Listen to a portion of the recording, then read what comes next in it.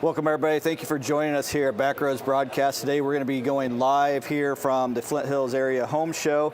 That's going to be right here at the Armory here in Manhattan. We are going to be talking with several business owners throughout the day, talking to a lot of companies. We have a big package in store for you today. So throughout the day, we'll be talking through many vendors as we're here at the home show. The home show is running from 9 a.m. to, I believe it's 5 p.m. Thank you. My first guest just gave me the signal there. So we're running from 9 a.m. to 5 p.m. today, and we'll be running from 11 a.m. to 4 p.m. tomorrow. So if you happen to be listening in or if you're in the area, please stop by the Manhattan Armory here and see what we have to offer. It's a $5 admission, and kids under 12 get in free. So like I said, we'll be broadcasting throughout the day here with multiple guests coming in to join us here at Backroads Broadcasting. So if you're watching us on our Facebook page, we'll have links later to some of our other business owners' Facebook page. We're going to get started right away, and in our first session, we're actually going to be talking with Chris Fox. He's the owner of Fox Home Innovations. How are you doing today, Chris? I'm good, man. How are you? I'm doing fantastic. Awesome. Thanks for joining us bright and early, the first one, get us going. Yeah, excited to be here, excited to sit with you guys, so it's a good time. So tell us a little bit about Fox Home Innovations, how you got started, when you got started. Yeah, so so we're a design, build, remodel firm. And really what that means is that we focus on covering every aspect of a residential project, right? From planning, architectural, design, engineering, and then actually doing the work ourselves as well. Been in business 15 years. This is our 15th year this year. Started as kind of a small,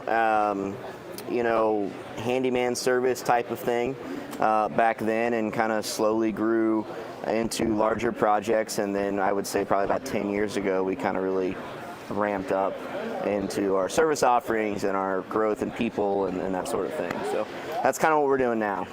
And so for those that don't know, do you do like complete custom builds? Do you do full builds? Yeah. Is it kind of a remodel? Good question. Yeah, so what we tell our clients in our community is that we want to serve them in every facet of their life from a residential perspective. So that is, the reality is that someone might not remodel a kitchen every 5 years, right? But we want to be able to come in and do maybe their entire house remodel. We want to be able to come in and do an aging in place bathroom for them or a loved one as they transition to kind of more of a universal living situation.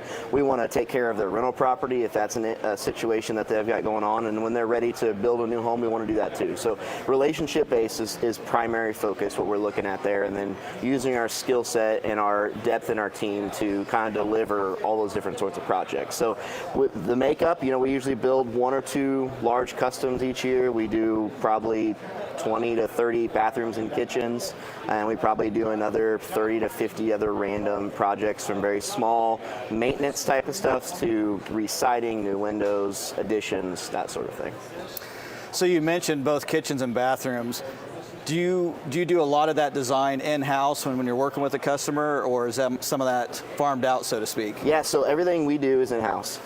So we've got 2 designers on staff, and the biggest thing we recognized years ago was that people make decisions based on visual representation. Right, so just as easy as to go buy a car on a lot, you can easily see the difference between a $5,000 car and a $10,000 car because it's visually represented in front of you. You can make those decisions. Whereas in the stuff that we do, it's really hard. So leveraging technology and our designers on staff, what we're trying to do is put all of this stuff together, the materials, the floor plan, etc., kind of in a visual representation so that our clients can be educated along that way and make those decisions. So everything, all that stuff happens in-house in our design and development process, which is usually about 8 to 10 weeks, depending on project scope.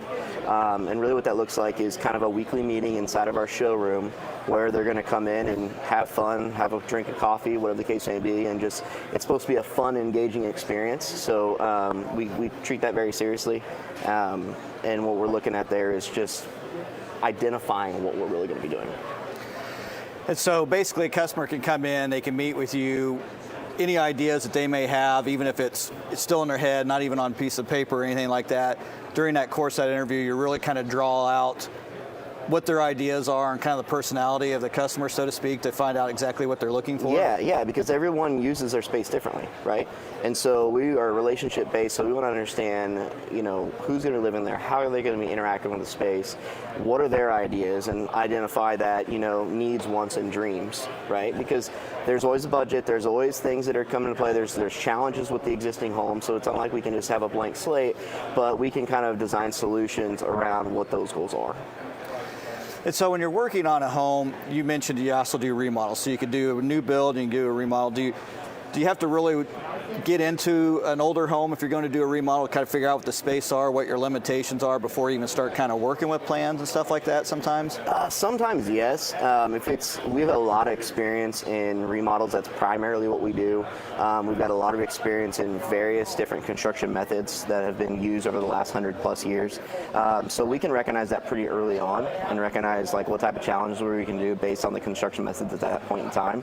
But through our discovery process, which is the first step into the design piece of it, that's exactly what we're doing. So we're taking an entire team out there, our designer, our estimator, our project manager, and our salesperson, and we're going out there to decide. We're probably spending a half day just collecting data, and we're looking at joist size, we're looking at structural components, we're looking at mechanical components, we're identifying what the space is, we're taking measurements, right? So the idea is just collect all that information to create a representation of a model of what are we working with. That helps us problem solve well into the future, because now we can take what do we have to work with and what are we gonna be doing, and we can overlap those and recognize any issues we run into and plan ahead for that type of thing.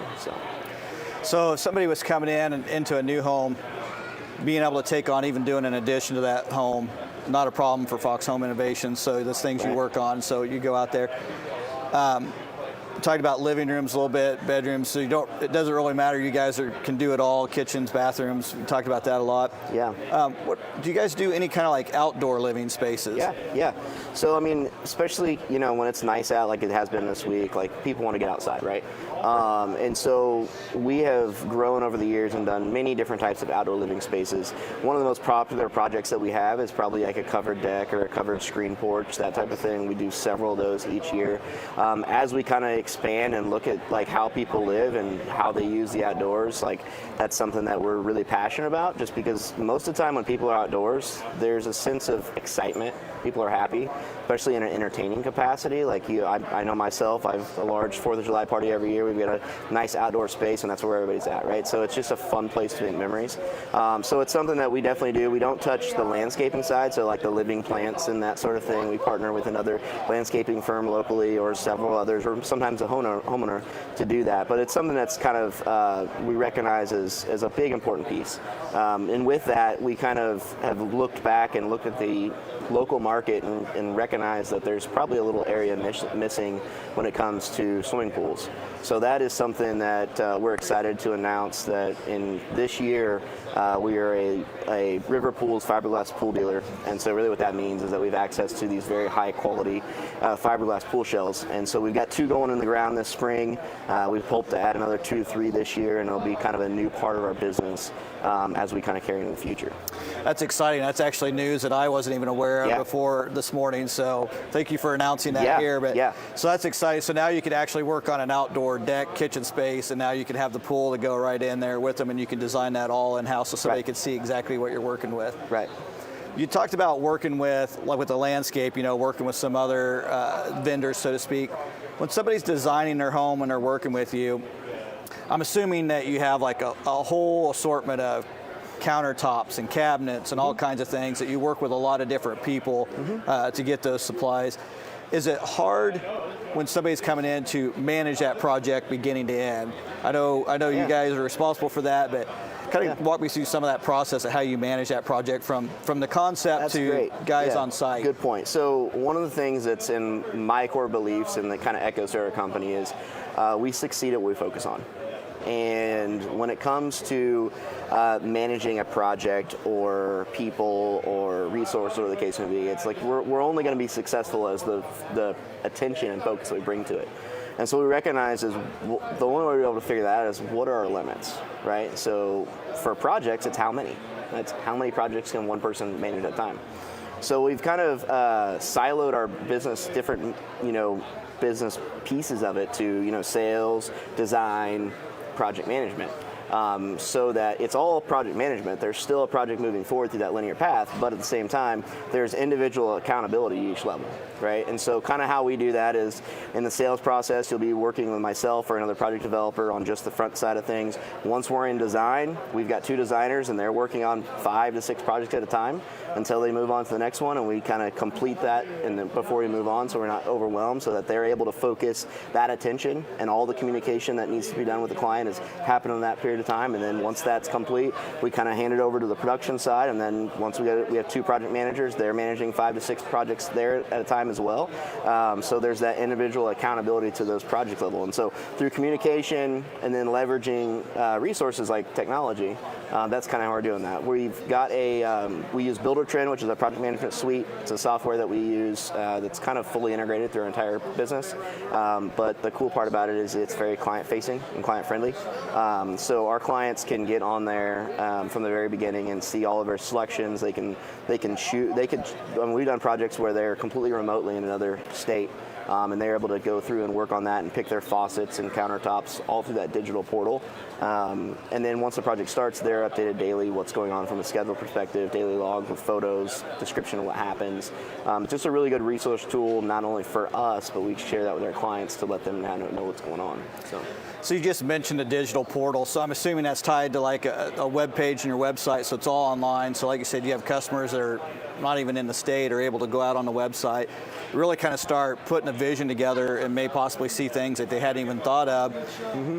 Is there a way for them to like kind of save those things or reach out right away to you if they have those things that kind of tie what you're doing internally and what they're looking at externally? Yeah, that's probably kind of where there's a huge opportunity, right?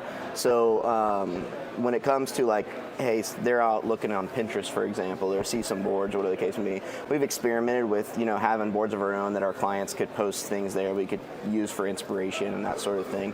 And that works fairly well, but BuilderTrend that we use with the client portal side of things, they're actually able to upload all of their own photos there. They can take a picture of it from their phone and upload it, and it goes to a certain folder that's client uploaded photos, and then our team can look at that and decipher that. And it's really cool because once that customer sets up that BuilderTrend account, that's theirs forever.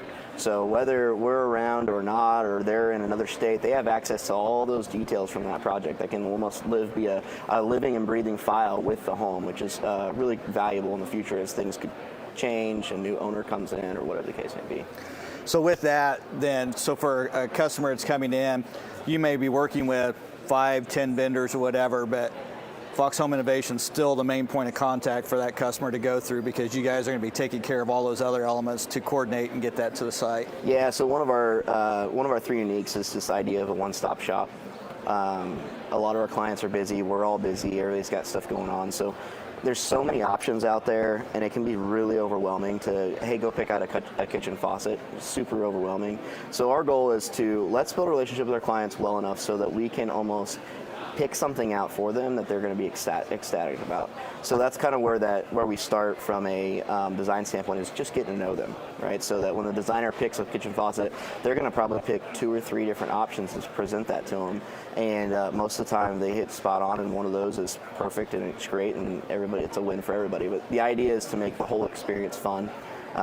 It should be exciting to go through a remodel. That's what we believe. It should be a life-changing event. I don't know how many times I've heard, it's not back in 1995. It's like, oh, remember when the parents remodeled the kitchen, right? It's not like it's a clear point in the year, but those things stick out to people, and those experiences are very important. So we take that seriously, and if we can, make it a positive interaction and let our clients, have fun while we're doing the thing, it's a win-win all around.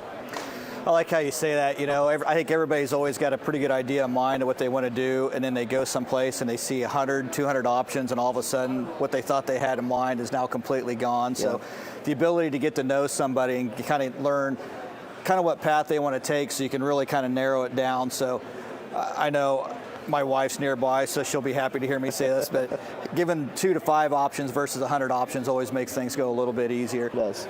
So if a customer's trying to go out and start looking, where's a good place for them to start when it comes to Fox Home Innovations? Yeah, I would say our website. So we actually have been in the works of a new website launching over the last 6 months, and we're excited that we just launched it this past week. Kind of getting ready for the show and everything that's kind of going on. So that's a really, really great resource. There's a lot of really good information on there. Plenty of different ways to get in touch with us from there. We've got some really unique kind of cost guides and information there that really we don't see anywhere else in our marketplace. So it's just a really good point to start, because it's based on education and letting people know what this looks like, what the process looks like, what could be done, how do different things cost, how do we get involved, and that sort of thing. So it's a really good place to start. But at the same time, we're people, right? And so, we have people stop by our showroom and office all the time. We're happy to have you come in, give us a call. We're happy to have a conversation, build those relationships. That's what we're about. So there's really no one medium, but our website has a lot of information that can be really useful for a lot of folks. And what is that website? Yeah, so it's just www.foxhomeinnovations.com. Okay, and if they wanted to stop by your showroom, where are you located at? So we're at 9175 Excel Lane in Manhattan, right on the east side. Okay, so if you're feeling a little overwhelmed, think you want to do a remodel, but you're not really sure where to start, that's where to start. So yeah, head out to foxhomeinnovations.com. I want to thank Chris Fox for joining us today in our very first session. You got us kicked off. Hopefully it was nice and painless. Excited to be here, man. This is good. It's great. So if you are in the Manhattan area, please, by all means, stop by the Manhattan National Guard Armory here at 721 Levy Drive. We will be here all day today until 5 o'clock. There are tons of vendors here. If you come in, stop by the Backroads Broadcasting booth. Please stop by Fox Home Innovations. Absolutely. And see what they have to offer. But I want to thank you for joining us. Thank you so much. Appreciate it, Jed. Thank you so much. We'll be back in about 5 minutes here with our next segment, so please stay tuned.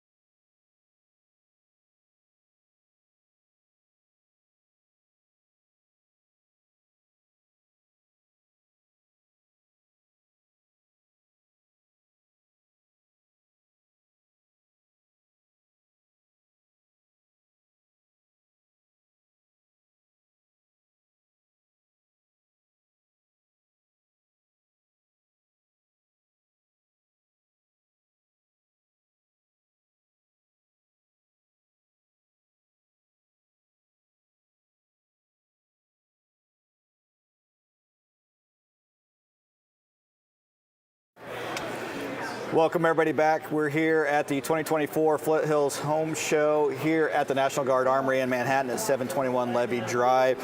We're going to be here all day. We're going to be talking to different vendors and owners throughout the day. The home show happening all day tomorrow until 5 o'clock, or all day today until 5 o'clock, and from tomorrow from 11 a.m. to 4 p.m. So if you happen to be in the Manhattan area, or if you're listening online, go ahead and stop by. There's a $5 entry. Kids under 12 get in free. Here for our next segment, we're going to be talking to Wildcat Tree Service. I have Rebecca Horton.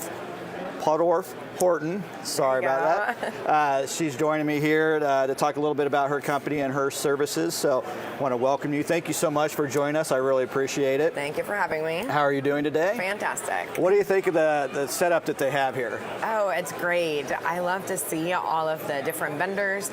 We're all so busy all the time in our lives that we don't get to visit with each other. So it's fantastic to see all the businesses come together. You're with Wildcat Tree Services. Mm-hmm. Can you tell me a little bit about Wildcat Tree Services? How long have you been in business? Kind of how you got started? Absolutely. So we have been in business since 1969. My dad, Charlie Podorf, is the founder of the company. I started with him in 2008. And I bought him out 2 years ago. So now I'm his boss. And we focus a lot on recycling. Since '69, we've always done firewood, wood chips, everything that will take the least amount of waste to the landfill. And so we do slabs, everything that you can think of. There's very little that we waste. And so you talk about recycling. I noticed I was kind of out on your website trying to learn more about you as well. And so I don't think a lot of people think that much about it when they're having a tree service done. You know, primarily they're thinking, I want a tree gone or whatever, and they don't really think about what happens with it after. I think we've all seen, chippers come in and just grind everything down. But do you guys try to look at the tree or the limbs or whatever you may be working on and find whatever possible uses that are of it, right, to do that recycling? Absolutely, and that comes from the time that the person, whoever is assigned to visit the client, that arborist is the one that will immediately make notes and say, okay, well, in this particular tree, it's infected or it's got fungus. So we don't want to recycle those things. We want to completely dispose of them so that they don't infect other trees. But if not, hey, we can save the log, we can mill it, the limbs can be chipped. And then those, if we don't turn those into chips and they sit there for a while, we turn them, and then that way they can become compost. So there's always a use for that. So you mentioned an arborist. I think that's probably one thing that most people don't even think about. I think, for years I've had some trees that I need work in and around my house, and so it's kind of trying to discover what's good and what's bad, and that's really the expertise of an arborist. Can you explain what kind of training or continuing education or stuff that you guys have to do in order to be an arborist, and really what it means to be one? Absolutely. So we do have to do continuing education. Every single year you have to get recertified and you attend classes.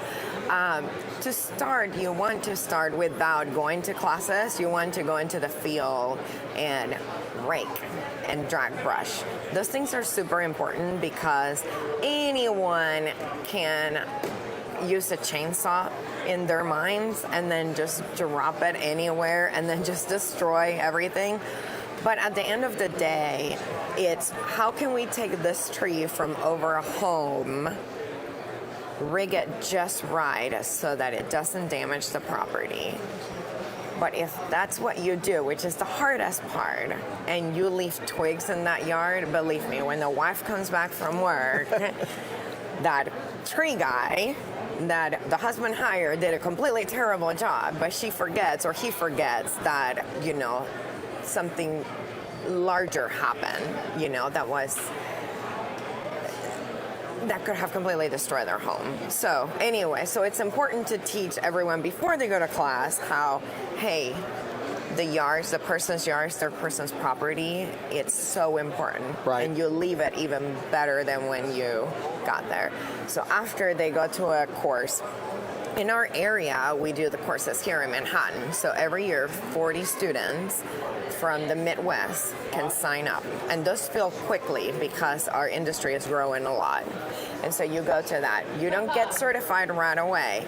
Once you finish your 40-day course, then you need to go in the field and actually show that you can properly prune, that you can use your PPE, which is personal protective equipment, that you can run a chainsaw properly. And so after that, then 3 of your senior arborists that have a national or an international arborist license, then they can sign you, and then you can become a true arborist. So it is a process. So it's not Correct. just we're just having some guy come in, chop down a tree. There's a lot of education. There's a lot of science behind it, and a lot of learned technique. Obviously, I think you mentioned during the course of talking about that, and I kind of forget about these things. Is that I think a lot of people, when we first think about having our tree removal. I grew up in western Kansas, so a lot of times No trees. there's not a lot of trees, and if they are, they're kind of out in the middle of nowhere, and they're not Right. really close to structure, so it's really easy to just get rid of it. But Right. you talk about trees that are overhanging houses or big old growth trees, sycamores or giant trees that could have stuff. But, Right. so if a customer is trying to decide the best course of action about trimming a tree or the health of a tree, what are some things that they can think about when they should contact you when it comes to like overall health of their trees? So we recommend every 3 to 5 years, you should have an arborist of your choice come and take a look at all of your trees. You should prune your trees every 3 to 5 years to keep them, here in our area, well, in western Kansas is worse. You get a lot of winds. Right. So if you keep the trees properly trimmed, they have a way higher chance of surviving those winds. When you have so much wind resistance because you have too much in the middle of the trees, then that wind is going to get stopped. And so because that's stronger, it's going to break limbs. But it's easy to just call someone. There are many, it's not just us. There's at least 4 other certified arborists in town that would be happy to come and show you signs of what you need to look at as a client. You get to see your tree every single day, so Right. we can train you on how to look for those things, and then that way you don't necessarily have to call us every 3 years. So when it comes to pruning, it's not just about, that limb looks like it may be dead or dying. Right. But because of the wind and the wind resistance, does pruning actually make the overall health of the tree better as well? Absolutely, because, so think about it. We all go to the doctor once a year. We should, to just do an overall look. And that is when you catch little things that could possibly become larger at the end. And so by pruning and keeping on a 3 to 5 year schedule, we can catch those things that can be potentially hazardous down the road. We can reduce heights so that the crotches of the trees are not carrying all the load because the weight is extended out and such. So yes, it's definitely important. And so you talked about a lot of the recycling. So I'm assuming it's probably not everywhere you go, but with Wildcat Tree Service, nature and land and recycling and basically the overall health of the environment is very, very important to you. Absolutely. Is that kind of a unique thing for Wildcat Tree Service, or is that becoming kind of a more normal thing across the board? So it's funny that you asked that because my dad is 82 and he started doing this a million years ago. And he was the very first one to have a sawmill in the entire area, not just Manhattan. He's always been super passionate about it. And finally, because of shows like HGTV and things like that, is when, you see 10 to 7 years ago is when, wait, this is cool because they're doing it on TV. Well, guess what, people? We've been doing it here the entire time. So it's nothing new. It's new for other companies, but it's definitely not new. So if there was one thing that you would tell a customer as kind of a sign that really they need to get an arborist out, what are some real telltale signs that they may see in a tree that really they need to be contacting somebody? Okay, so for example, in our area, we are having issues with hackberry trees. If you see any, and I mean any fungus, and fungus in a tree can be just a mushroom that looks just like the mushrooms you buy at the grocery store. If you have any mushrooms on or around your hackberry trees, I am certain that your root system is decayed. And so the trees look perfectly fine on the top, but it's starting to die from the bottom up. And so now they're completely top heavy. Right. So on really strong winds, after that fungus, it's already done doing its thing, it can literally tip over. And we see that all the time. And a full mature hackberry tree is not a small tree to have tipping over by any way. No, not at form. all. Not at all. And then another thing in our area that we've had again is American elms. If you have an American elm, they are the most beautiful canopy trees that we have around here. It's so cheap to inject them, and you inject them every couple years. And there you have this tree that is adding value to your home, but people don't know that. People think, oh, injections are going to cost me so much, or they don't even think that that's even an option. So speaking of that, we still have a few minutes. What exactly do you mean when you talk about an injection? I don't think I've ever heard that referred to on anything. So, yes, okay. So we only particularly do American elms, okay? So I can only speak on that. But so plant health is important. It's just like when you hire your landscaper to come and spray your lawn and things like that to get it to be healthier. Well, it's the same with trees. You can inject them to keep them from getting a particular disease. Okay. In our area, we get Dutch elm a lot. And so what happens is, to go back into human terms, the tree, it's clogged. The vascular tree of the tree gets clogged, and so it cannot get any water or nutrients up. So then now what's going to happen, the tree's going to dry out. And then next thing you know, you'll have limbs falling off. Gotcha. If your tree is about 15% dead on the canopy, it can still be saved with this particular injection. But if you already know, hey, I have an American elm and it could possibly get this, right, then you just do preventive maintenance, just like we do preventive maintenance. Excellent. Well, that is something I'd never heard of before, so I'm glad you mentioned it so we could actually talk about it. Absolutely. So if somebody was wanting to get a hold of Wildcat Tree Service, what's the best way to find you, contact you? You should just call us. We're pretty old school. I mean, we have a way for you to get a hold of on our website, but as you can tell, we love talking to people because we love what we do. And so, we'll be happy to just get your call, or you can text us or email us, and then we'll be happy to visit with you. And what phone number do you have that they should call? The 785-537-9821. And if they wanted to contact you by email? info@wildcattreemhk.com. And you do have a website. Yep. I learned quite a bit on your website. I actually learned a lot about the recycling and really the green initiatives that you guys have, which I think is amazing. I really appreciate that extra effort that you guys do. Is there anything else that you would like to share with anybody at home before we sign off? No. If you ever get to see my really grumpy dad with the big beard, just stop him anywhere and he'll come talk to you about trees and recycling anytime. Thank you so much. I want to thank Rebecca for joining us. Yes. It was very, very painless, I'd say. Quick 15 minutes for you. Absolutely. So we appreciate Wildcat Tree Services, Rebecca Porter-Horton, for stopping by, talking to us. I learned a lot about trees. Hopefully everybody else did as well. We'll be back in about 5 minutes. So we'll take a quick little ad break. Please come back and join us here at the 2024 Flint Hills Home Show. Thank you so much. Thank you.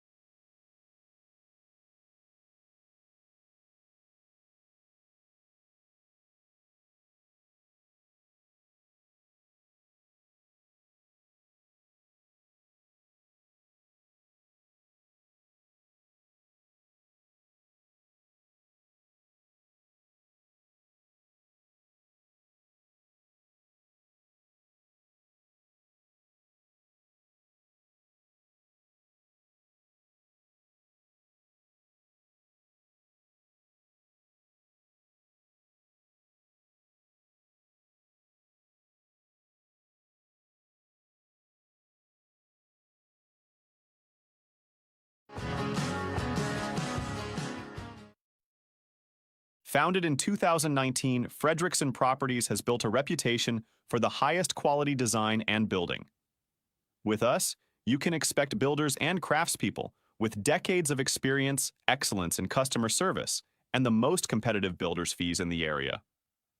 Our aim is to make the process simple, transparent, and enjoyable. When our family's name is stamped on every project, we guarantee that our homes are built with integrity and will endure for generations to come.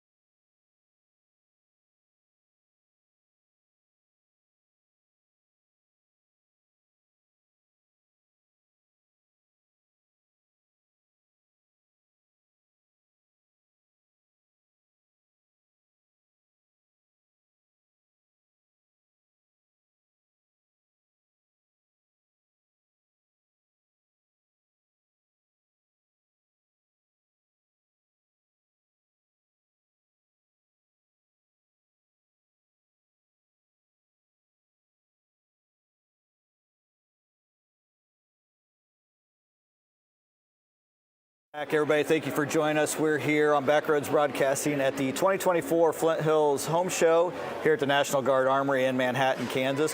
If you happen to be listening in or if you're in the area, please stop by here at 721 Levy Drive. We'll be here until 5 o'clock today, and we'll be running the home show from 11 a.m. to 4 p.m. tomorrow. It's only a $5 entry to get in. Kids under 12 get in free. So this next segment here, we're going to be speaking with Bill Roach. He's with Tall Grass Windows and Doors. Bill joined us last year. He was kind enough to join us again this year. Bill, thanks for joining us again. It's nice to see you again. Well, it's nice to see you, and thank you for having me. So tell us a little bit about yourself, Bill. How did you get started with Tall Grass Windows and Doors? Well, we opened Tall Grass Windows to the public in January of 2018, but I've been in the fenestration business, which is windows and doors, for 25 years, and my business partner's been in it for longer than that. Prior to that, I was in the construction industry. So it's a term I don't think I've ever heard before when you were talking about that. One of the things we talked about last year was, the experience you just mentioned with windows and doors, and then the term that comes up a lot is milling. I hear milling mentioned a lot. What is milling for those that don't really know? Mill work, for people that are not familiar with it, refers to a variety of products in the construction industry. You're going to be looking at doors, windows, trim, be from your baseboard trim to your casing trim around your windows, and it includes such things as stairway parts and cabinetry. So when you are working with windows and doors, do you work primarily straight with the customer, or do you also kind of work with contractors as well, helping find the right fit, the right type of window that they... We actually do both. We really believe in a team approach, because we believe that if everybody's communicating together, that there's far less issues down the road that you have to deal with. So we like that team approach right from the start. And then, so what kind of selection, I know when customers come in, when you speak to them, I know it can be overwhelming. When I go out and I look, there's so many different styles of windows and so many different names for windows that it could be overwhelming. How do you kind of try to narrow that down for a customer that's coming in and just isn't really sure what they want at all? Well, one of the first things we try and do, of course, is determine if they're going to be replacing windows or building new. And if they're building new, one of my first questions usually is to the wife, and it is, have you been saving pictures of what you want this to look like? That's an excellent point, because if they see something they like, they may kind of refer back to it. Absolutely. But you mentioned replacement or new, so I guess we didn't really talk about that. So you guys are also involved with doing window replacements, and so that probably sometimes means going into and replacing windows in a lot of older homes. And so do you sometimes run into issues there with kind of a fit and finish kind of thing? No, not really. It's a matter of finding the right product to put in that. There really is no difference between the windows. It's how the windows are installed. A lot of people, when they talk about a replacement window, what they're really talking about is an insert window. And what that means is the existing window frame stays, so all of your interior and exterior trim stays. And they take and put a new window inside of that old window frame. Sometimes that's the best way to take and replace a window. I've done homes as old as 1853, and when you get into a lot of the older homes, that interior trim is really what attracted that homeowner to that home, and they want to keep that. So then we recommend inserts. But in a lot of newer type homes, probably from the 60s on, really a lot of times that takes what they call a full frame replacement, which is a new construction window, so you take the old window completely out, you put new trim on the exterior, new trim on the interior, re-insulate around the window and everything. The window price is essentially the same. The difference is in the amount of labor that it takes to do the work. So when you're replacing older windows in older homes, you mentioned 1853, is that right? Yes, uh-huh. If a homeowner really likes the look of that window and just kind of wants to get an updated version, is it sometimes difficult to try to match back to what was done back then, or is there always options to find something that's pretty close that gives that same kind of feel? There are always options. It's one reason that Tallgrass, we handle multiple lines. So we're a direct distributor for multiple window company and door companies, and that way we can find the right product to mix to put into what that project is and try and keep within that budget. In fact, that's one of the reasons that we go to the International Builders Show every year. We'll be leaving after this show to go to that show, and that allows us to see what's new in the market so that we can keep on top of things to do the best job that we can for our customers. So you mentioned that you're a distributor, so there's probably way more options that you have available than what you could probably just put in a showroom, and so there's probably a lot of different ways in which somebody can kind of look at what they have. There are. I always recommend everybody to go to our website, tallgrasswindows.com, and on that we actually have a 360 tour And a shout out to Backroads Broadcasting and Roach Media Group. They've helped us with that and just updated that. So I was very, very happy with Cody for helping us with that. Yeah, for those that don't know, Cody Roach is a member of the Backroads Broadcasting. We always give him a plug during our broadcast because he's always the man behind the scenes doing our production. So yeah, he's a man of many talents. So you mentioned your website, 360 Tour. Kind of what is that, just a little bit for a customer that's going out there? So what actually it is, it's a combination of both our Lawrence and our Wamego showrooms so that you can see what we have on display. And then we also have links to all of our vendors on our website so that you can go look at the different companies that we represent. Okay. And so then as a customer's kind of got their window idea narrowed down, their windows or doors, we kind of know what we want. Once they kind of know what they want, what's the process for them to go ahead and get that ordered and get it on site? And So the first thing obviously is they need to get a hold of us, and what they can do that in multiple ways. They can take and either go to our website, and there's a link where they can take and request an appointment with us. They can email us at excellence@tallgrasswindows.com, or they can always call at 785-456-2244, or they can email me myself at bill@tallgrasswindows.com. so this is not, you managed to get all that in without me even asking, so we'll recap that before we're said and done, so all these ways to contact you. So once the customer has that, what kind of services, warranties, or anything like that a customer can expect? So I always recommend everybody to go to our website and then to the link of the product that they're purchasing from us to get the most current, up-to-date warranty information. With so many different companies that we represent so that we can get the best product for that job, if I tell someone something, it's too likely that I might misspeak. So I'd much rather have everybody have the exact warranty, and that's the best way to get that online. And when a customer is looking for new windows, it's been a long time since I've been out and looked and had to get in. What kind of special features or options or things can they really expect to look at when they're looking at these? Is there like a whole wide assortment? It is a very wide assortment. And we do everything from, I've done historical to where I've actually done some all wood, single pane, true divided light windows, which are still available if you know the right company to go get them, to some very sleek, very ultra modern fiberglass, thermally broke aluminum stuff that gives you that real modern look that seems to be so popular with everyone right now. And then I know, I don't know if it's still a thing, but I know a lot of point in time there was like internal shading and different things like that. Is that still things that are options? Those are things that are optional. We've got different companies that we can actually do that.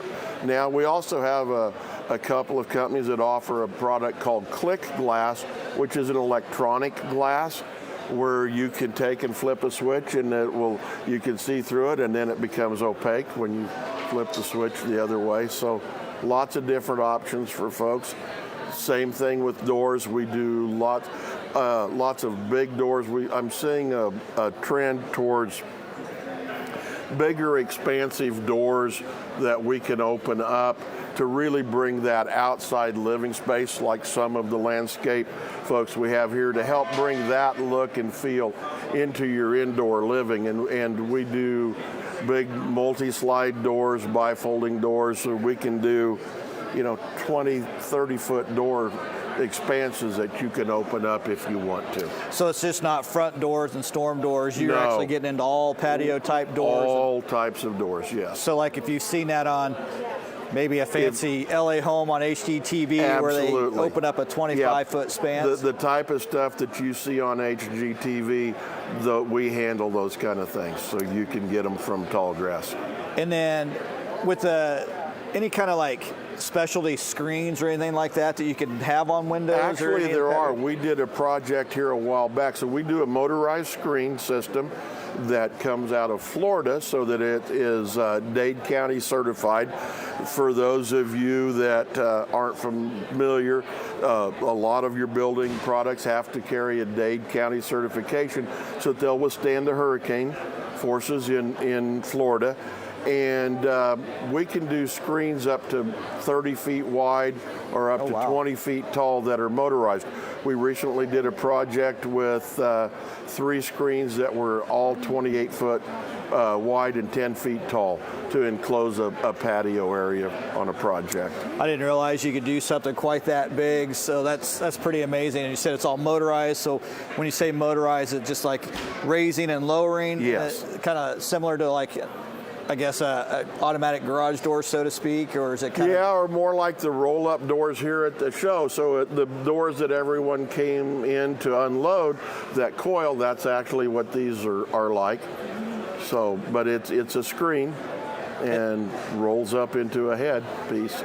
And I assume that with something like that, there's probably some kind of a warranty or something that goes with that, since there's a lot of mechanical or moving parts within that. Absolutely. And once again, go to our website, tallgrasswindows.com. You're going to look at Maestro Shield, and the warranty will be on their website. All right, so you already put another plug in for the website, so we won't hit you up on that again. But what are some other ways that they can contact you beyond the website? Do you have a showroom? We actually have 2 showrooms. We have one in Lawrence. We have a showroom in Wamego. We're at 1014B Walnut Street, so we're just right off of 24. You turn onto Walnut and make a left, and you pull in, and we're the building that's back behind there.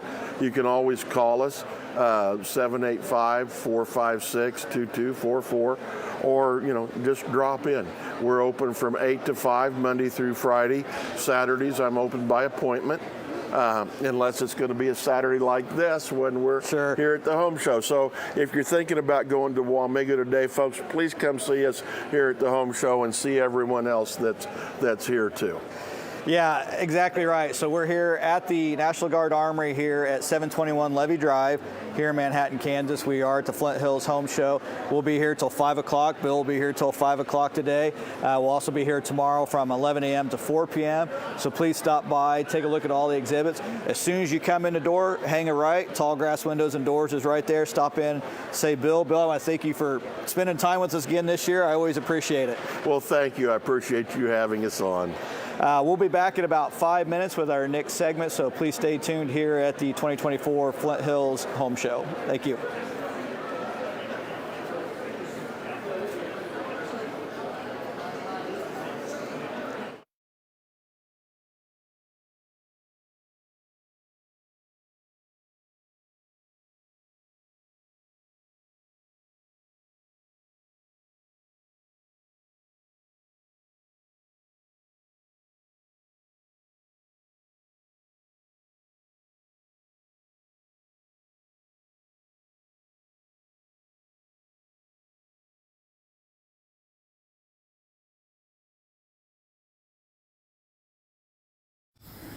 This is my zen time.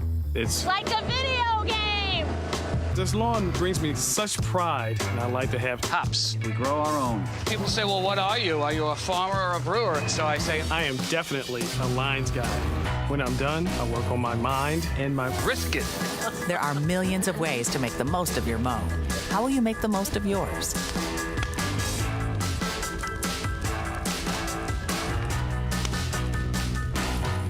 I think people don't realize the difference of quality of work from a professional. It's just so evident to me. When I'm in my kitchen, it's clear that it was not done by me.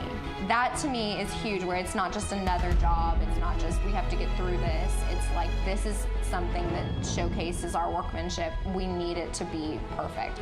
We want that start to end communication. We're in this together. We're gonna transform your home.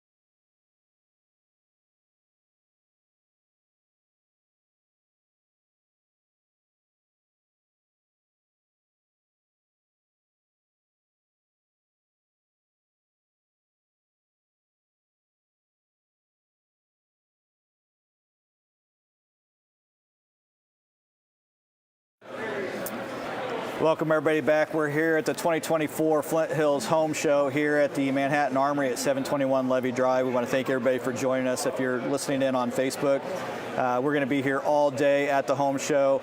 We're going to be doing interview segments throughout the day, getting to know a little bit more about some of the companies and some of the businesses that are being sponsored here, and basically having booths set up here at the home show. It's an amazing setup. Joining me right now in this segment is going to be it's Kevin Tilley. He is with Frederickson Properties. Kevin, thank you so much for joining us on here. Me, it's always nice to have some representatives come on, tell us a little bit about the companies and stuff like that. So before we go too far into it, tell us a little bit about yourself, how long you've been with Frederickson Properties, and a little bit about the company. Yeah, absolutely. Thanks for the opportunity. This is great. We're out here trying to get our name out, so this is good. We're fairly new. We've been building since 2019. So, and actually, something fun about our company where it's myself, partnered with my brother-in-law, partnered with my mother-in-law. So we're a family company. And like I said, started in 2019 by my mother-in-law, who got into building just kind of as a hobby and kind of liked it and enjoyed the process. And now with my brother-in-law and I coming on, we've kind of revamped the organization of it, and we're equal partners who are out there ready to help someone build a house. So for somebody that's not familiar with Frederickson Properties, when I first saw the name, my first thought come to mind was probably just strictly selling properties or selling real estate, but it's more than that, really, isn't it? It is. Yeah, we get that a little bit. Also, the other one is property management. So right. we've heard it. But no, we're custom home builders. We've got 3 spec homes right now that we've built that we did all the interior stuff, the design for. We work with a general contractor doing the building side, but we're funding, financing, and doing the design work for everything. And on the client side of that, that's going to be something that we can walk a client through. They'll take that part on. We're going to build it to their specifications, and to their dreams, really. So our tagline there is custom homes built beautifully, and that's it's really something that we stand by. So when you're going to work on a new project, you talk about building these custom homes for a customer. Do you spend a lot of time with them, kind of talking to them to try to walk through exactly what it is that they're looking for in the flow of a home, or just a style of a home, or really kind of just trying to nail their personality and try to cater to that maybe? Or? Absolutely. So in the process, I would even say we've started the process here at the home show. We've had several stop by the booth already who are interested in building a house, but they don't know how to start. And that's one thing that we want to help with. Even if you don't go with us, we find value in walking you through the process, at least our process, so that you have a better idea knowing what you're getting into, So, and that kind of looks like that initial meeting, finding out what it is they want to do. Do they want to build, are they building for a family? Are they building for themselves? Are they building for their future? Kind of get the idea behind that. Having a floor plan, whether they use one of our floor plans, whether they use one that they find, that's perfectly fine.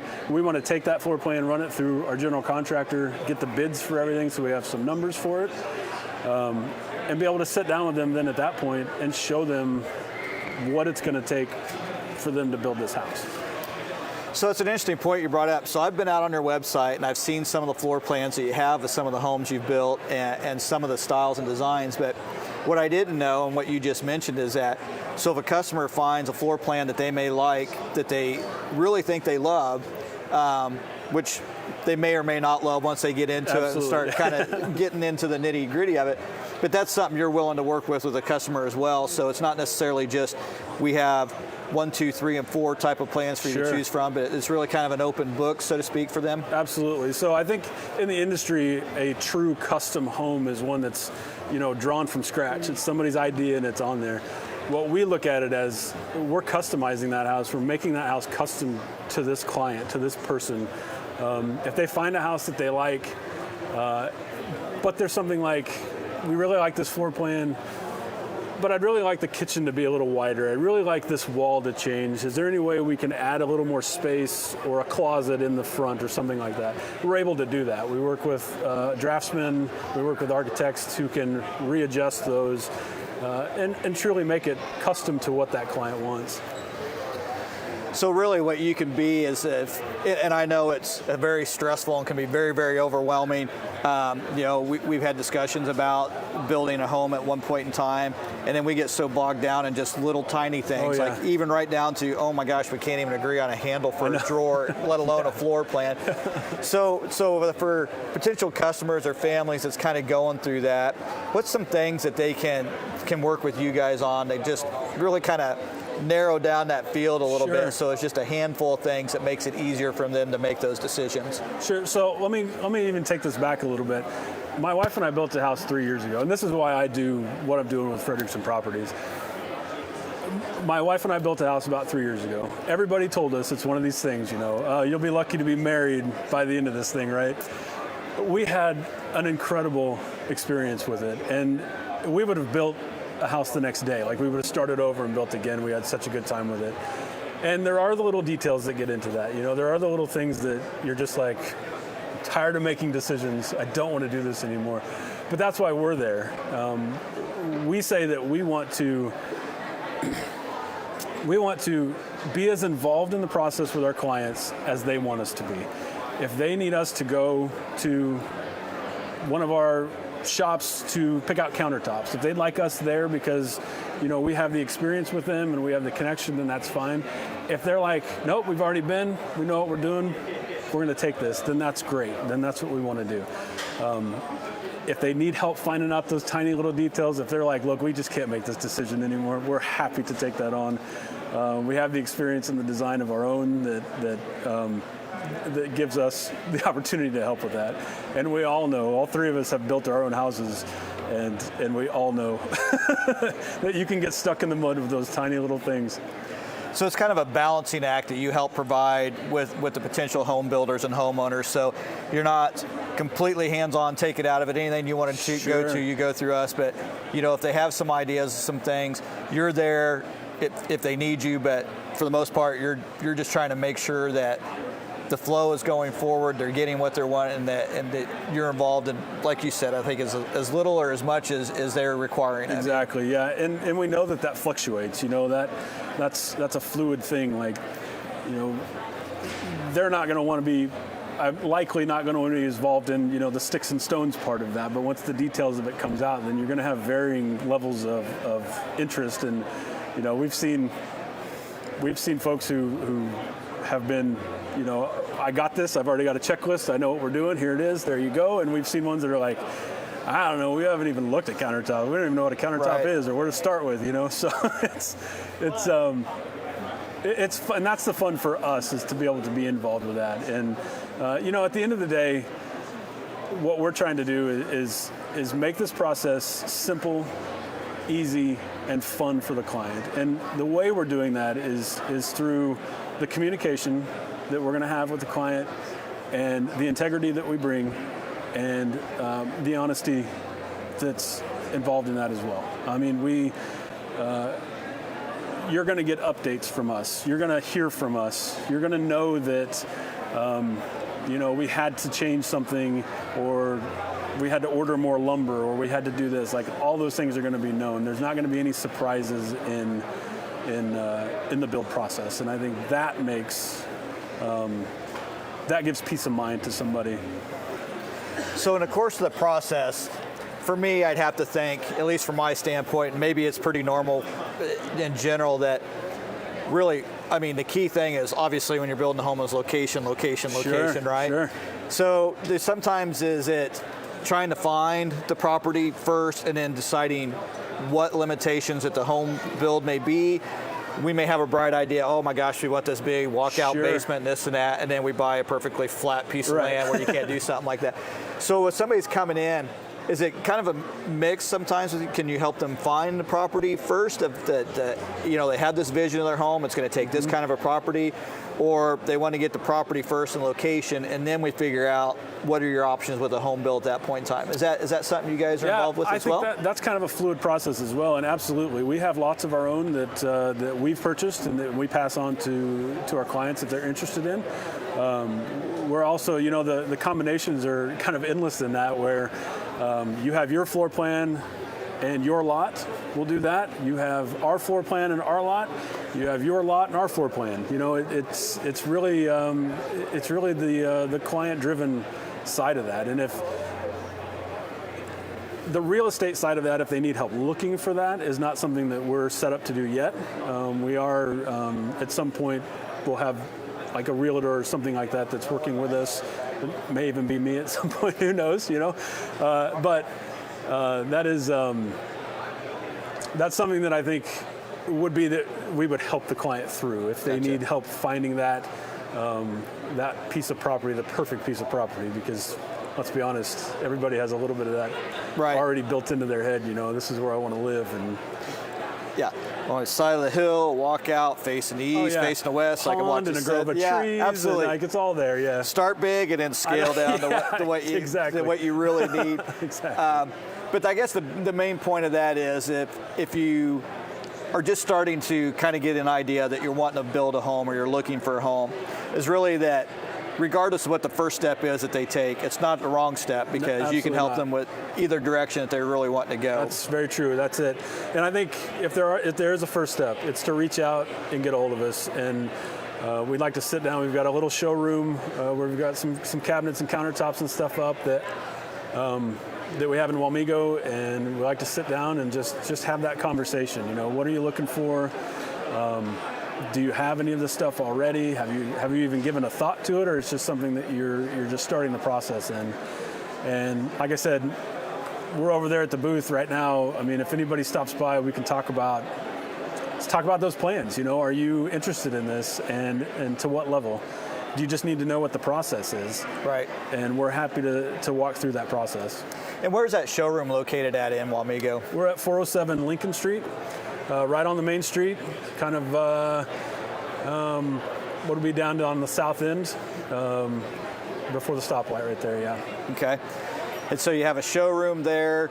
Do you have a website that they could also go out on? We do. It's fpcustomhomes.com. That's a great place to start for us. We have our models out there. We have some of the builds. We have a couple of spec homes listed there that we've already built. A lot of introduction from me and my partners. My partner Daniel O'Connor and Ann Fredrickson. They are wonderful. Each one of us brings a little bit different aspect to it. Ann was in the medical field. Dan was in finance. In England, so come in for the British accent if nothing else. And I was actually in security and law enforcement. So we all bring, which I will always tell you that's those fields are the best for customer service. I mean, you want to talk about taking care of people. Those are the ones that you're in. So. In all levels of happiness and distress at the same time, I'm sure. Exactly, which in building you can get into, but dealing with the circumstances is something that we specialize in. So you got a showroom in Wamego. We talked about the website. Do you have a phone number or emails they can also contact you at? Phone number is 456-9922. And that'll ring directly to me. I'll be the one that answers that. Email found on the website. It's just info@fpcustomhomes.com, or you can email me directly at kevin@fpcustomhomes.com. All right, so that was us. We were talking with Kevin Tilley with Fredrickson Properties. Learned quite a bit about Fredrickson Properties. He'll be here all day today until 5 o'clock. Fredrickson Properties will have a booth set up from 11 a.m. to 4 p.m. tomorrow here at the 2024 Flint Hills Home Show at the National Guard Armory in Manhattan here on Levy Drive. We're going to be back in about 5 minutes with our next segment. I want to thank everybody for tuning in. I want to thank Kevin for joining us. Thank you so much. Appreciate it. Appreciate you being here. Thank you. Please, everybody, join us again in 5 minutes, and we'll be back with our next segment.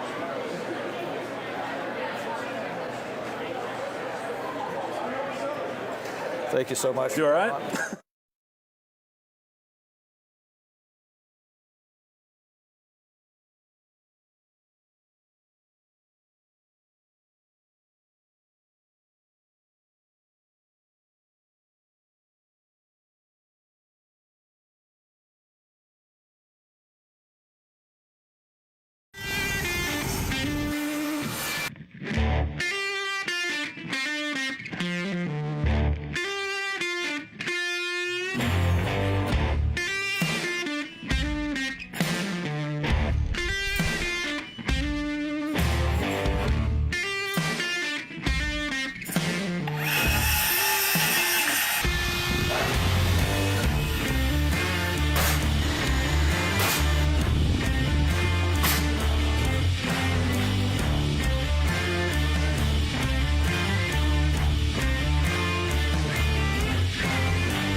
A man, his tractor, and his family. These are the Upshaws. Though he goes by Shaw, which stands for skilled hands at work. From cutting hair and mowing grass to roasting marshmallows, he's got a grasp on what matters most. There's a story in every piece of land. Run with us on a John Deere tractor and start telling yours.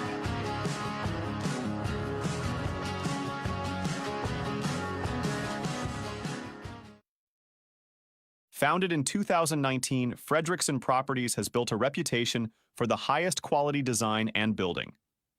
With us, you can expect builders and craftspeople with decades of experience, excellence in customer service, and the most competitive builders' fees in the area. Our aim is to make the process simple, transparent, and enjoyable. When our family's name is stamped on every project, we guarantee that our homes are built with integrity and will endure for generations to come.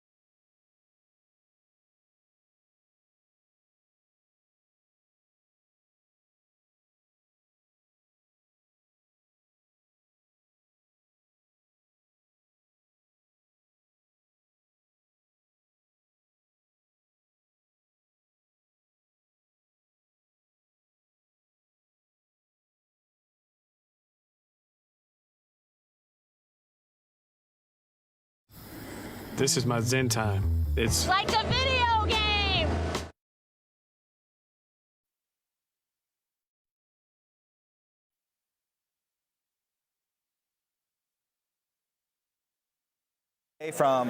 We started at 9 a.m. this morning. We're going to be here till 5 p.m. We're going to be back again on Sunday with the home show at Backroads Broadcasting. We'll just be broadcasting today, but the home show will be happening tomorrow from 11 a.m. to 4 p.m. Today we're having different segments all throughout the day. We're going to get to know some of the vendors and businesses that are here. And joining us right now, it's going to be Jordan Ebert. He is with DR Plumbing and Heating and Air. How are you, Jordan? I'm good. How are you? I'm doing great. Tell us a little bit about yourself and how long you've been with DR Plumbing. I've been with them for about 2 years. I'm the service manager, so I run the service side. We got a great group of guys. It's family owned. We've been here a while. But yeah, we do plumbing, heating, and air. And so I'm just going to go out on a limb and say you probably drew the short straw to have to come talk to us today and be on camera and talk about everything. Usually there's a big battle of people not wanting to come join us. Oh, yeah, for sure. Yeah, I definitely had to do it. But yeah, no, it's no big deal. Yeah. So you've been with them a couple years now. So what are some things that DR Plumbing, Heating, and Air does, and what are some things that customers can expect? We do light commercial, residential, and then we do a construction side and a service side.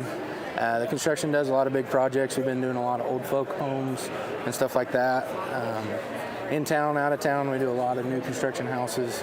And then I do a lot of, we do a couple things restaurant-wise, but mostly stick to light commercial and stuff like that. And just fix air conditioners when we need to and plumbing.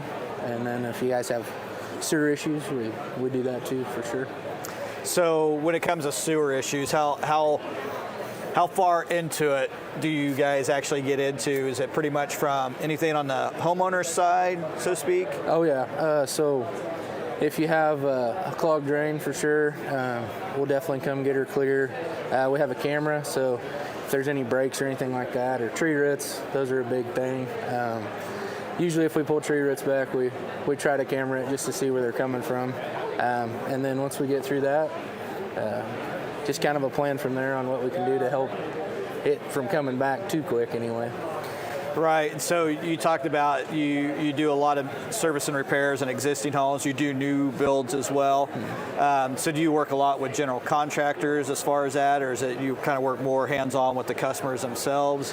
Yeah, we have general contractors we do houses for. We do a lot of stuff with Schultz and stuff like that.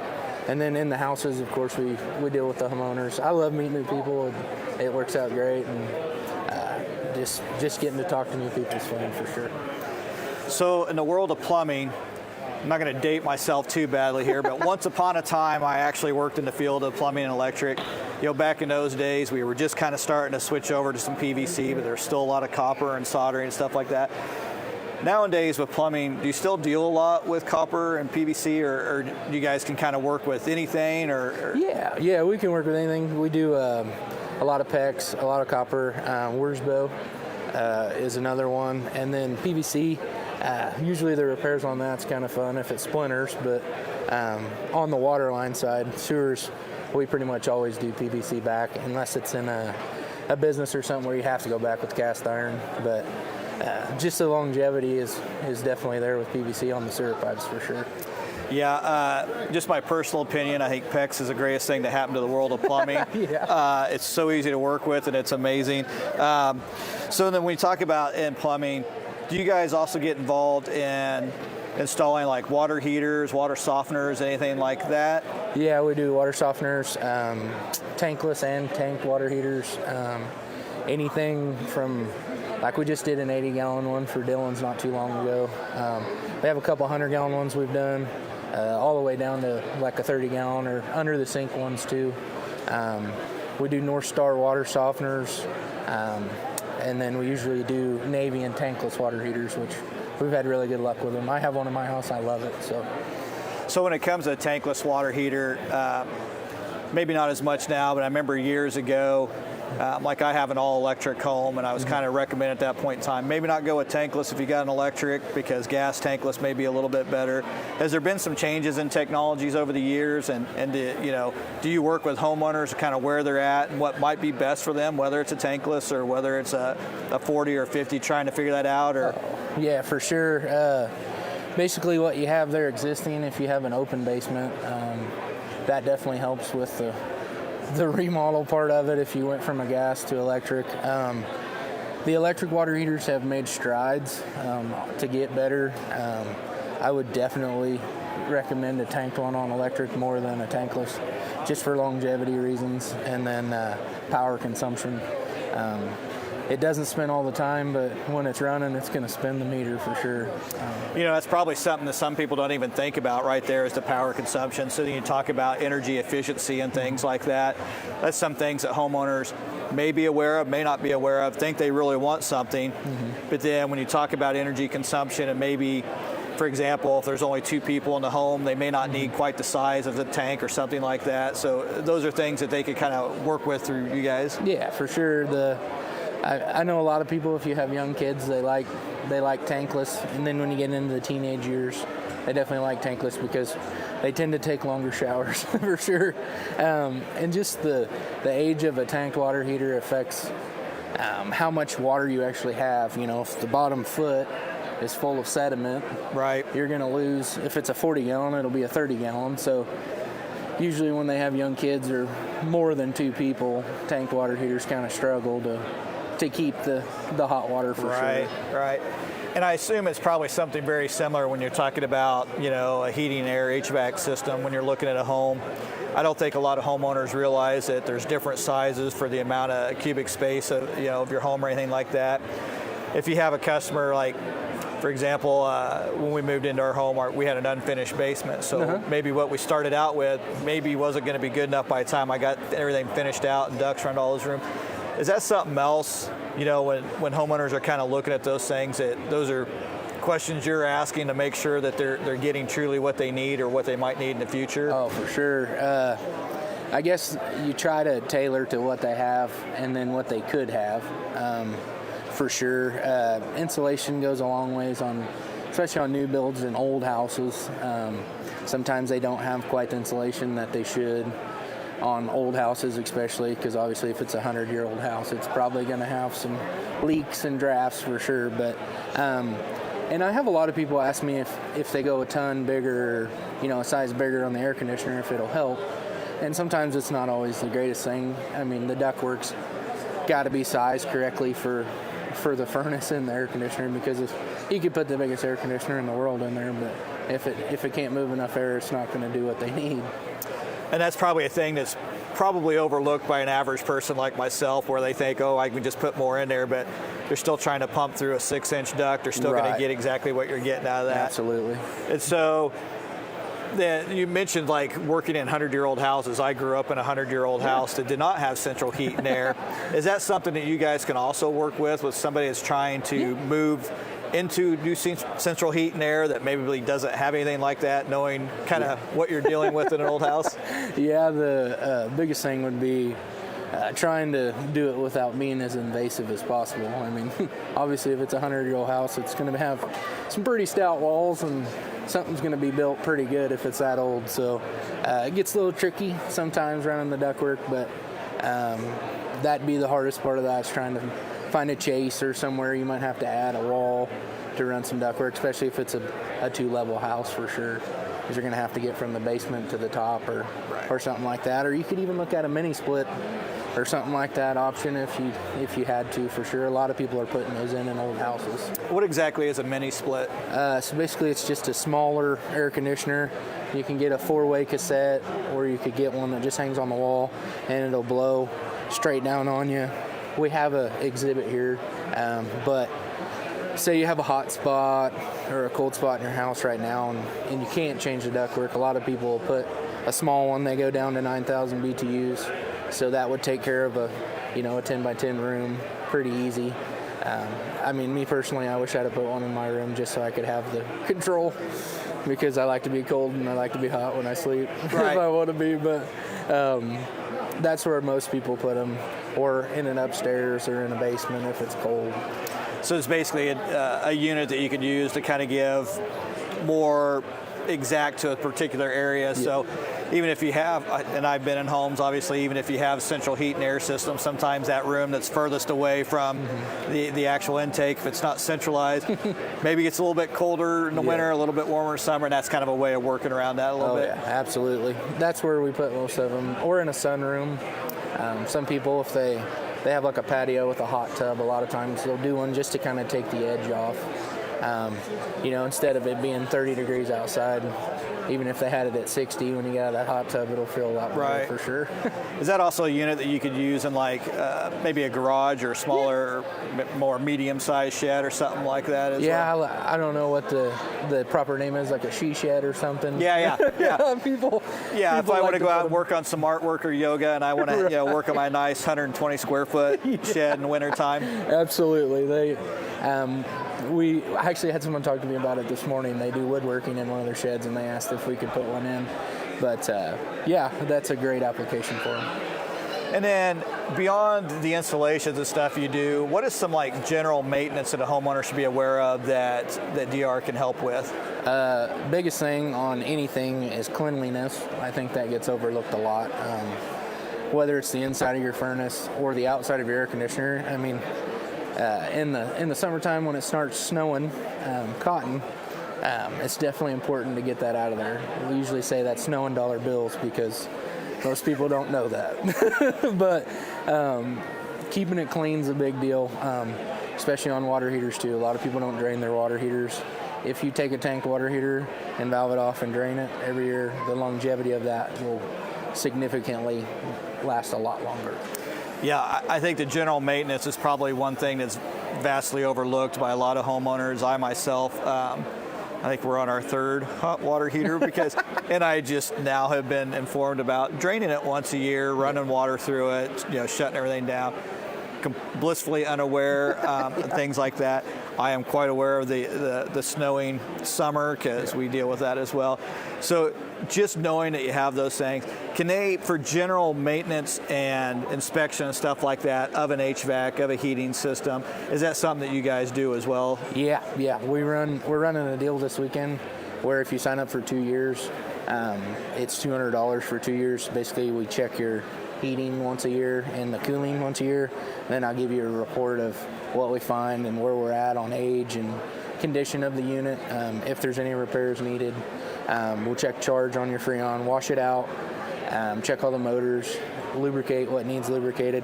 And then this weekend we're offering a tankless water heater flush with that once a year in the 2 years. So if you have a tankless water heater, which usually that runs around $100 to flush the water heater, so basically you're getting that for free in the deal.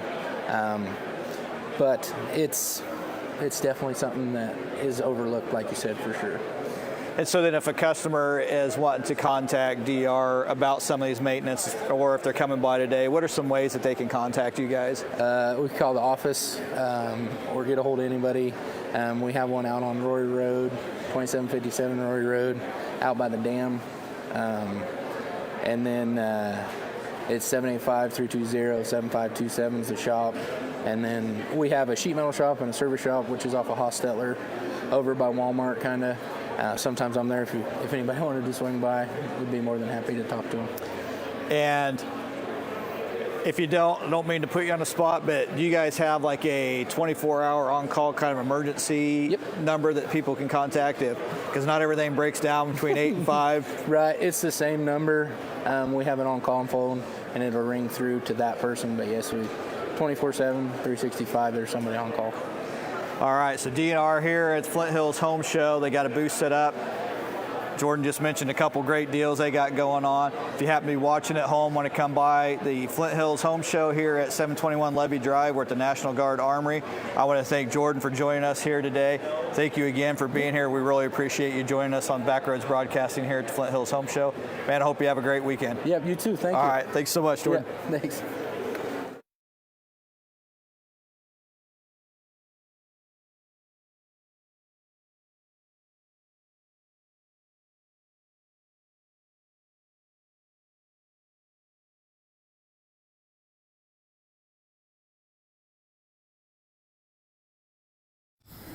This is my zen time.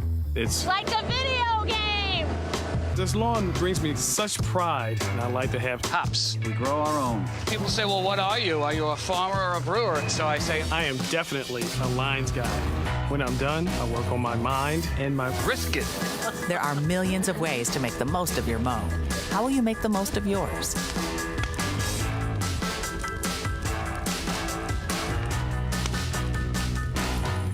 I think people don't realize the difference of quality of work from a professional. It's just so evident to me. When I'm in my kitchen, it's clear that it was not done by me.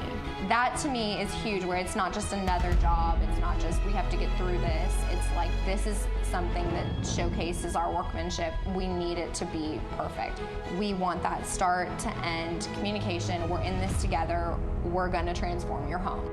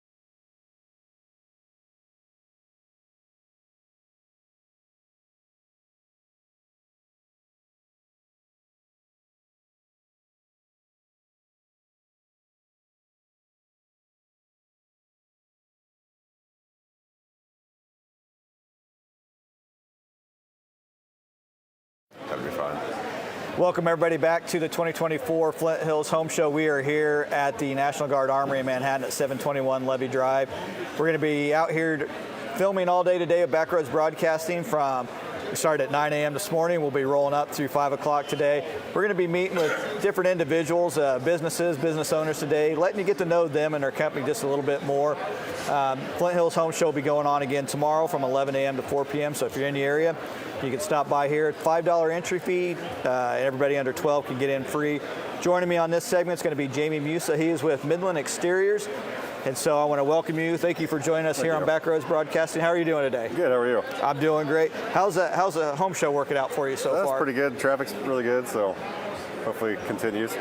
So go ahead and introduce yourself just a little bit and tell us a little bit about Midland Exteriors and kind of, for people that don't know, your role in it and just kind of how long you guys have been going. Okay, so I'm Jamie Musa. Started Midland Exteriors in 2001, right out of college.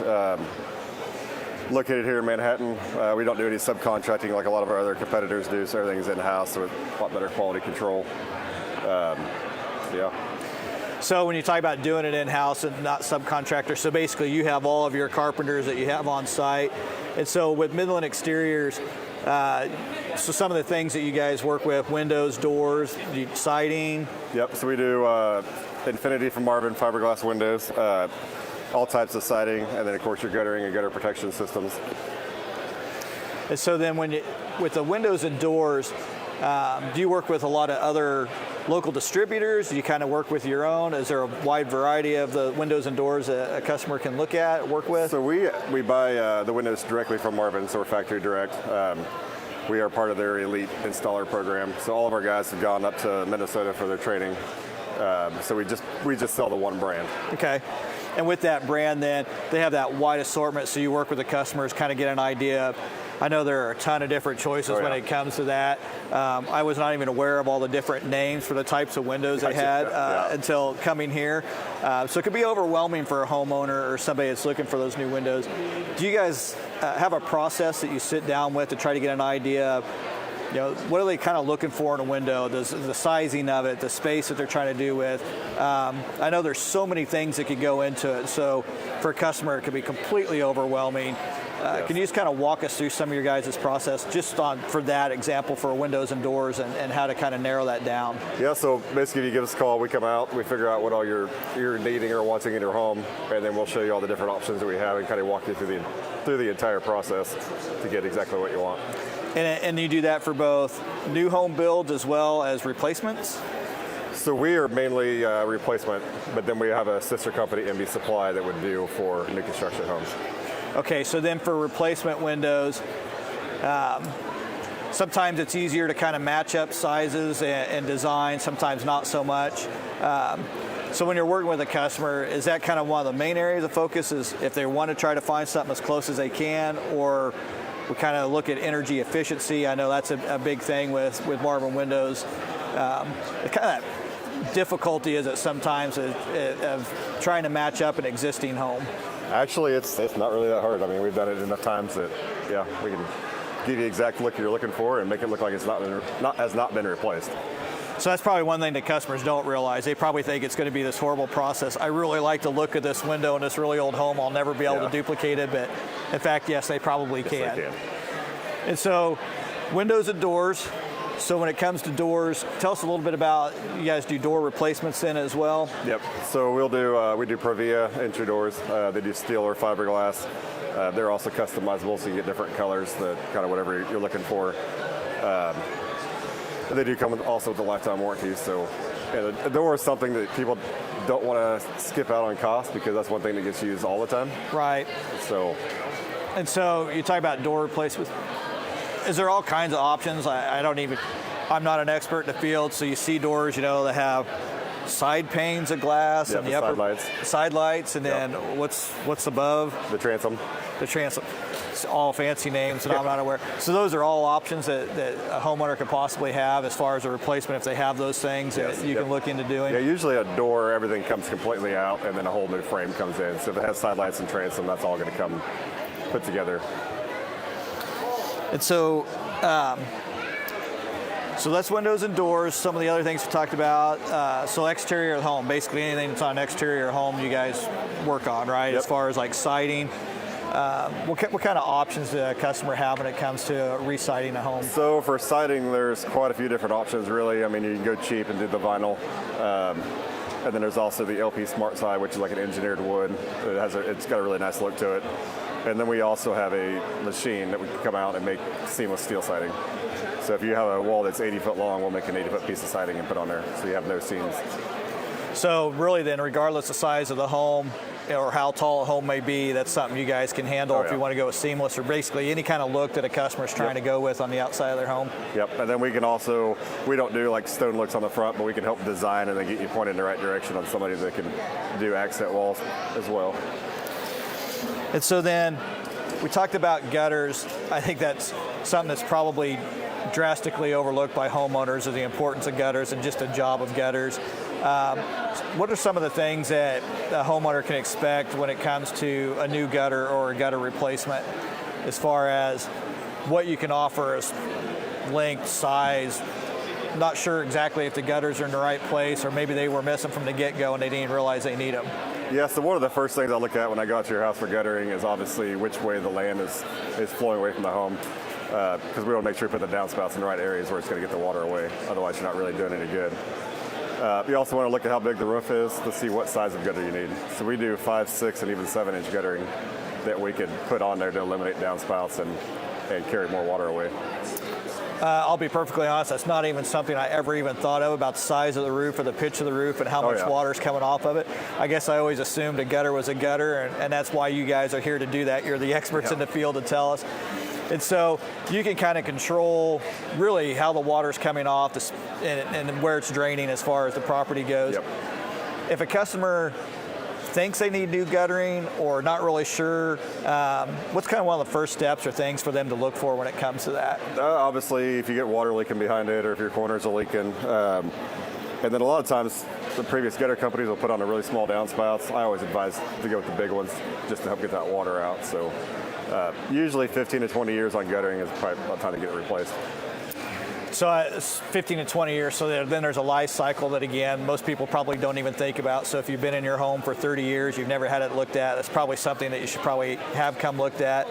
I know some of the signs that I looked at growing up is we had gutters that would leak down on the steps and sidewalks right in front of the home, and then in the winter it turned into an ice rink.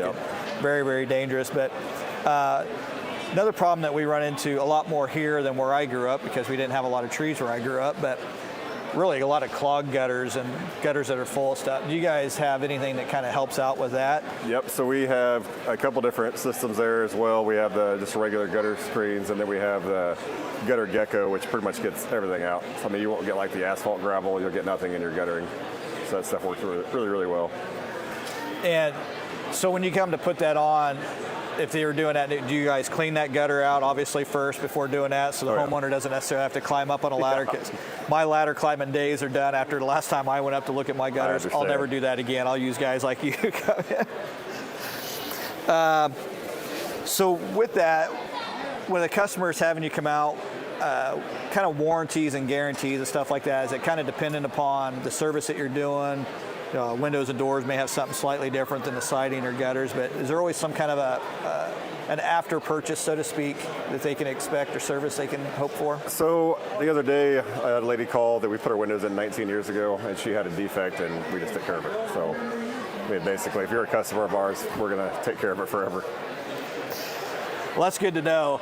A lot of places don't have that. Yeah. So basically, you're going to try to do whatever's best for the customer and what's right for the customer. Every time. So we talked about windows, doors, gutters. What are some other things that you guys do that maybe I haven't hit on that people don't realize or don't think about? We've actually done quite a few screened-in porches. We also have a under-deck system where it collects the water, like on a 2-story deck, and run it to a gutter system and get it away so you have kind of a dry space underneath. And it helps finish the underside of the deck as well, so it's a lot better look. All right, I'm going to take a second to focus on that because that's exactly something I'm looking for. So we have a deck, drips down every time through it. You think it's a dry space till you get out there in a monsoon and it's not a dry space. What kind of a system do you guys use? I know there's several different methods or ways of doing it, but what kind of system do you guys use for kind of that under deck dry? So this is a Quality Edge. It's called Inside Out as a product. Basically, we go in there, we put a stainless steel track system along the joist, and then these aluminum panels snap into it. Aluminum panels all have like a wood grain look to it, so you get a nice finish look. And does it matter what size of deck you're looking at with that? Nope. All right. So, and then I'm assuming is there some kind of a gutter downspout or something like that kind of takes it away and out away, just similar to any kind of other guttering system? Yeah, so it'd be on one edge, and then it'll all flow down toward the beam of the house, or beam of the deck, and then we put a gutter system there that collects it all.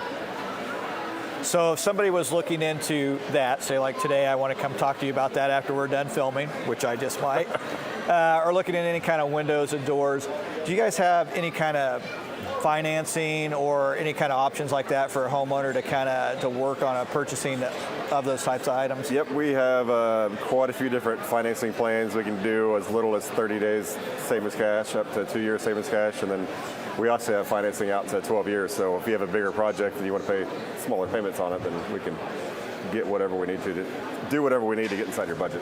Okay. And so if a customer is just kind of starting out, they kind of know they have some ideas, what's the best way to kind of go about it when they want to try to contact you to kind of start this process? Yeah, the best way is to give us a call. We can sure come out there, no pressure. Just look at your project and see what you want done. Other options, you can come to our showroom and we have all the displays right there. You can actually see and feel and touch them and get an idea what it looks like. Where's your showroom located at? We're at 8226 Southport Drive out on the east side of town. All right. And what you talked about them calling. What phone number is best for them to try to call and contact? You'd call 785-537-5130, or of course you can get on our website and at midlandexteriors.com and fill out a form there. So there's a form to get a hold of everybody there. So really you can walk them through that process beginning to end. You talked about coming out on site, so they don't necessarily have to try to take a bunch of pictures, come in and explain everything. They can get a hold of you and you can actually go right to the location. You may see things they're not even thinking about, yes. I'm guessing. Yep, it is best for us to come out and actually see what you're wanting us to do and tell you, if it's possible or not, or give you some options. So what are some things, when you go out there to look at that, say a window replacement, what are some things that you're looking at beyond just the house itself that people may not think about, like the side of the house, whether it's north facing or south facing, and the amount of sunlight that can come in to determine, wind or energy assistance or anything like that? Are those some things that you kind of look at, or what are some other things that you kind of look at that customers or homeowners just probably aren't thinking about? A lot of things that we'll look at is, any wood rot in the sill, those areas, and then also looking underneath the window to see if there's rot on the siding. If you have rotten siding under your window, that means that the window itself is leaking into the wall. So that would kind of dictate what type of install we're going to do. And so then if you have something like that and they're doing a window replacement and let's say there's some rotting just on the exterior sheeting, is that something you guys can do as well? Or do you ever run into that when you're just doing the siding that you have to replace some exterior sheeting? Oh, yeah, and usually if we're right there, it's not that big of a deal to change it out. Okay.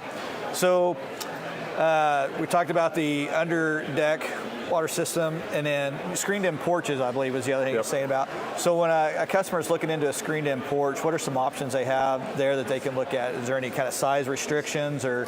No, really on the screened-in porch. I mean, obviously, I think we can go up to 10-foot sections. The cool thing about ours is each panel is individually screened, so if somebody puts a hole in it, you don't have to rescreen your entire porch. You just change out that one panel. Nice. That's very nice. It's a very, very nice system. All right. Can you think of anything else that we've missed? There's a couple things that I didn't even think about that I'm glad to know about. I don't think so. You don't think so? Don't want me to put you on the spot? Well, hey, congratulations. You went 15 minutes. I was going to tell him I was going to give a joke about him not cussing on air. He did a great job. Did a great job. Full 15 minutes in. I want to thank Jamie Musa for joining us here at Backroads Broadcasting. Coming over here, we are at the Home Show, 2024 Flint Hills Home Show. Again, Backroads Broadcasting will be here all day broadcasting. Midland Exteriors will be right across from us. They'll be here till 5 today. And again, tomorrow, 11 to 4. So come on by if you come in. Stop by their booth. Tell Jamie hi. Tell him he did a great job. Right. Thanks for joining us today, Jamie. All right, thank you. Good job.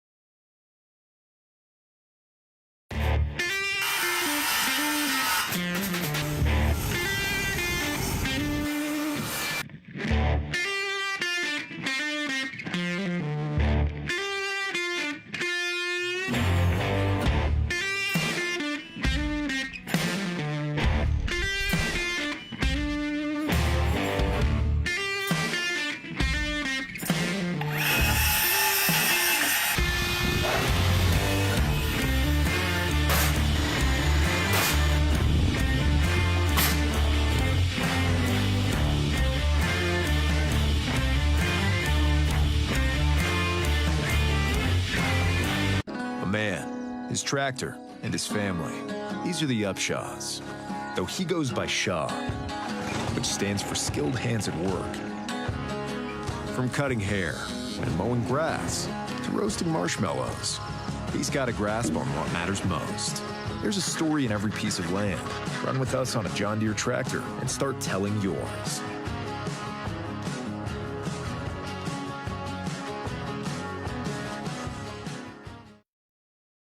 Founded in 2019, Fredrickson Properties has built a reputation for the highest quality design and building.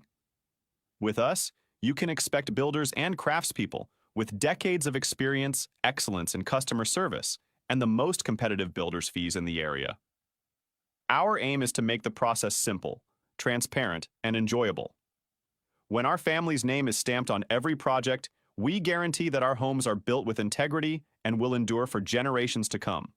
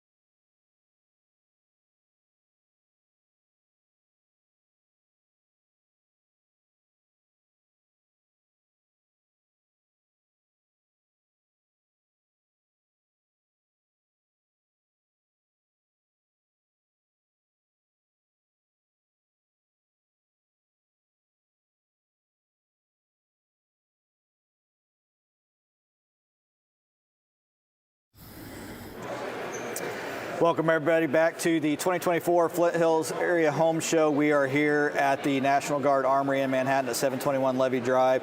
Backroads Broadcasting, I'm Judd McCormick. I'm joined right now by Alan Weddle of Weddle & Sons Roofing. I want to thank you for joining us, Alan. How are you doing today? Very well. Always enjoy the home show. This is great. This is my second year here. This is the second time talking to you. Yes, sir. So thanks for coming back again this year. Pleasure to do it. Thanks for doing it for us. I think it's a great thing, great addition to the home show. Well, I'm glad we didn't scare anybody off from last year. I really appreciate it. Tell us a little bit about yourself and your company. Absolutely. So, name's Alan Weddle, obviously. Born and raised here in Manhattan. When I was in high school, my brothers and I thought we ought to save some money for college and start a roofing business. Wasn't maybe the smartest thing to do, but landscaping space was taken, so we decided to start roofing, and it was about 27 years ago. So we incorporated 25 years ago this May, and have been working here ever since. So 25 years incorporated in May. You mentioned that right before we went on the air, which is amazing. So congratulations. What is that? Special anniversary. What's 25 years? I don't know. A long time. Have to look that one up. Too long. Long enough that I don't really have good elbows anymore. Well, you look amazing in a jacket. I like the jacket. I don't like to be cold, so you get credit for dressing up. What are some services that Weddle & Sons offers? Absolutely. So all sorts of traditional roofing. So roof replacements, new roof construction. We do all of our seamless gutters in-house. A couple years ago, we started doing the Tesla solar roof, and that took us into the energy sector. So we do a lot of solar roof, conventional solar panels, battery backup systems as well now. And so then we talk about just, let's start out with just the traditional roofing that most homeowners are familiar with. Traditional asphalt shingles is probably the most common one. Yep.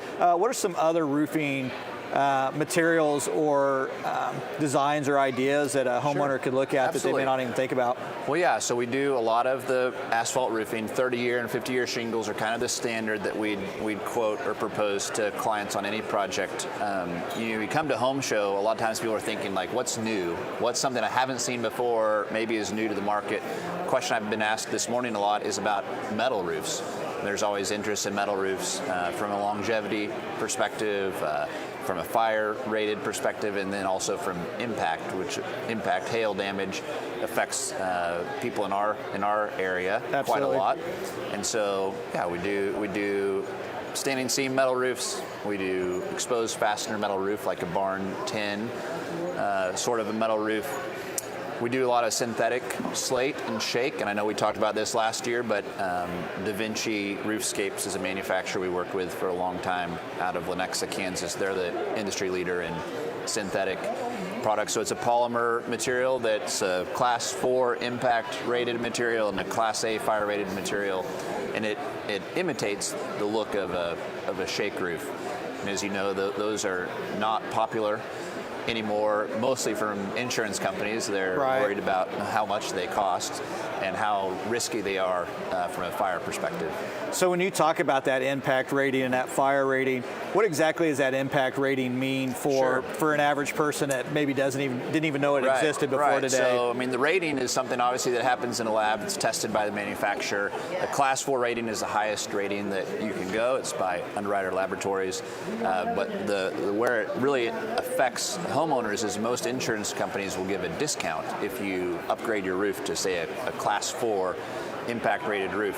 State Farm, Farm Bureau, many of the large insurance companies will give a premium reduction.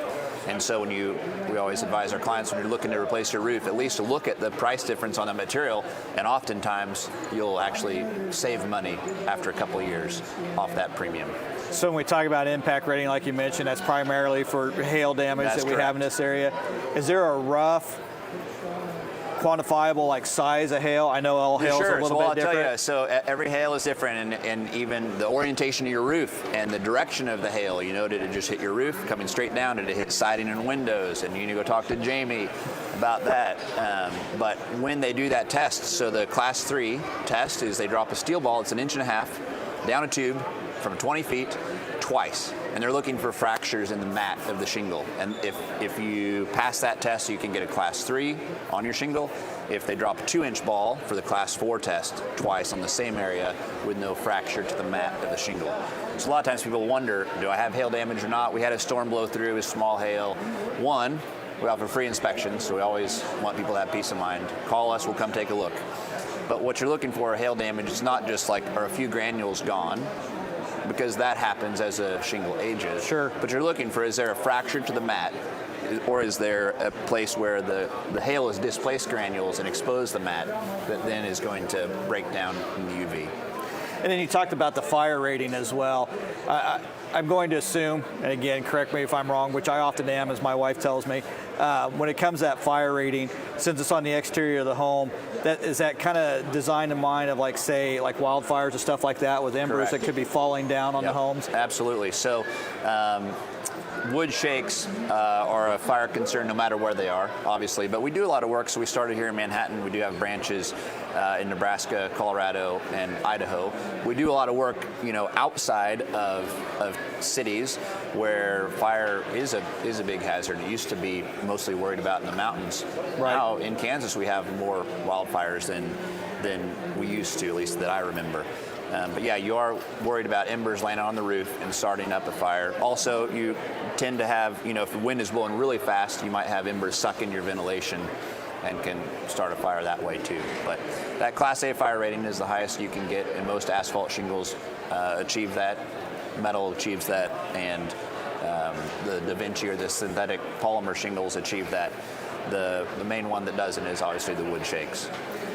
So then when it comes to looking for a new roof, there's a lot more than just what's it going to look like. So there's a lot more behind the scenes to think about. And so things that I hadn't even thought about that was even out there today with the impact rating, with the fire rating. So that's very good to know.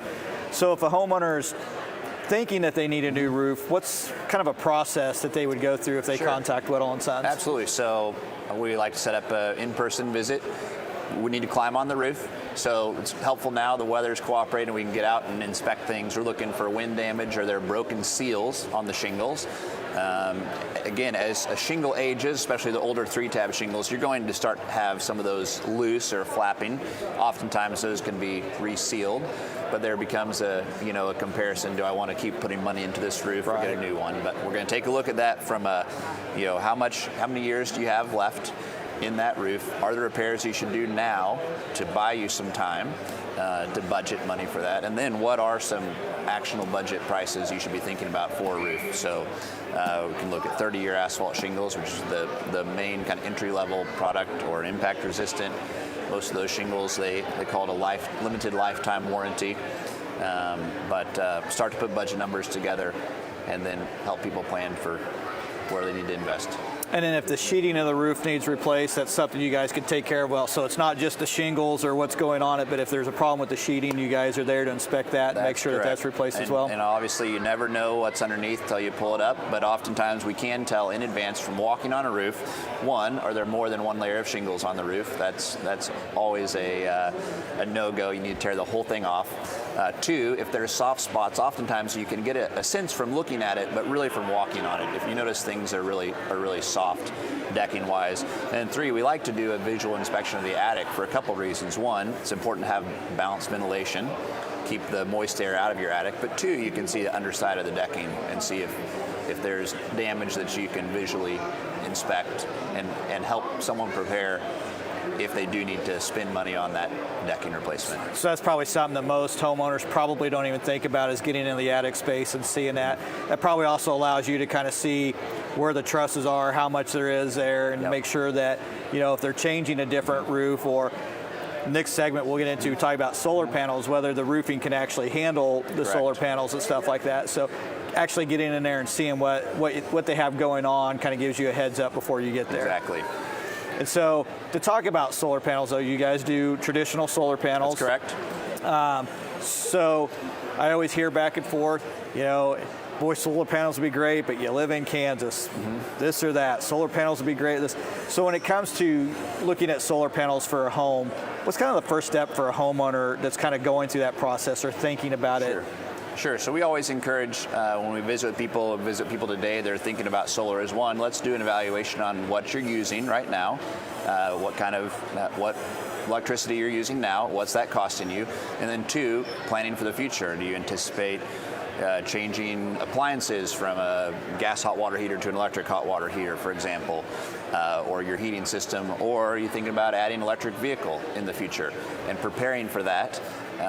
That's always the first consideration. And two, do you have a roof that would be set up well for solar panels? There's requirements often from an HOA, which we work with a lot of HOAs locally, to say, hey, are these allowed? If not, would you consider allowing them in some limited perspective? And a lot of HOAs in our community are now allowing them, but not on the front of the house, which is appropriate.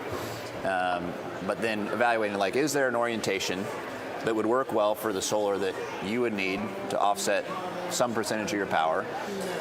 We always will do things like shade analysis and see, like, you can put solar panels on a big roof, but if you've got really large trees that block them most of the time, it won't be effective. So. And then do you look at doing solar panels just beyond like the home, like if they have an outbuilding or a shop or anything like that? Absolutely. Oftentimes that's a better place for solar, honestly, because they're usually large, open, rectangle spaces. So if the orientation is better, sometimes that's a good consideration. We do look at all areas. We've done some ground mount systems, both small and large. But really the ideal thing for folks that want to have solar or their own property is on the roof, because geography that you're not likely using otherwise. Right. And then we talked about it a little bit last year. You mentioned that you've been doing a lot of them here since last time we talked. So there are other options beyond just your traditional solar panel in today's world. So we talked about, I believe it's, if I get this wrong, correct me, but the Tesla solar roof. Correct. Tell us a little bit about that. Sure. So obviously, if you read much about Tesla, you know they're innovators. So Elon, probably 8 or 9 years ago, said he really wanted to start doing solar roof, and his transition to sustainable future, I think he says. And given that's a product that goes on the roof, I thought, hey, I'm interested in that. Fast forward about 6 years, we've been pushing on them to let us do it. And we were fortunate enough to be the first certified installer in the country to do it for Tesla. So we're able to buy that product through Tesla. They were doing it themselves, installation, but they weren't roofers, so they really didn't know the best way to install it. To date, we've still done more than anyone else in the country, and mostly we'll install these in out west. So our Denver office is installing a lot of them in Aspen and Breckenridge. Our Wyoming office is doing a lot of them around Jackson Hole. We'll go up here next month and do a project in Bozeman, Montana. And so higher mountain areas where their power is more expensive. We've done plenty of them in Kansas and Nebraska also, but that either the motivation is like, I've got to do a new roof anyway. I want battery backup because our electricity is unstable. Right. And then, yeah, producing their own power is a big motivation. And what most people probably don't know, but they can find out if they go out to your website, is how many options and how much it looks like a traditional roof with the panels they have. I think they have in mind that they're going to have these big glass-looking plates, so to speak, on the roof, and that's really not the case at all when it comes to this. Yeah, with a solar roof, that is the main driver is the aesthetic. It's something that's acceptable to HOAs, or a really nice home. They don't want to have solar panels on the front. And if your house faces south, then you're not going to want those solar panels on the front of the house necessarily. So the aesthetic is a big driver for the solar roof. So for a customer that's wanting to learn a little bit more about the Tesla roof, wants to come have an inspection done, what's the best way to go about getting a hold of you guys to do that? So we love phone calls. We try to answer every phone on the second ring. We don't always do it. We call people back. So calling our office is a great way to contact us. There's a lot of information on our website, too, for some people that don't always like to talk to a human being at the first step. So we have a YouTube channel. Matt with our company does a great job of producing educational videos or interviews with clients about their experience with solar or conventional roofing or gutters. And so, yeah, I recommend go to the website or give us a call. And what is that website? Sure, it's www.weddleandsons.com. So WEDDLEANDSONS.com. And then the phone number they can call? Sure, 785-532-8347 is our office line. All right. Well, Alan, thank you so much again for coming on again this year. Absolutely. I know we had fun last year. Absolutely. I had fun again this year, so always appreciate it. I enjoy it. We'll make Brandon do it next year. Well, we'll try. All right. He fights so much not want to do it, but thank you again for joining us. We'll be back in about 5 minutes here at the Flint Hills Home Show. Again, I want to thank Alan Weddle, Weddle & Sons, for joining us in this segment. We'll be back in 5 minutes. Stay tuned. Thank you so much. Thanks, Jed. Great job.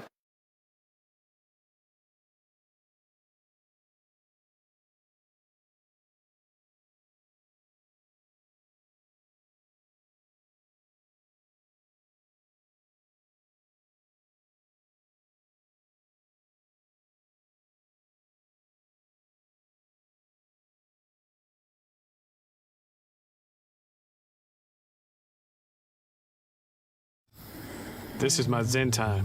It's Like a video game. This lawn brings me such pride, and I like to have Hops. We grow our own. People say, well, what are you? Are you a farmer or a brewer? So I say, I am definitely a lines guy. When I'm done, I work on my mind and my brisket. There are millions of ways to make the most of your mow. How will you make the most of yours?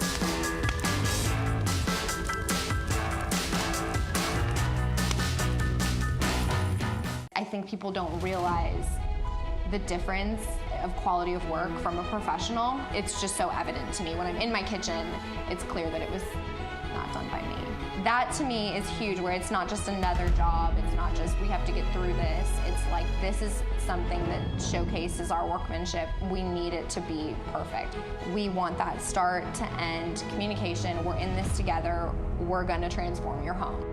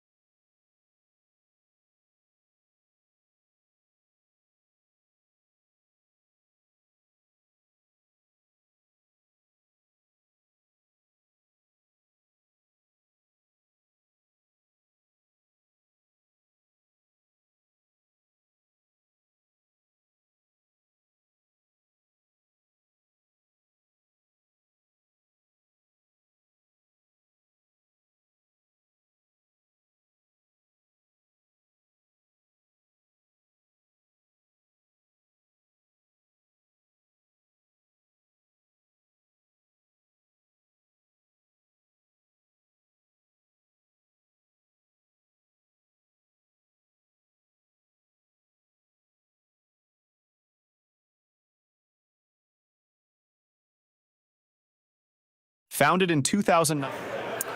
Welcome everybody back. We're with Backroads Broadcasting. Judd McCormick here. We are at the 2024 Flint Hills Home Show here at the Manhattan National Guard Armory at 721 Levy Drive. We're going to be broadcasting here all day. We're going to be talking to different vendors, different business owners and businesses that are here at the home show, kind of get an idea of what their services and offerings are. If you happen to be in the area, come on by, stop by and see us. Again, 721 Levy Drive, $5 entry fee, 12 and under get in free, but we'll be here all day today until 5 o'clock, and then the Flint Hills Home Show will be going on Sunday, 11 to 4. Joining me right now from Pella Products of Kansas is going to be Todd Malcolm. How are you doing today, Todd? Doing real well. Nice day today. It is a nice day. Hope we get to go out and enjoy it at some point in time. That'd be nice. That'd be nice. So you're joining us with Pella Products of Kansas. That's correct. Tell us a little bit about yourself, Todd. Well, I'm actually kind of a local kid. I grew up in Clay Center, so I spent a lot of time in Manhattan area. Played a little bit of college basketball, did some things like that. Came back to Kansas here about 4 years ago, and so just really enjoyed the opportunity to sell Pella windows and doors here in Central Kansas. Yeah, so college basketball player, I kind of gathered that coming in. Luckily, we're sitting down so nobody can see the massive height difference between the two of us. I am not a college player in any means, shape, or form. But so with Pella Products of Kansas, what are some of the products that you are actually offered through Pella? I know most people are familiar with windows, but it's beyond just that. So we do patio doors, a variety of things like that. We've got some multi-fold doors that are bifold, different things like that, but mainly just exterior doors and windows. We do a wide variety of different colors, things like that, and we make everything from like a vinyl window to an aluminum-clad metal door and window. So we kind of, if it's a window or door, we have it when it comes to exterior stuff. So I know in the world of windows, I'm completely overwhelmed every time I go and look. There's so many different names, so many different styles. Even within Pella, there's so many different things that you can do custom-wise, shape-wise. What's kind of some of the things that people don't realize that you guys maybe do other than just your standard window? That's a great question. So there's cost and there's value. And so what we really try to stress is the installation side of it as well. We have our own, they're subcontractors, but they're annually trained by us. They go through a hot lab and they kind of have to show us that we're going to do the Pella certified installation. So that gives you a 10-year installation warranty, and that's water infiltration, which is a big deal. So once we get to that point, then, as you said, we have a lot of offerings. We just kind of figure out what's the best fit for you. It's not so much a quality. We have our vinyl windows. We go up to our Architect series. It's color options on the exterior. It's the different finish options on the interior. But the overall work that we do is going to be the same for all the different series that we offer. So. Yeah, and I've been out to the website, and we'll talk about the website a little bit more as we go when you get to Pella Products of Kansas, but I think the thing that amazed me most was the customization that you can do. Right. That's probably beyond what most people think about. They think about, a traditional rectangle window or whatever. But with that customization, what I noticed, and maybe you could jump in here, is different shapes even. A lot of different shapes. So the other thing too that's important to understand with us is we're not pulling out of a warehouse. Even if it's standard size vinyl windows, we're going to custom make those units for that job. So they're going to be manufactured, shipped, and installed. So they're not going to, be in a warehouse for a couple years, and there's nothing wrong with that, but we're going to make the window for that opening and not vice versa. Sometimes you see that where you try to take a window and make it fit an opening. So that's a nice option. And we're not going to charge you extra for that. That's just going to be included every time we come out to your house. So speaking of coming out to the house, so kind of walk me through the process then when you talk about you're coming out and trying to and getting measurements and making that window. So for a customer that's just kind of joining, if they go out to a website and they're trying to contact you, what's kind of their end of it, and what are they what's their expectations at? Well, we're going to go over a lot of the details when we get out there, but they're going to go to our website where they can call in, and we're going to take basic information, contact information, get the address, and then we're going to ask for some basic notes, like what do you currently have in the home? What are you wanting to do? Are you wanting to change colors? Things like that. That's going to help us get you into the right product. Again, a lot of it's just selection. It's not so much quality of glass. Fun fact, we buy our glass from Cardinal Glass, but we put the same glass back in from our 250 vinyl up to our Architect series. So we don't really have a good, better, best when it comes to glass quality, and that's nice. It's just selection and aesthetic more than anything. But as far as setting the appointment, we're happy to come out. from 9 or 10 in the morning out to 6 o'clock at night. We know people work, but our website's pretty easy to set an appointment that way, and you can call in directly to the branch. And we do have multiple locations here in the north. We have an office in Manhattan, we have one in Lawrence, and then we have one in Salina, but our main flagship is in Wichita. Okay. And so then, if you're coming out to the home, say it's an older home. I grew up in a house that was built in like 1909, I believe is what it was. A lot of the sills are rotten, kind of falling apart. I think the biggest question that like my mom had when she's coming in is, do I have to replace that space with the exact same window, or is there some things that we could do that?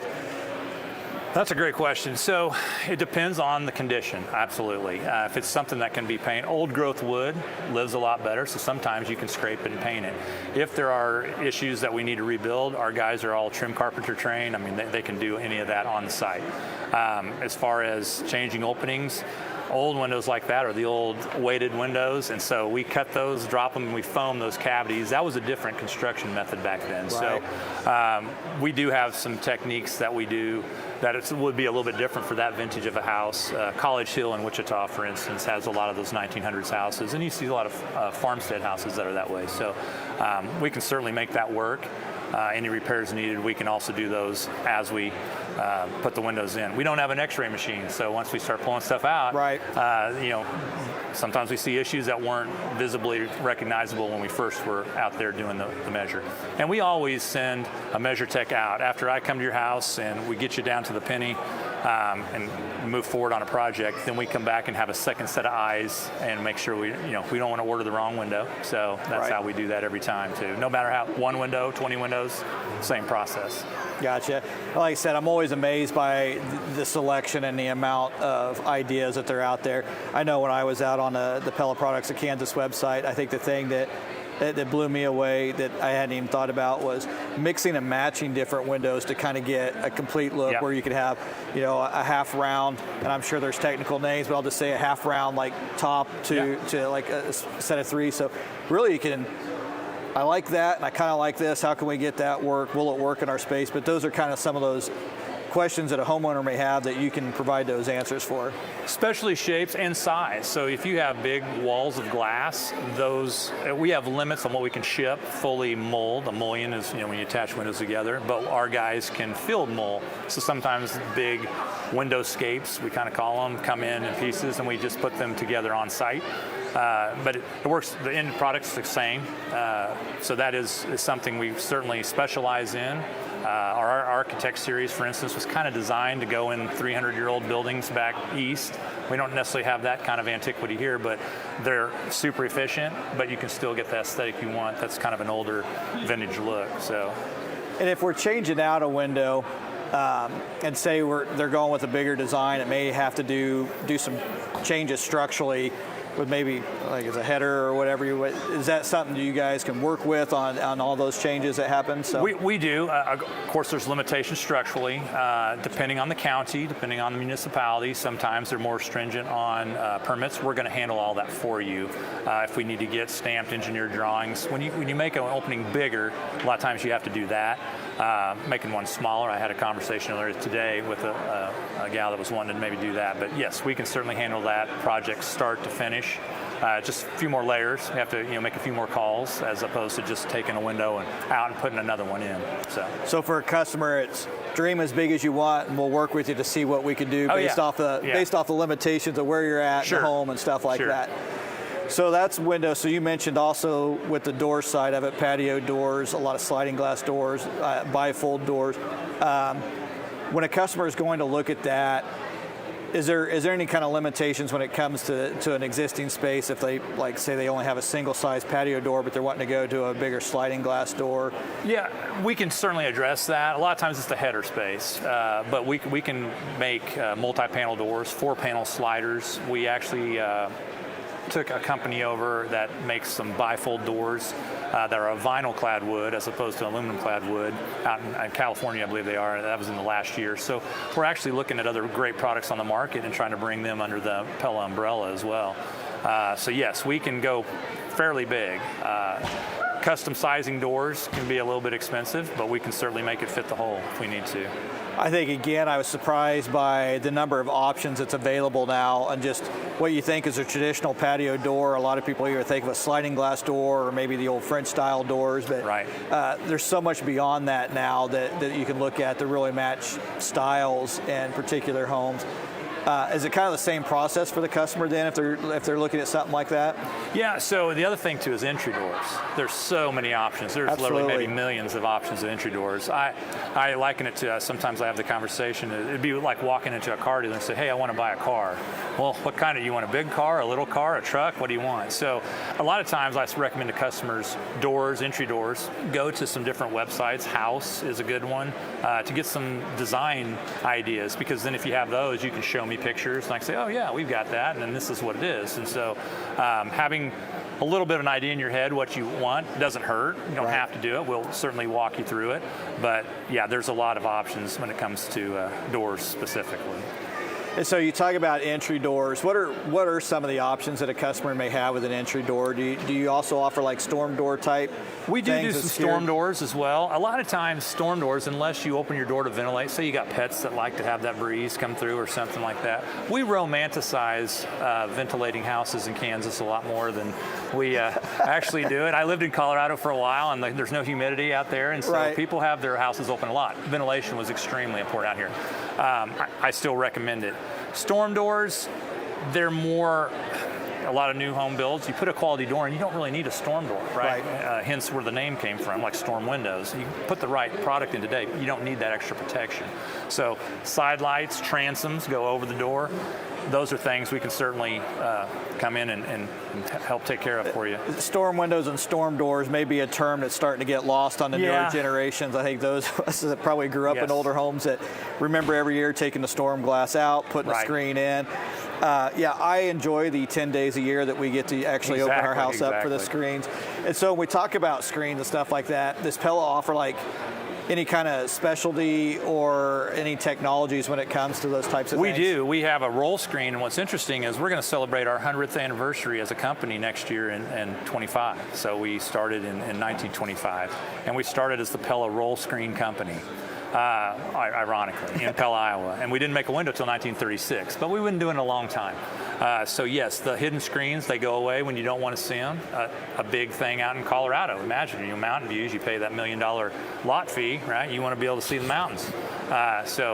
Yes, we do certainly have options, and we're kind of an industry leader in that regard. The other thing is the blinds between the glass. That was the thing that we came out with. And we had some trial and error, and we did a lot of research and development. I currently have them in my building.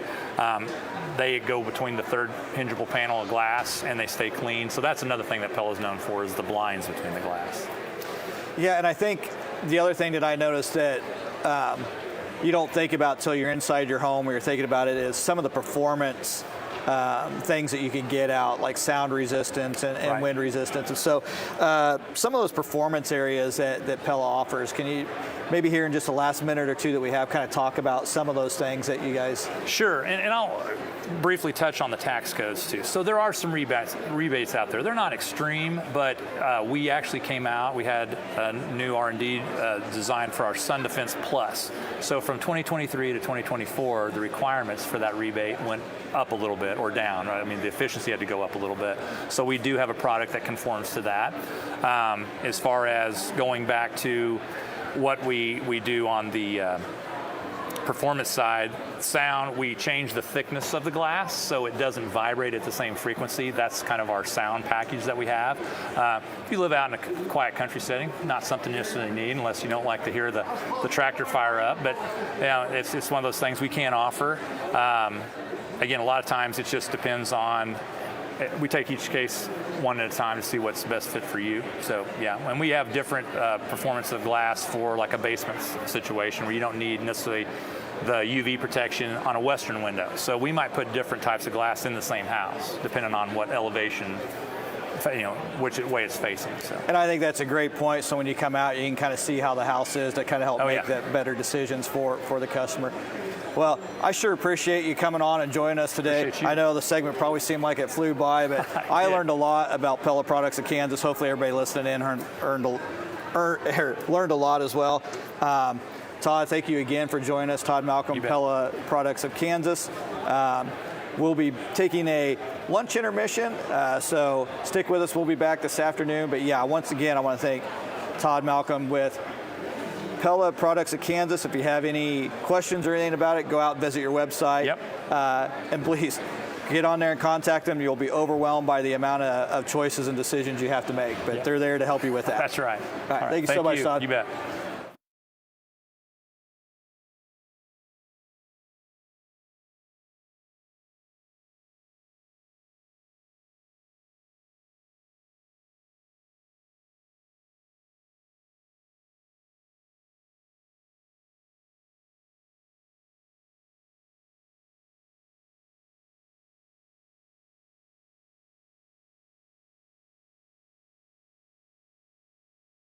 Founded in 2019, Fredrickson Properties has built a reputation for the highest quality design and building. With us, you can expect builders and craftspeople with decades of experience, excellence in customer service, and the most competitive builders' fees in the area. Our aim is to make the process simple, transparent, and enjoyable. When our family's name is stamped on every project, we guarantee that our homes are built with integrity and will endure for generations to come.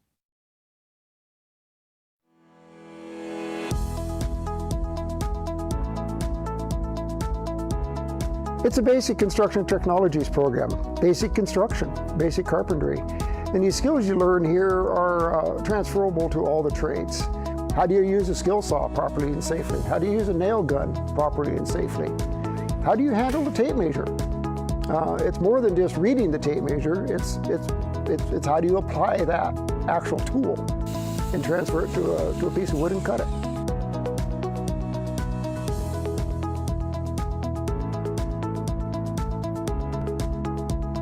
Some of the students come in and have some construction background. Many don't, but they learn quick. The students coming in that want to be carpenters don't want to be sitting in the classroom. They want to get out here and get their hands dirty and work with their hands.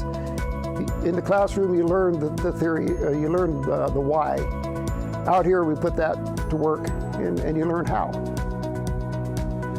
Students take confidence. You can see from day one, they're a little timid and they're not unsure, but they'll work out in the lab here for a couple weeks, and you can see just a change in how confident they are, especially with other people and just in their abilities. So it's really rewarding just to see their confidence, how it's grown.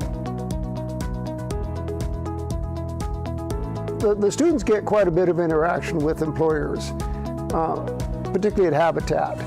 They're actually building a house. It's not theory, it's not practice, it is an actual house that's going to be transferred to the purchaser. The construction technology program has been essential for our ability to build homes. So where most people see a construction site, this is a classroom. When the employers see a student come to them to apply for the jobs from Manhattan Area Technical College, they know that these students are coming to them with a good solid foundation in construction. So their basic knowledge, the cursory knowledge that you need to be a safe, productive worker is already there. Our goal is to help these students in Manhattan Area Technical College become workers in our community, contributors to our community.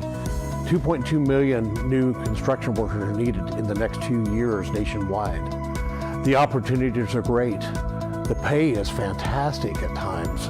There are opportunities that you can leave MATC with little or no debt, get out and start making $40,000, maybe more per year, and have a good quality of life with a fantastic career and fantastic opportunities.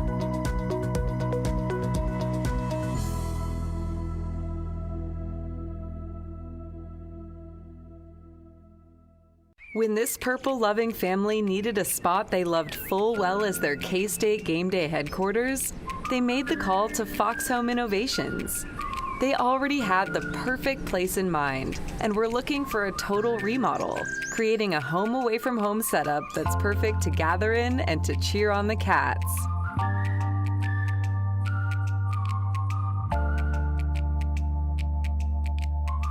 While the family doesn't currently live in Manhattan, their purple roots run deep, and they wanted this space to reflect their K-State memories and be a foundation for creating new ones.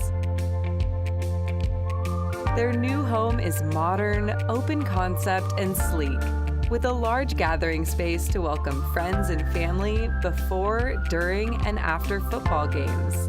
Just minutes from the stadium, it's equipped with every detail and comfort needed to celebrate in style, including a beautiful bar area, a basement bunk bedroom, and stadium seating. Once Fox Home Innovations remodeled the home from inside out, Astor House Design, also local to Manhattan, stepped in to fully furnish the new space.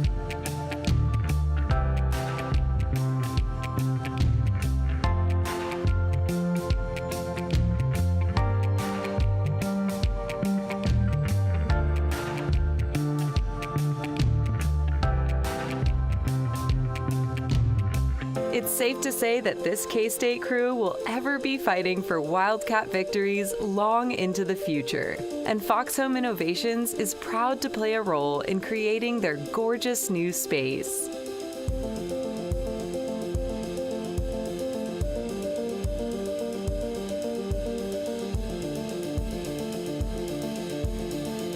If you're interested in working with Fox Home Innovations for your remodel or new build, please reach out today, and thank you for watching.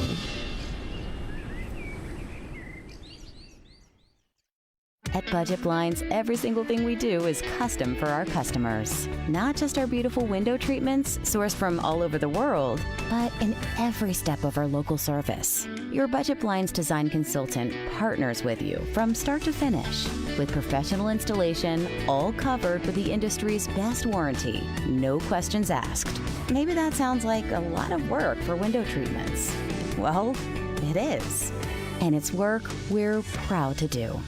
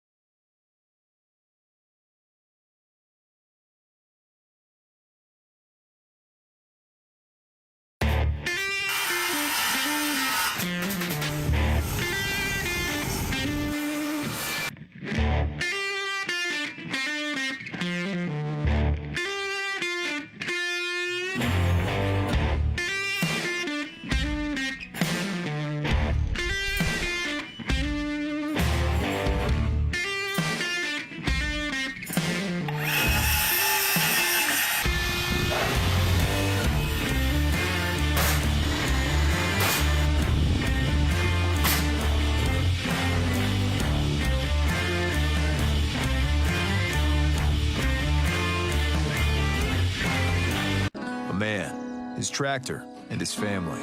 These are the Upshaws, though he goes by Shaw, which stands for skilled hands at work. From cutting hair and mowing grass to roasting marshmallows, he's got a grasp on what matters most. There's a story in every piece of land. Run with us on a John Deere tractor and start telling yours.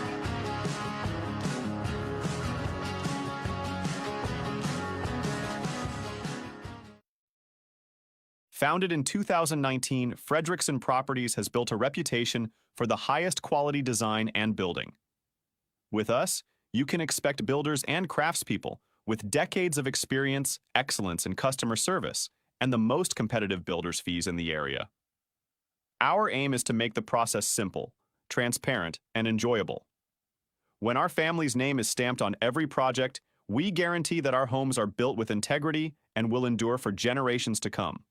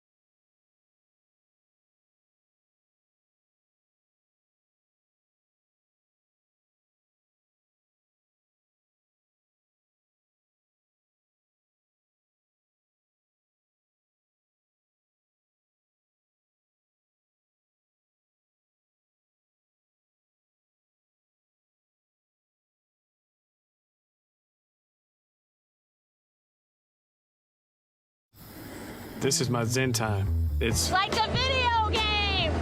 This lawn brings me such pride, and I like to have hops. We grow our own. People say, well, what are you? Are you a farmer or a brewer? So I say, I am definitely a lines guy. When I'm done, I work on my mind and my brisket. There are millions of ways to make the most of your mow. How will you make the most of yours?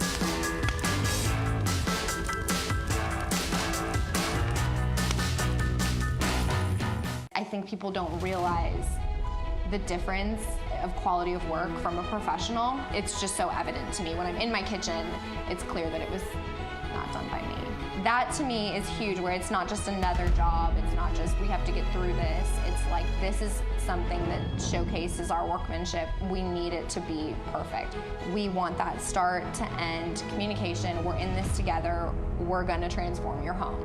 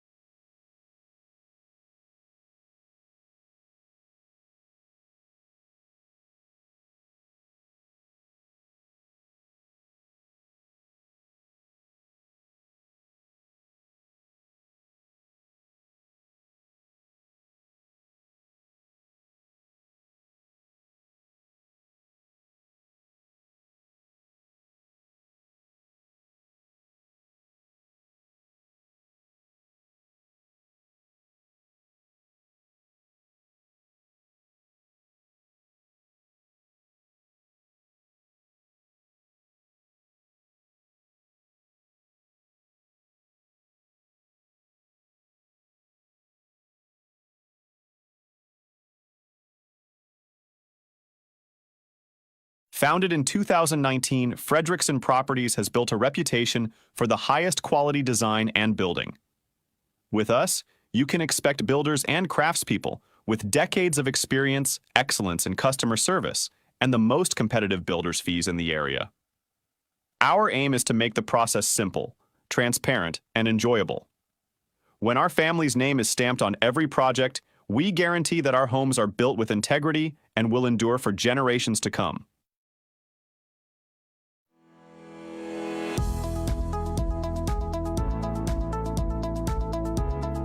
It's a basic construction technologies program, basic construction, basic carpentry. And these skills you learn here are transferable to all the trades. How do you use a skill saw properly and safely? How do you use a nail gun properly and safely? How do you handle a tape measure? It's more than just reading the tape measure. It's how do you apply that actual tool and transfer it to a piece of wood and cut it.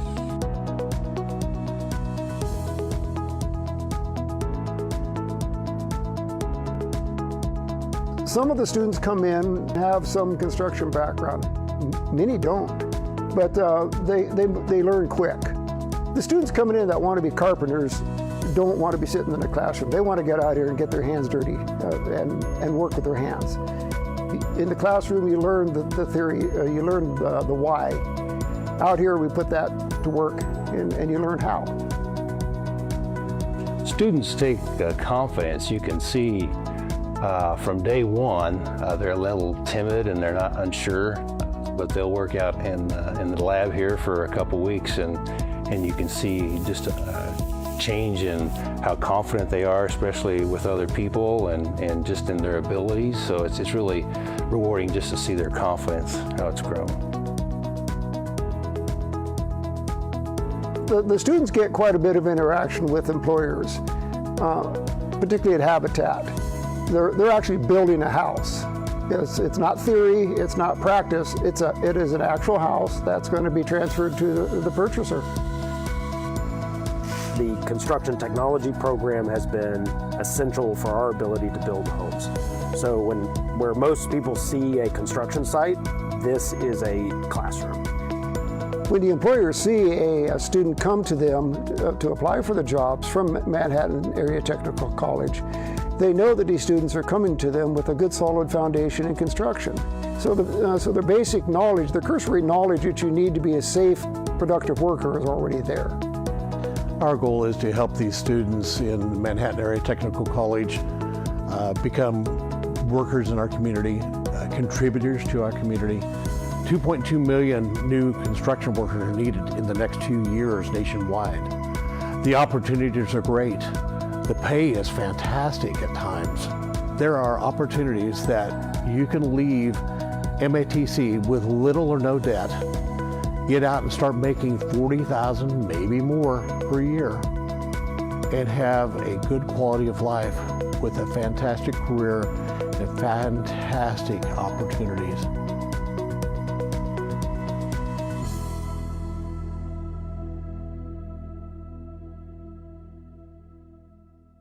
When this purple-loving family needed a spot they loved full well as their K-State game day headquarters, they made the call to Fox Home Innovations.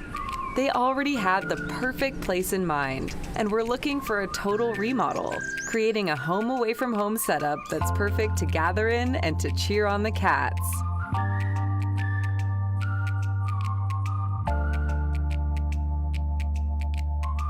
While the family doesn't currently live in Manhattan, their purple roots run deep, and they wanted this space to reflect their K-State memories and be a foundation for creating new ones. Their new home is modern, open concept, and sleek, with a large gathering space to welcome friends and family before, during, and after football games. Just minutes from the stadium, it's equipped with every detail and comfort needed to celebrate in style, including a beautiful bar area, a basement bunk bedroom, and stadium seating. Once Fox Home Innovations remodeled the home from inside out, Astor House Design, also local to Manhattan, stepped in to fully furnish the new space.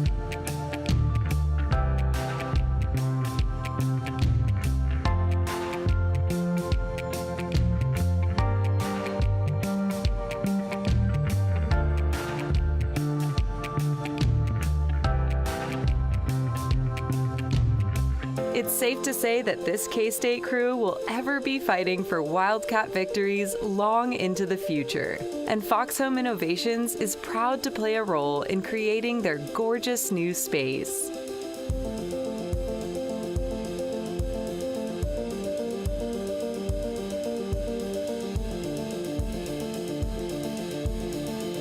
If you're interested in working with Fox Home Innovations for your remodel or new build, please reach out today. And thank you for watching.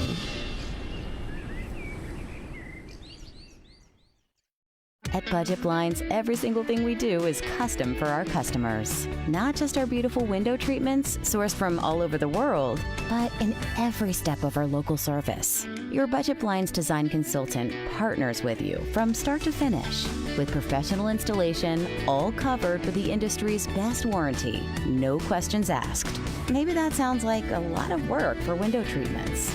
Well, it is. And it's work we're proud to do.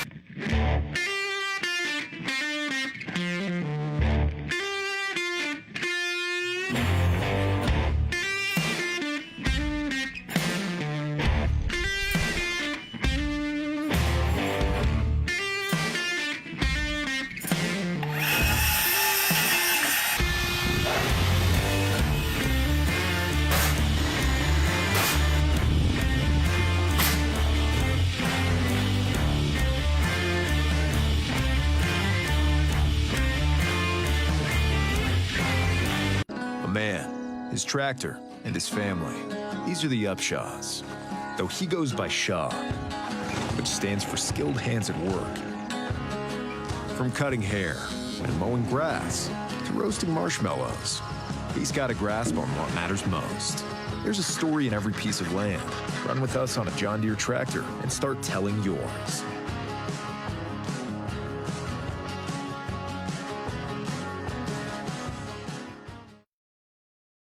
Founded in 2019, Fredrickson Properties has built a reputation for the highest quality design and building. With us, you can expect builders and craftspeople with decades of experience, excellence in customer service, and the most competitive builders' fees in the area. Our aim is to make the process simple, transparent, and enjoyable. When our family's name is stamped on every project, we guarantee that our homes are built with integrity and will endure for generations to come.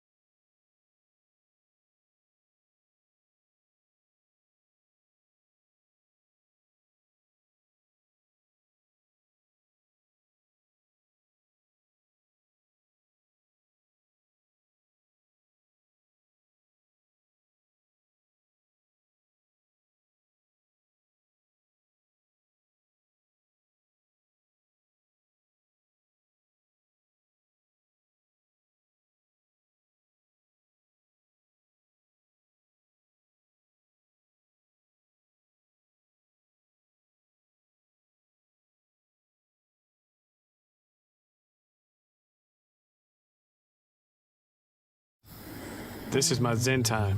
It's like a video game. This lawn brings me such pride, and I like to have hops. We grow our own. People say, well, what are you? Are you a farmer or a brewer? So I say, I am definitely a lines guy. When I'm done, I work on my mind and my brisket. There are millions of ways to make the most of your mow. How will you make the most of yours?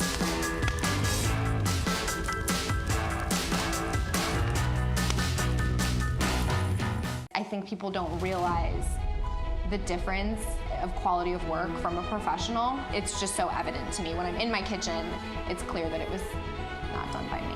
That to me is huge, where it's not just another job, it's not just we have to get through this, it's like this is something that showcases our workmanship. We need it to be perfect. We want that start to end communication. We're in this together. We're gonna transform your home.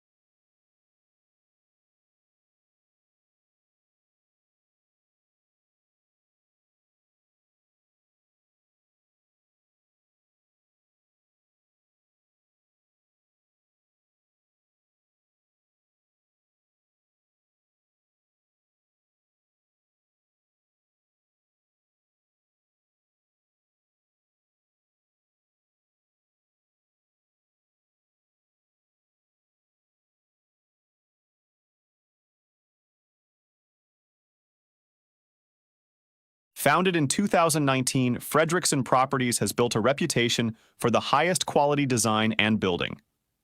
With us, you can expect builders and craftspeople with decades of experience, excellence in customer service, and the most competitive builders' fees in the area.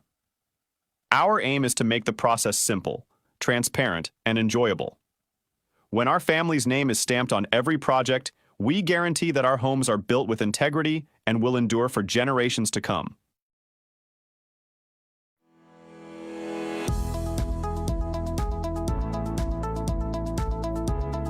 It's a basic construction technologies program, basic construction, basic carpentry. And these skills you learn here are transferable to all the trades. How do you use a skill saw properly and safely? How do you use a nail gun properly and safely? How do you handle a tape measure? It's more than just reading the tape measure. It's how do you apply that actual tool and transfer it to a piece of wood and cut it.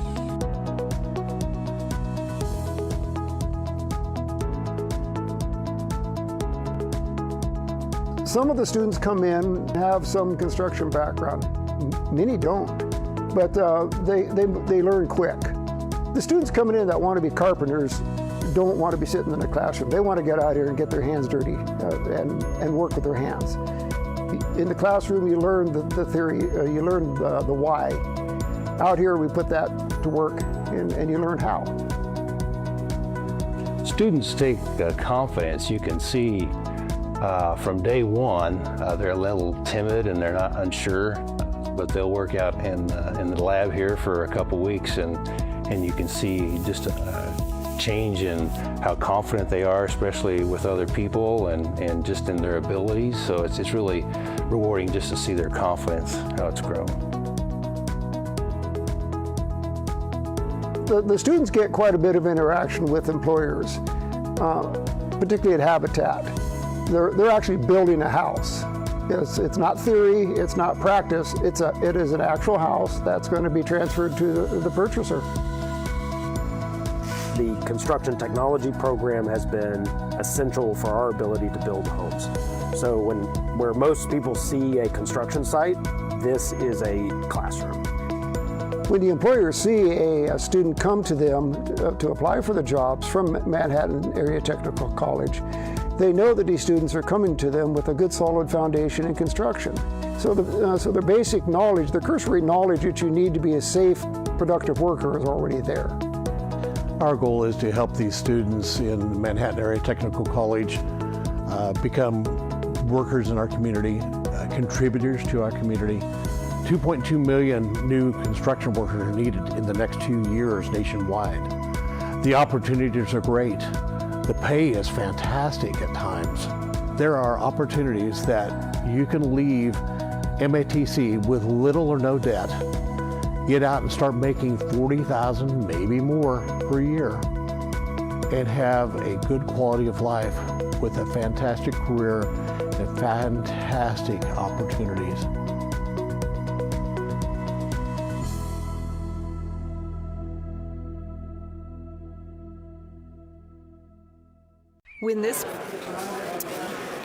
Welcome back, everybody. Judd McCormick here at Backroads Broadcasting. We are here at the 2024 Flint Hills Home Show.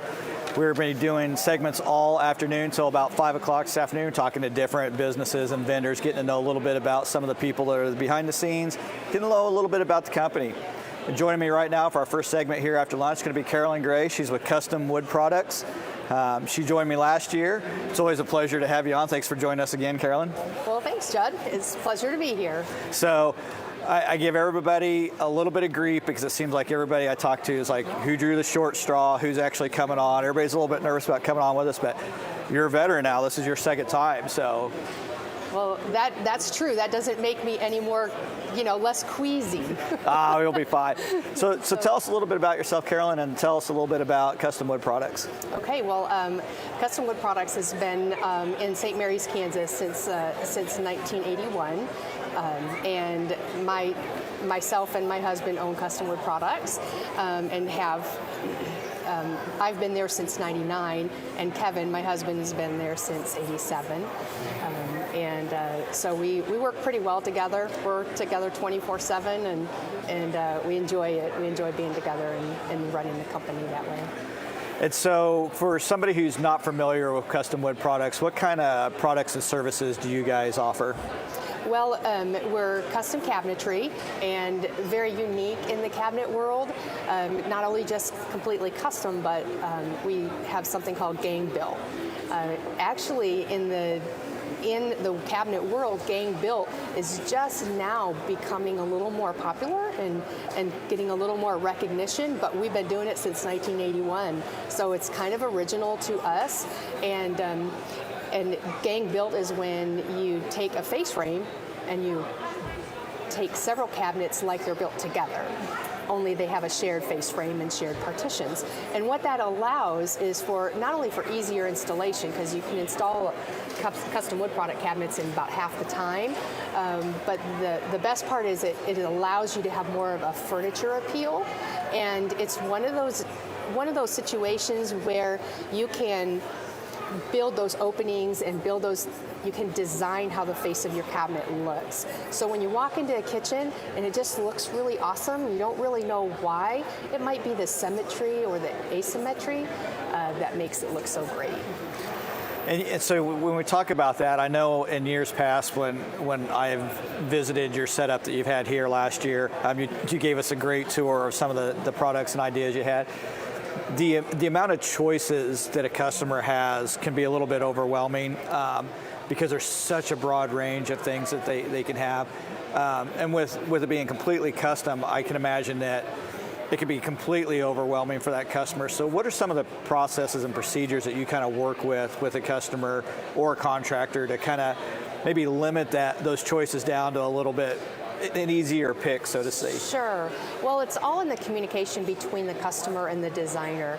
And you're going to have a designer there holding your hand the whole way through. And it's true, the sky's the limit on your choices, but just with a very short conversation, the designer is going to be able to say, okay, I think you just need to be right in here, and this is kind of what I'm getting from you, and guide them in the right direction. Now, with other cabinet lines, you make a choice and you have to go into this line, or you make a different choice and you have to go into that line, and we try and avoid all that. So with custom wood products, it's completely custom. All of the wood species, the stain, the paint, the door style, the edge profiles, all those things are chosen by you, but with really careful help with the designer. Yeah, because I'm assuming most customers, when they come in, really all they have in mind is that kind of overall look and feel that they're going for. But right. Like you mentioned, getting into the edge cuts and even the hinge pieces and the handles and the colors and all that. When you work with them, and we're talking about a whole kitchen, is it really kind of trying to what fits within the space that they have, and even if something that they have in mind that maybe doesn't quite work with the space they have, are you able to kind of work with them on some things that are close to it that maybe would work better with the available space or the layout of the room, or maybe even the age of the home that you're working with? That's a really good point, because a lot of times people will see like an accessory that they want. And that's a good point, because that accessory might not fit in their kitchen, but we've got the perfect one that solves the same problem in their situation.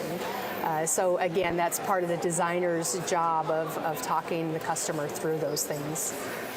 And so when you're working with counters, I think I asked this last year, like right now I went by, my wife absolutely loves the island with the kind of rounded bench seat and table in it. I did not see that last year. I assume that's something relatively new that so you can also work with like islands, peninsulas, and stuff like that. So it's beyond just like your overhead cabinets or your basic cabinet space. Right. It is more than just cabinetry, because we focus on design. And I think a lot of people, they relate designer with dollars, and that's not necessarily the case. The kitchen is such an expensive investment. You really want to work with a designer to keep you safe, keep you on the right track, and best of all, to give you some added pointers on extra designs that you can do that you never would have thought of before. And so you're talking about that island, and what if your kitchen was just a little too small to have an island and a dining room? But you get to do that island where you can have this banquette on the other side, and then you can have, we didn't bring chairs, but you would have chairs on the other side of the table, and it's a great fit, and we turned that island into a bar. If your space is really small, then all of a sudden you have a bar, you've got great storage on the other side, and then you've got a place to sit in a table on the other side, and it's all built into one neat little package.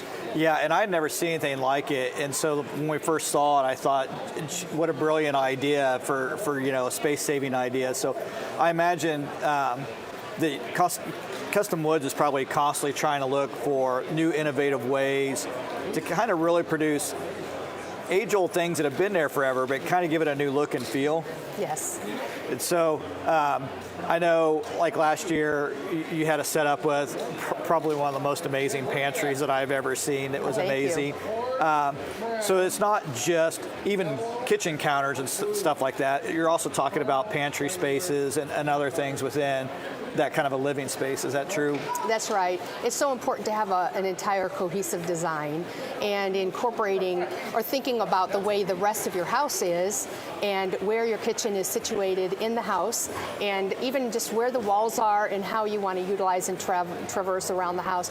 Do you want that to be partially closed off? And like right now, it's kind of popular to build those walls back up, because the open floor plan that's been popular for so long, people are finding that it's not conducive to clutter.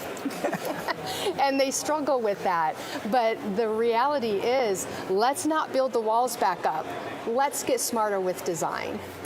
Yeah, I grew up in an older home where every room was very partitioned off. Most of them maybe had a 32 to 36 inch doorway to go through. Yes. Hearing Mom yell from the kitchen 2 rooms away to try to get us to do something in the living room, and then the open concept comes along, and they really didn't have that kind of separation of space. And with that, I feel like, at least for some of the places I've been, that you kind of lose out on some cabinetry space, you lose out on some storage space, you maybe lose a little bit of pantry space here and there. So what are some concepts and ideas, and are there things that you guys do to really try to maximize kind of that storage space and those types of spaces for people? The main thing is, instead of just saying, oh, I have this big open space, let's spread out our kitchen, or, it's thinking about actually making smaller spaces work better for you. So you could take a very large space, but make the kitchen more utilitarian by having maybe 2 or 3 we call them workstations, not necessarily to get so defined in or lock you into a certain workstation. It's just that allows you a more variety in that plan, and allows you to not be stepping on each other as you're working in the kitchen.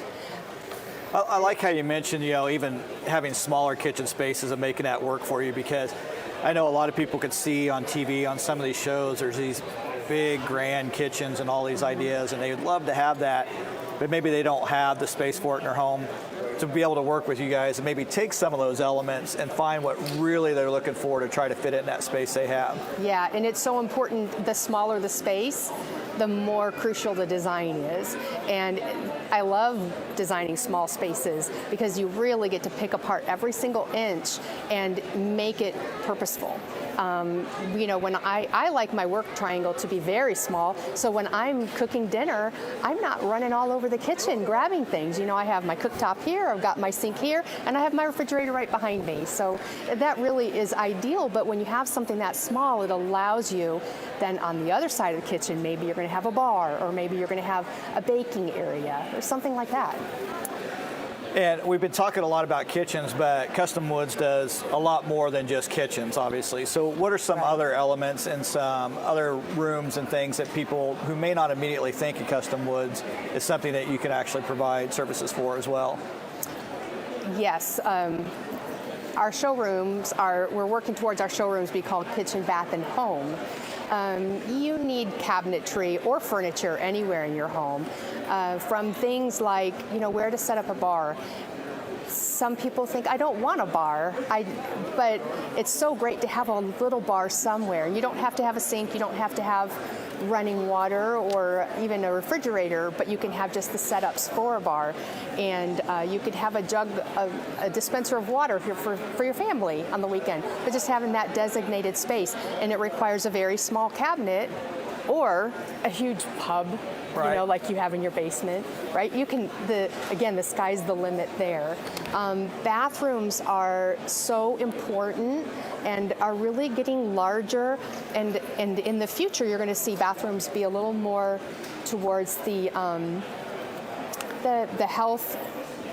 healthy, self-care, and things like that, where people are going to be spending more time in the bathrooms. And so having the right storage and having the space in there and having your work space in the bathroom is actually going to be quite important. And with that, are some of the other things that you take into account? I know it's becoming probably a little bit more common, and that is aging in place. People that want to get in their home and stay in their home, even as they age into retirement and going beyond. Are there other things that you can help with that, with designs of the bathrooms and the kitchens and other rooms in the home? Yeah, absolutely. I mean, just being aware of, if you're in a wheelchair and being able to traverse around and turn around and get back out and things like that. If that's and it is a concern for someone, especially if they're building a house and they know they're going to be there forever. You want to think of those things in advance, and absolutely, that's important to consider. And then last year when we talked about some new innovative things, you were going, one of the things that I know my wife loved and still talks about to this day, and I talked to you about it yesterday, was some of the track lighting that you had having in some of the cabinets. Last year you had basically a new line of products and things that we didn't talk about too much, but I want to talk about them this year. Is that okay? We talk a little bit about the closet system. So tell us a little bit about what you have going on over there. Okay, so we would build closets, but as far as closets go, custom wood closets, they're made of wood, they're beautiful furniture pieces, and they tend to be a little more expensive than the wire racks that people put in closets. The wire racks are not conducive to organization at all. And then on the CWP side, they were expensive for closets. So Kevin and I wanted to come up with a product that was great for closets and affordable at the same time. And so from the beginning of that process, we decided it was going to be custom, like custom wood products. The customization is so important when trying to organize a space, especially a small space. Right. And so we kind of worked towards what that closet material would look like. And we called it Pulito. And Pulito is Italian for neat and tidy. Hey, I learned something new today right there. Yes, and we have a booth here this weekend, a Pulito booth, and shows the material, what they're made of, and the people there. Caleb is really knowledgeable on exactly how they're made, and they're made completely different than a regular cabinet. And there's partitions. We come, bring it all, install it all, and it's instant gratification, which is really great. I don't know if you've ever gone to like the big box store and you're standing in the closet area trying to figure out how you're going to make your closet. Right. It's not an easy task. You have to have something in your mind of what you think you're going to do, but yet you don't have a visualization of it. So you're trying to imagine what it could all be, right, and will it fit in your space? Right. And so with the Pulito, is it pretty customizable then? And so would you like come to the home and measure the closet space to kind of get an idea of what you're working with, or how does that work about going through that process of that system? Sure. We do come to the home to double check measurements, but we also look for other issues too. There might be cool air returns. So we work with you on the design, and we've got a great design software, where the designer can design it with you, or they can just get back with you on a design, and it's 3D and it shows a full model. They can fill it with clothes, and you really get an exact idea about what your closet will look like. And then when they do come to measure, they're going to check for your switches, they're going to check for your cool air returns. They're actually going to look outside your closet to see if there's any problems with mounting the closet, because there might be plumbing in the wall on the other side, and we don't want to damage any of that when we're installing the closet. So they're really careful about that, and then our installers are very experienced, and they come and they're very organized so that they can get in and out very quickly. It might take a day to install. Some of them can take up to 2 or 3 days if they're very large. Which Sounds like a long time, but when you talk about building something from traditional wood, you're going to look at 2, 3, 4 times longer than that to actually build something out. And so the ability to have that mix and match and come in and put it in a much shorter, much quicker time frame. So you talk about instant gratification before, all of a sudden, within a day, you come home from work and you can have a whole new closet sitting there waiting for you, which will always make a wife happy, I'm sure. Absolutely. So with that, can they see some of those products in the same showroom that you could see with like most of your other custom wood products? Yes, and so you'll see our the custom wood product showroom at 339 Sethchild. Next to the liquor store there, you'll see there's a Polito sign on the window, and there's one closet in there that's a Polito closet. Then we have a full showroom in Topeka. If it's worth the drive, you can look around the showroom in Topeka where there's a laundry room and garages and 3 closets. And the 3 closets are really a great display because it shows how you can have organization in all different price points. If you're really not wanting to spend much money on a closet, we can organize your closet like crazy with just a very simple product and not very many drawers, things like that. And the showroom has 3 closets next to each other, and they're exactly the same square footage. And so you can kind of look at that and get a really good idea on the cost and where you want to be and how much you want to spend. And then our website, PolitoClosets.com, there's a budget tool there, and so you can see the size of the reach-in closets, the walk-in closets, the garages, and that you can click on the different price points, and it tells you exactly what you're getting, and you can see the picture, and it'll give you an approximate cost. So it's very helpful. So that's amazing. So you talked about the 2 showrooms, you talked about the website.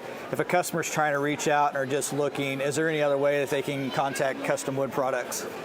Yes, so Custom Wood is CWPonline.com, CustomWoodProductsOnline.com is our website for custom woods, but the PolitoClosets.com, and we're just in St. Mary's, and the Polito closets are actually produced in Maple Hill. We have a small manufacturing facility there, the phone number for Custom Wood Products is 785-437-6533, and you can email info@cwponline.com.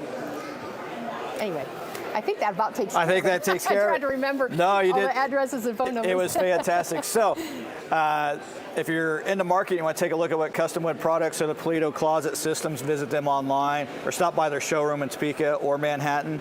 I want to thank Carolyn for coming on again this year. You're a trooper. I appreciate it so much coming in on a Saturday. I want to thank everybody for being here. Please, if you're in the area and you want to stop by the Flint Hills Home Show here at the Manhattan National Guard Armory, we will be here till 5 o'clock today. It's also running tomorrow, 11 a.m. to 4 p.m.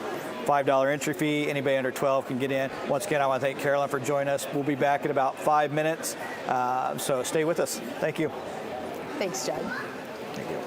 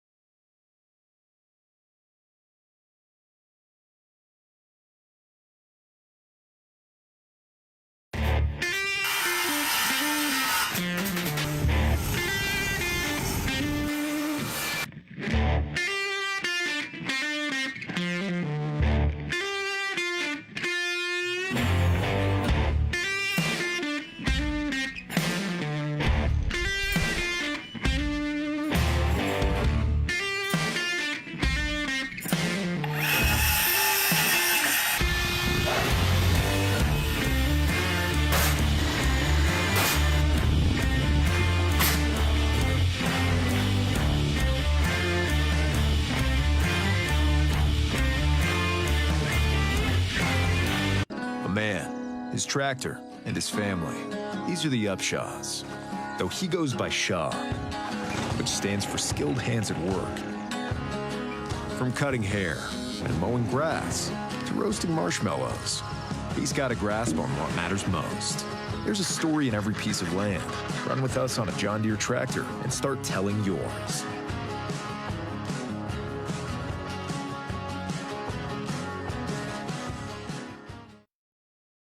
Founded in 2019, Fredrickson Properties has built a reputation for the highest quality design and building. With us, you can expect builders and craftspeople with decades of experience, excellence in customer service, and the most competitive builders' fees in the area. Our aim is to make the process simple, transparent, and enjoyable. When our family's name is stamped on every project, we guarantee that our homes are built with integrity and will endure for generations to come.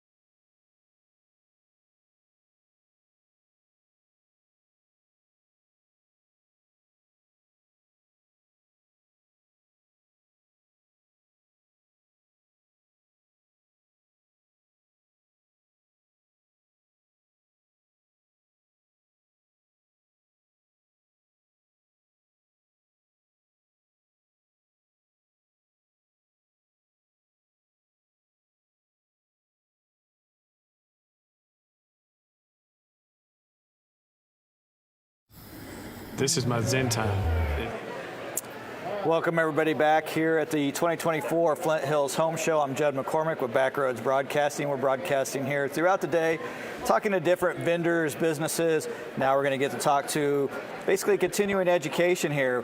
Coming and joining me right now is going to be Michelle McAprang. That's correct. Got it correct. She is with Manhattan Area Technical College, and we're going to talk a little bit about not just a technical college, but really we're going to dive more into the construction technology program that you have at MATC. So start out with just tell us a little bit about yourself, what you do with MATC. And then we Absolutely. So I'm actually, again, Michelle McAprang. So I'm the Director of Admissions at Manhattan Tech. So I do a lot of the recruiting. I go out to high schools, actually all kinds of community events and so forth. But a lot of times and I do all the campus visits on campus as well. So basically, if a student, maybe military that's maybe retiring, transitioning out, anyone, community member, someone that's changing jobs and wants to look for something else, anyway, they usually start with me and talk with me about that as well. So we also, in addition to looking at other jobs, I want to point out, we also do general education as far as, or adult education. So maybe students that want to finish their GED, or maybe ESL students as well. So English as a second language. We also do those things too. But yes, so we want to talk about construction. I do want to do a little shout out though before we jump into that.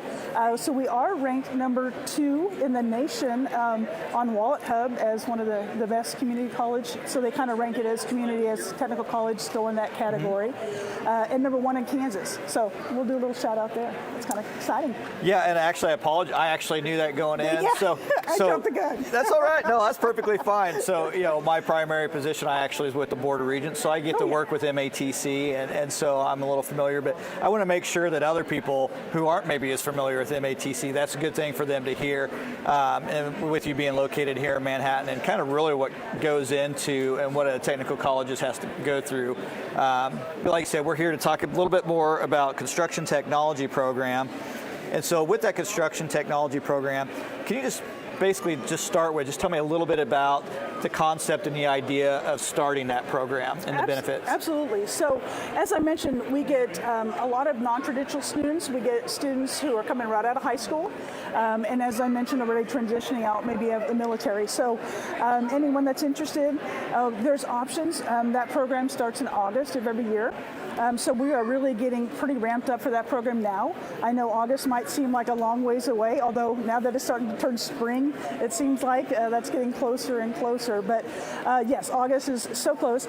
So that is a 9-month program if they want to do our certificate. It's also available as an associate's degree. The difference on that is really for the associate's degree is doing more general education classes and technical elective classes, some like business classes in there as well.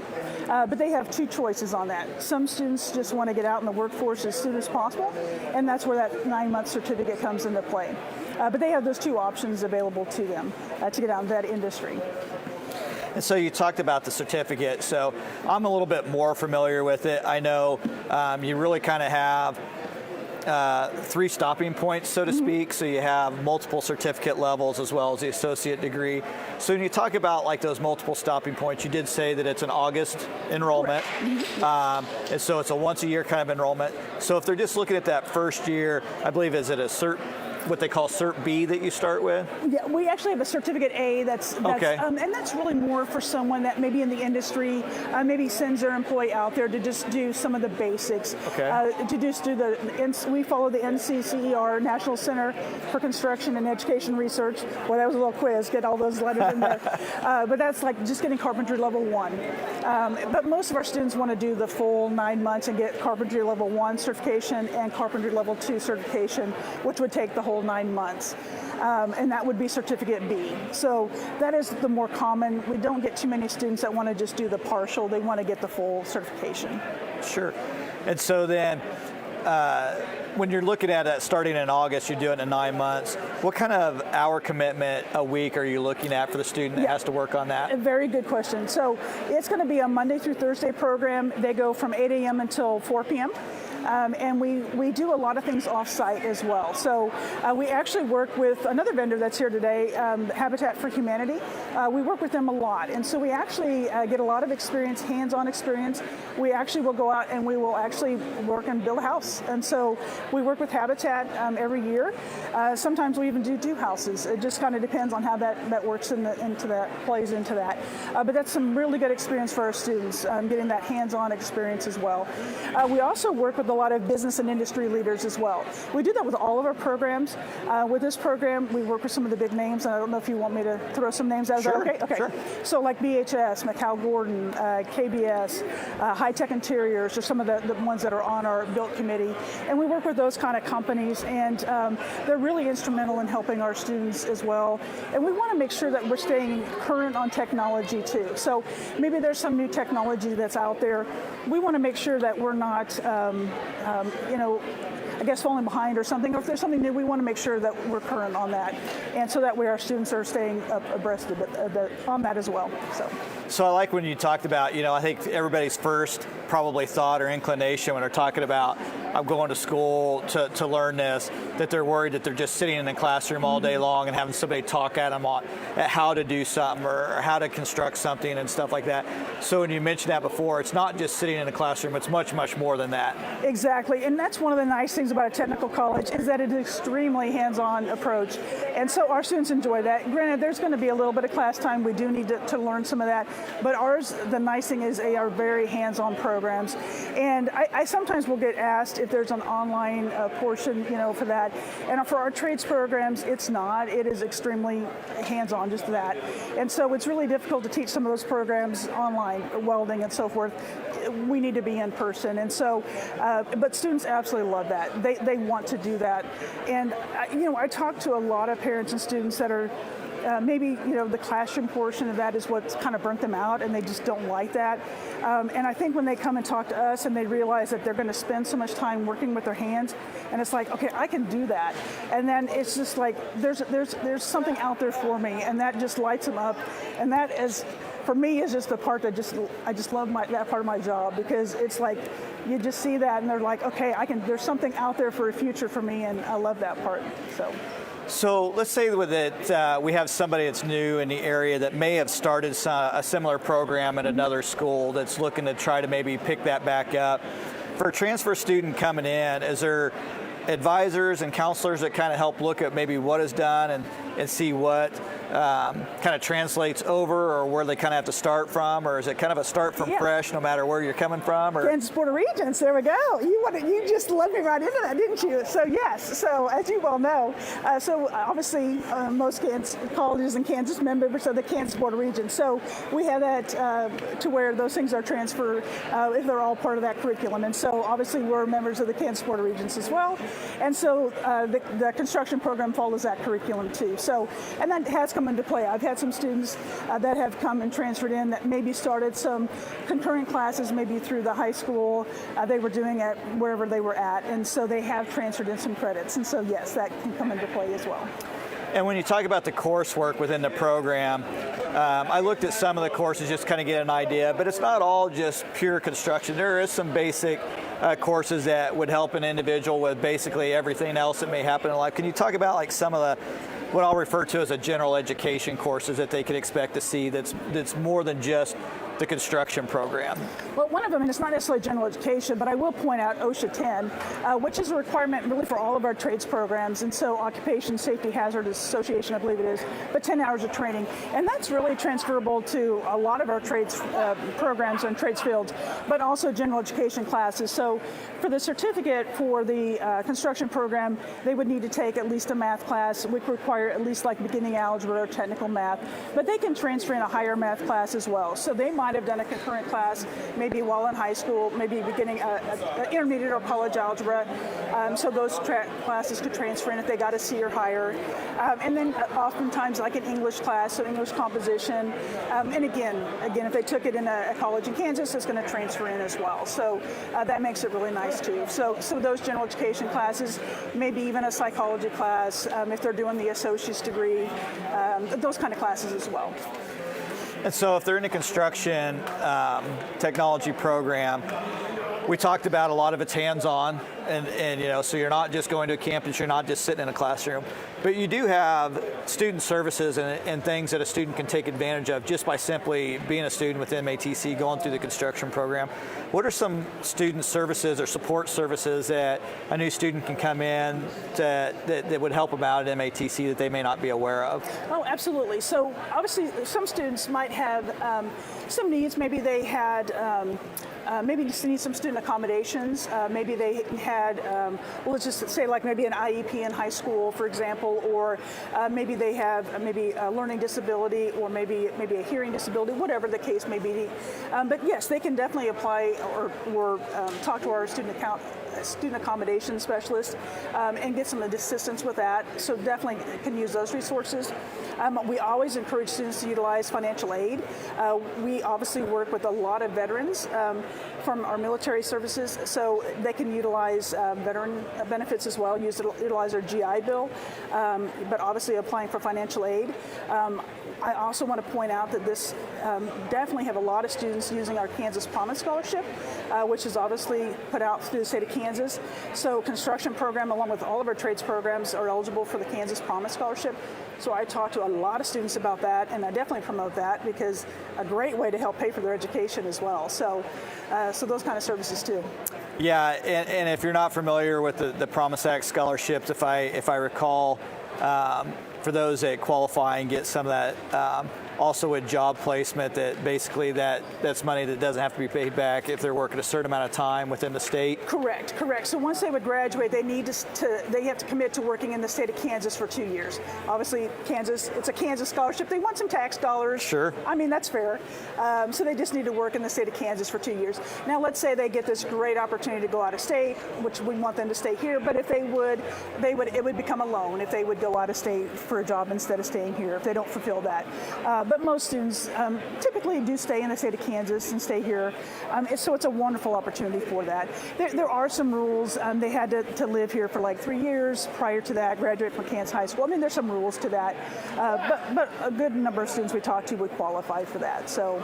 And so then if somebody had those kind of questions, what's kind of the first step for that student that may be hearing this and are interested in the program, but they're not really sure how to get started? What's probably the best way for them to really reach out and get started with the August courses coming up? Reach out to our admissions office. There's myself. I have admissions coordinator Rose that we can help them. And if not me, then someone at the college here we can definitely direct them. But that would be the first stepping point to reach out for some information. Our financial aid office can help them if they have questions about the FAFSA, the free application for federal student aid. Definitely can help them with that. That's been a little tricky. FAFSA's made some adjustments this year, and so that's probably. We'll preface that by be patient. They'll get it going eventually. Yes, exactly. But you do have to fill out the FAFSA in order to be eligible for the Kansas Promise Scholarship.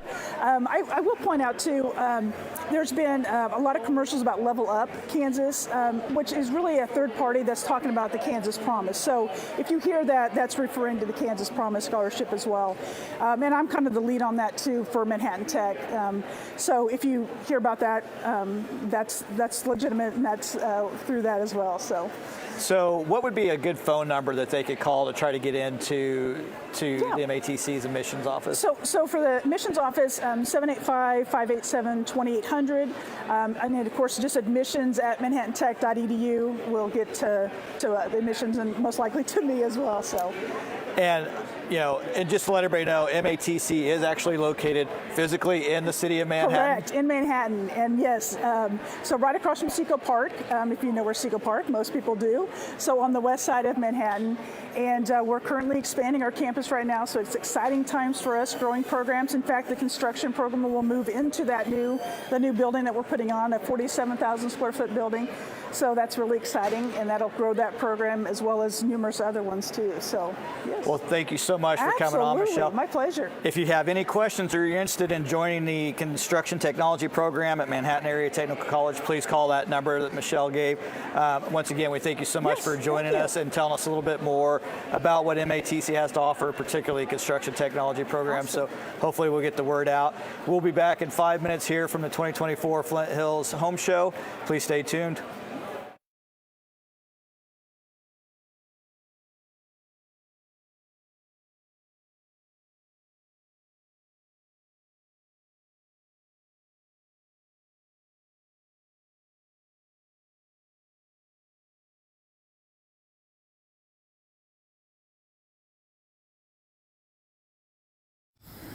This is my zen time.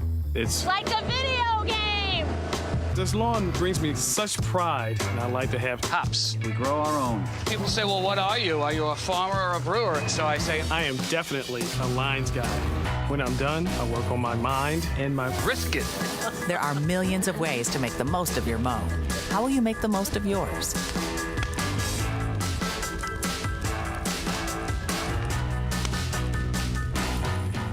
think people don't realize the difference of quality of work from a professional. It's just so evident to me. When I'm in my kitchen, it's clear that it was not done by me.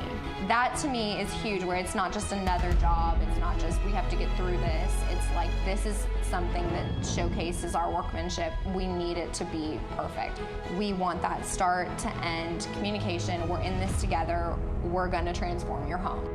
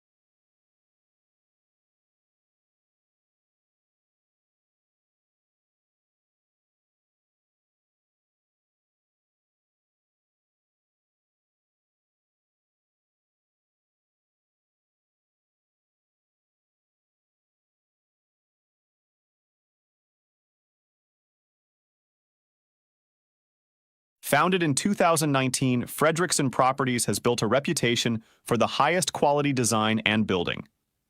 With us, you can expect builders and craftspeople Back to the 2024 Flint Hills Home Show. Judd McCormick here at Backroads Broadcasting. We're broadcasting here live from the Manhattan National Guard Armory here at the Home Show. We've been out here since 9 a.m. this morning. We'll be here till about 5 today. Home Show will be running again tomorrow, 11 a.m. to 4 p.m. If you happen to be in the area and want to stop by, see over 100 vendors, sales reps, anything you can think of for your home, from insurance to landscaping, cabinetry to bathrooms. You can find it out here today.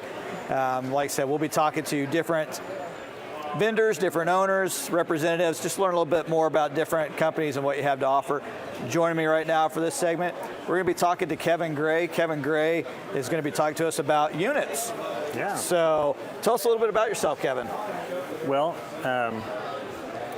Carolyn, who was on earlier, was talking about custom wood products, and Carolyn and I own custom wood products and Toledo closets. And so we got into units because of that, and to make that work. So we have the 12 and 16 foot containers that we can use to move people locally and also move people across the country. And so we hijacked the long distance move division to move cabinets from here to both East and West Coast. And so that's really how we got involved in it. And so we're really excited about having that service available, which is really unheard of. There's other in our area. I think a lot of the metropolitan areas, people are used to seeing these type of containers and these type of services, but really nothing around here. So.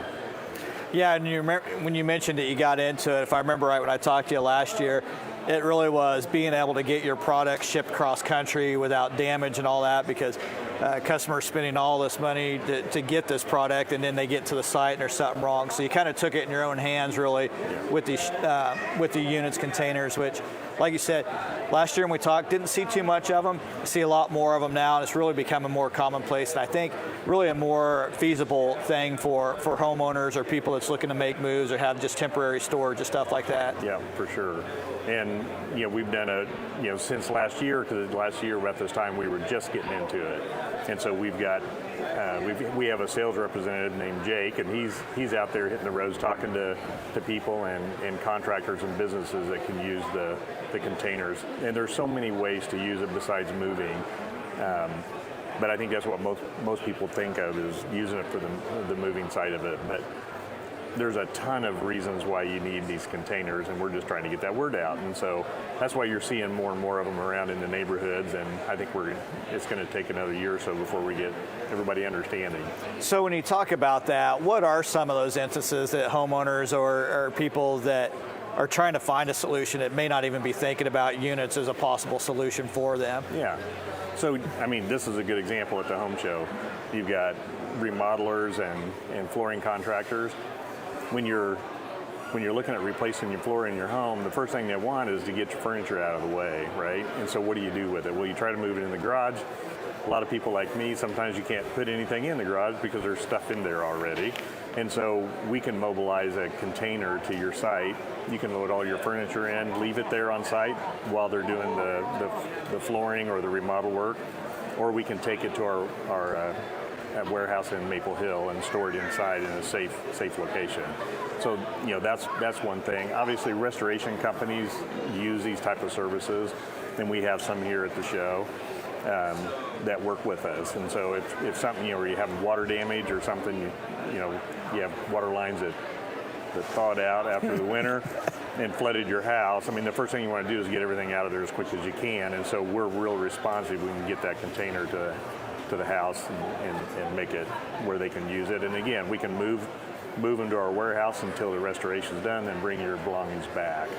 So. Yeah, I think that's a great point, and one that I hadn't thought of. When you first think of units, that's kind of what you're thinking of, is putting everything in there to move it somewhere else. But even, having a remodeling done, or having, gosh forbid, a water line break or something else, an unplanned event, and trying to figure out where you're going to do, and you don't want everything outside, having that units come in. And tell us a little bit about the construction of these units. So they're pretty sturdy. They are sturdy. They're not like a Connex, like a overseas shipping container. And we do that because we're trying to keep them fairly light, but there's some competitors out there that have like fabric sides. These are all steel construction. They have E-tracks inside, So there's all kinds of different brackets and straps and things that you can snap inside to help assist you on whatever you're storing. So it's really easy to snap on some brackets and put 2x4s and plywood for shelving, or a hang rod across there if you're trying to get all the stuff out of your closet. And so yeah, all steel, and they don't have a roll-up door, which the big advantage there is there's 2 swing doors, and they have really great seals on it. What you don't want is to have a little hole or place for a critter to get in while you're storing something, because they can wreak havoc with your belongings. Yeah, and I was actually about to ask that kind of question. If you have something stored on site, nobody has to worry about trying to set it up on blocks, get it off the ground, because we do have plenty of rodents, mice, whatever have you, and to be able to seal them out. So having that unit brought on the site, how complex or how difficult is that at times? Okay, well, we have a truck, and if you're out here, you can come by and see our unit, at least how we move it. But it's a dedicated truck for the container, and we have a robo unit that is like a small forklift. And if anybody's ever seen a lawn shed that got pre-built somewhere, that got moved onto site, it's a glorified shed mover. And the nice thing about it is that it's basically a small mini forklift. And so we put dollies on one end and crank those up off the ground so that that end can roll, and then we lift the other end with the robo unit. And as we come off the truck, we maintain that container stays level constantly. And then when we get it down on the street, we can run it up the driveway. We can, if the ground is stable, we can run it around the back side of the house, and we can get very precise, because the driver has a remote control unit. And so he can walk on either side of the container, go behind it, in front of it, and make sure we're not hitting anything. And so we can get in really tight spaces where you can't do that with a moving truck. You're pretty limited.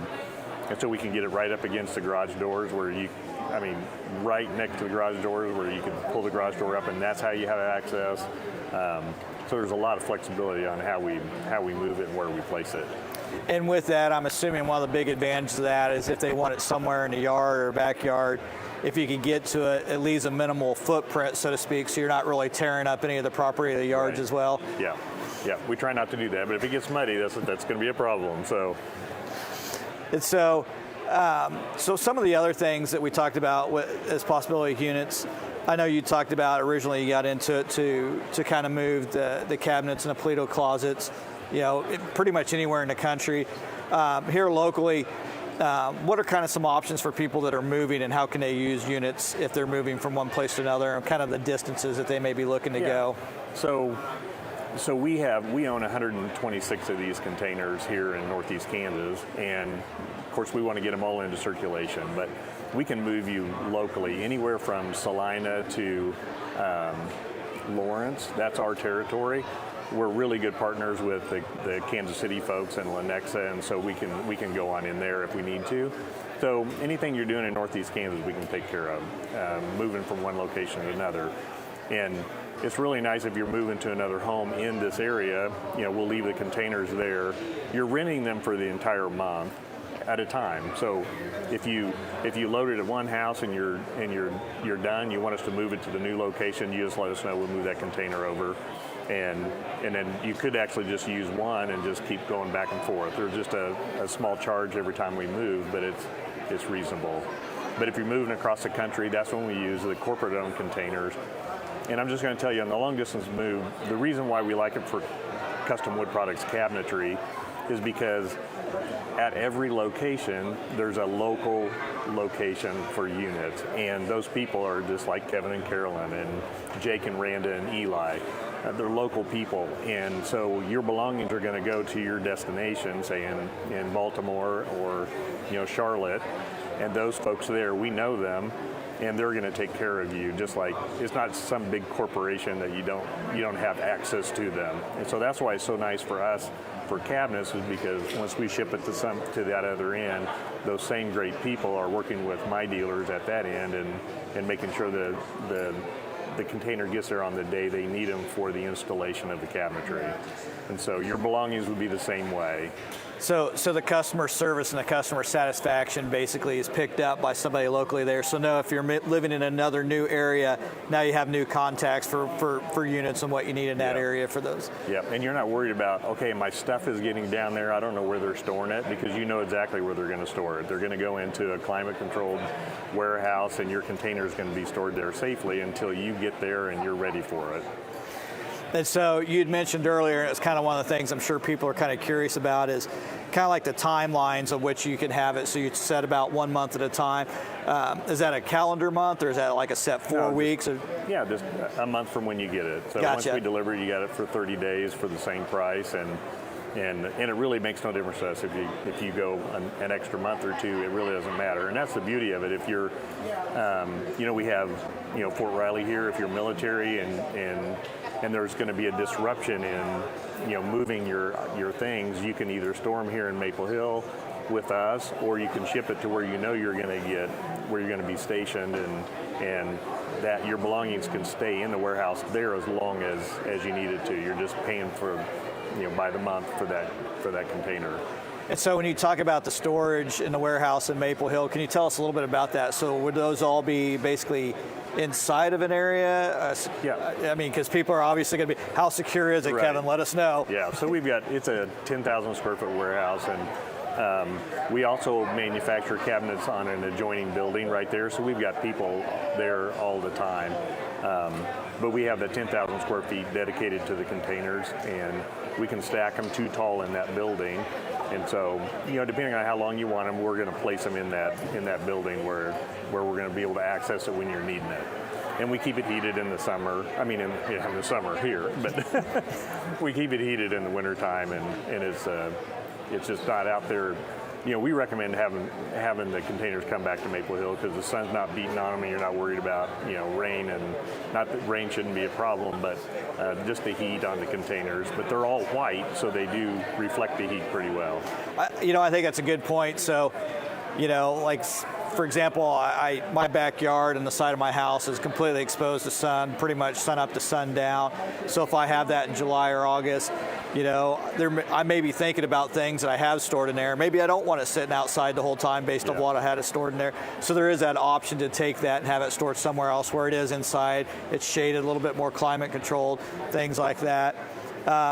What are some other things that you want to make sure that anybody that's listening or watching has a question about units that we haven't had a chance to cover, that it's really something for them to kind of think about the next time they're trying to think about something that's happening in their home, or trying to think of what to do with stuff in their home or anything like that? Right. So we could go on forever, but there's one thing that a lot of people have, and that's outdoor furniture. If they have a pool and they got a lot of outdoor furniture, we haven't really promoted this, but it does a really good job of, if you could share it with a neighbor, possibly a container, put all your furniture in there for the winter and let us store it in Maple Hill and bring it back when the pool opens again. So there's things like that we can do. I can tell you a really good story about, there's some college kids having an apartment. They were all sharing like 3 or 4, I think there was four kids sharing an apartment. Well, they were going to move the next year. When they came back, they were going to move to a different location. So, all the parents are calling, trying to figure out how to make this happen. They're like, all right, I'll rent the truck and I'll show up, and then we'll have the boys loaded, and then we'll move it to a storage unit, and then we'll come back and rent a truck and load it back up and bring it to the new location in the fall. And one of the fathers was a friend of mine, and he goes, no, there's a better way.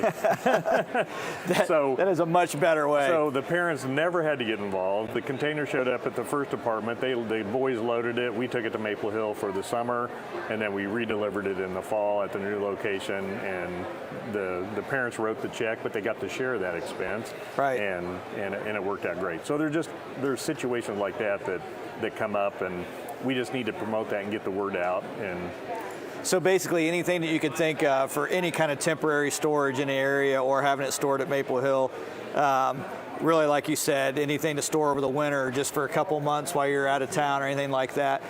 You mentioned several things that would have loved to have had, like in college, moving everything to my parents' house, going to work somewhere else for 3 months, coming back, getting everything, moving it back. So basically I moved 5 times every year, even though I only moved one spot to another. But I really appreciate even some of those ideas. So for some of those that have some of those concerns or ideas or trying to figure out what to do, what's a good way to reach out and contact units? Okay, well, you can, by the way, we have a lot of containers here in Manhattan at the old McCall building on the corner, so people are seeing it. The number's on the container there, but if you call our number is 785-256-4499, or they can go online to unitsnekansas.com, and they can, if they go to units, let's see, I think it's unitstorage.com, either one of those websites will work. You can request a quote, and they're pretty responsive, especially if you're moving across the country. It's easy to just put in where you're moving from, where you're moving to, and we can get a quote back to you pretty quick. But the nice thing, if you call the number, you're going to get Randa or Jake or Eli or myself or Carolyn, and so we're local people, and we're going to work with you and make sure you get taken care of. And I can give you an idea on the cost too. Just for Manhattan, the container rents for $200 a month, and then every time we touch it or move the container, it's about $100. Okay. So we bring it out for $100, you get it for $200 a month, and then we come pick it up for $100 and bring it back. It's an extra $50 a month for container while we store it in the warehouse in Maple Hill. So it's pretty simple. And we service, the delivery fees will be a little bit more for some of the mileage, here in Kansas. So it's a little bit more once you get west of Manhattan, but it's still very affordable. Well, thank you so much. If you have any kind of storage questions or concerns, by all means, stop by the website, give units a call. Kevin, I want to thank you again for coming on this year. I really appreciate it. It's always a joy to talk to you. I always enjoy coming by at your guys' booth. So once again, if you have any questions about any kind of storage ideas or concerns, you have kids that are moving in college, you have a bunch of stuff you need stored over the winter, by all means, give units a call, talk to Kevin, he'll set you up. Kevin, thank you again for joining us. We're going to be back in about 5 minutes here at the 2024 Flint Hills Home Show. Please stay tuned. Thank you so much.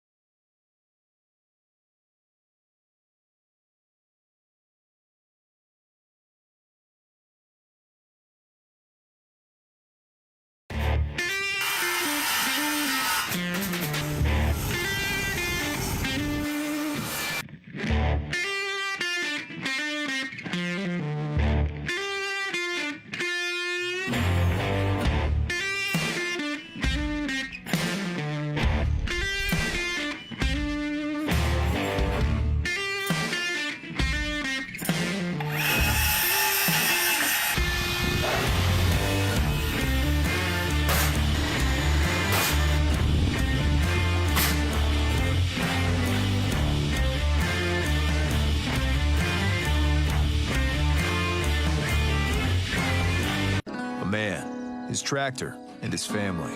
These are the Upshaws, though he goes by Shaw, which stands for skilled hands at work. From cutting hair and mowing grass to roasting marshmallows, he's got a grasp on what matters most. There's a story in every piece of land. Run with us on a John Deere tractor and start telling yours.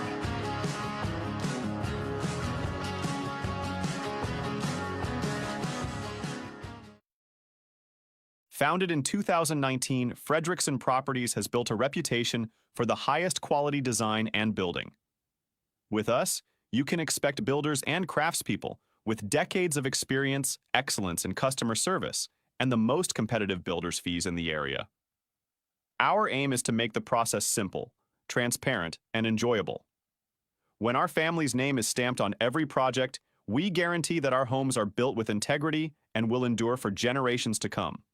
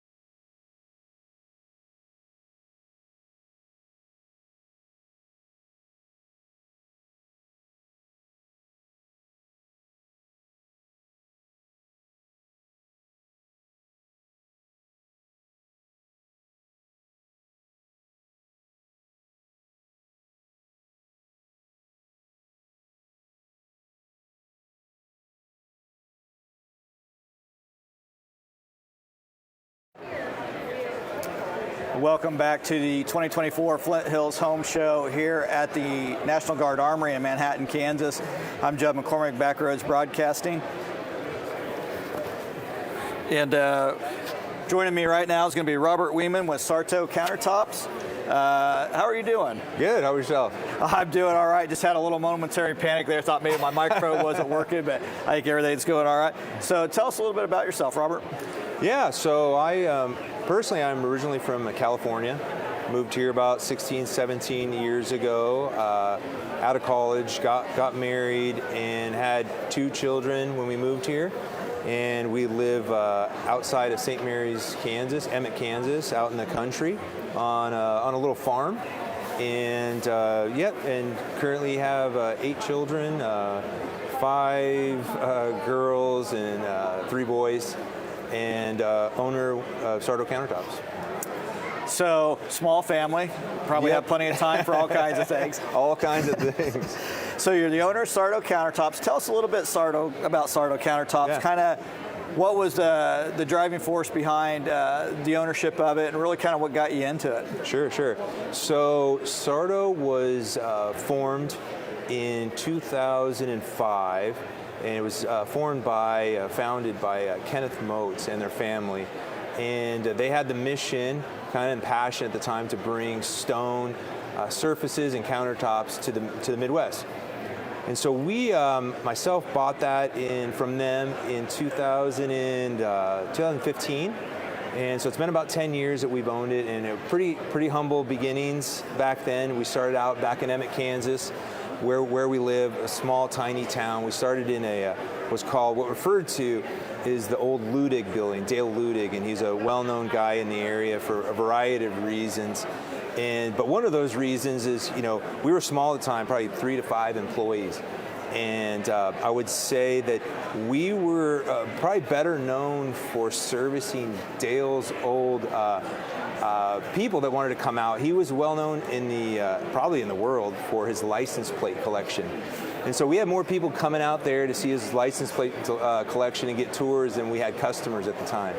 So pretty humble, back then, but we stuck at it. And in 2017, we were up to about 20 employees. And we had kind of made the decision at that point, hey, we're growing a lot.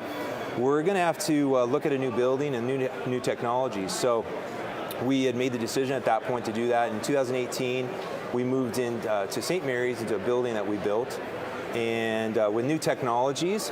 And from there, now we find ourselves, we're at about 45 employees now, busting at the seams again, and hoping in the next 5 years or so we'll probably expand again. So.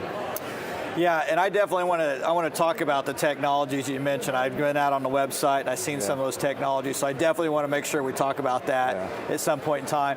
But I think to start out with, for those that aren't familiar with Sarto Countertops, what kind of countertops do you guys offer? And just beyond countertops, what are some other products and stuff that you guys go into? So you're not just a countertop company, but even though it says it in the name, sometimes people just think, well, that's where I'm going just for that. But it's more than just that. It's definitely more than that.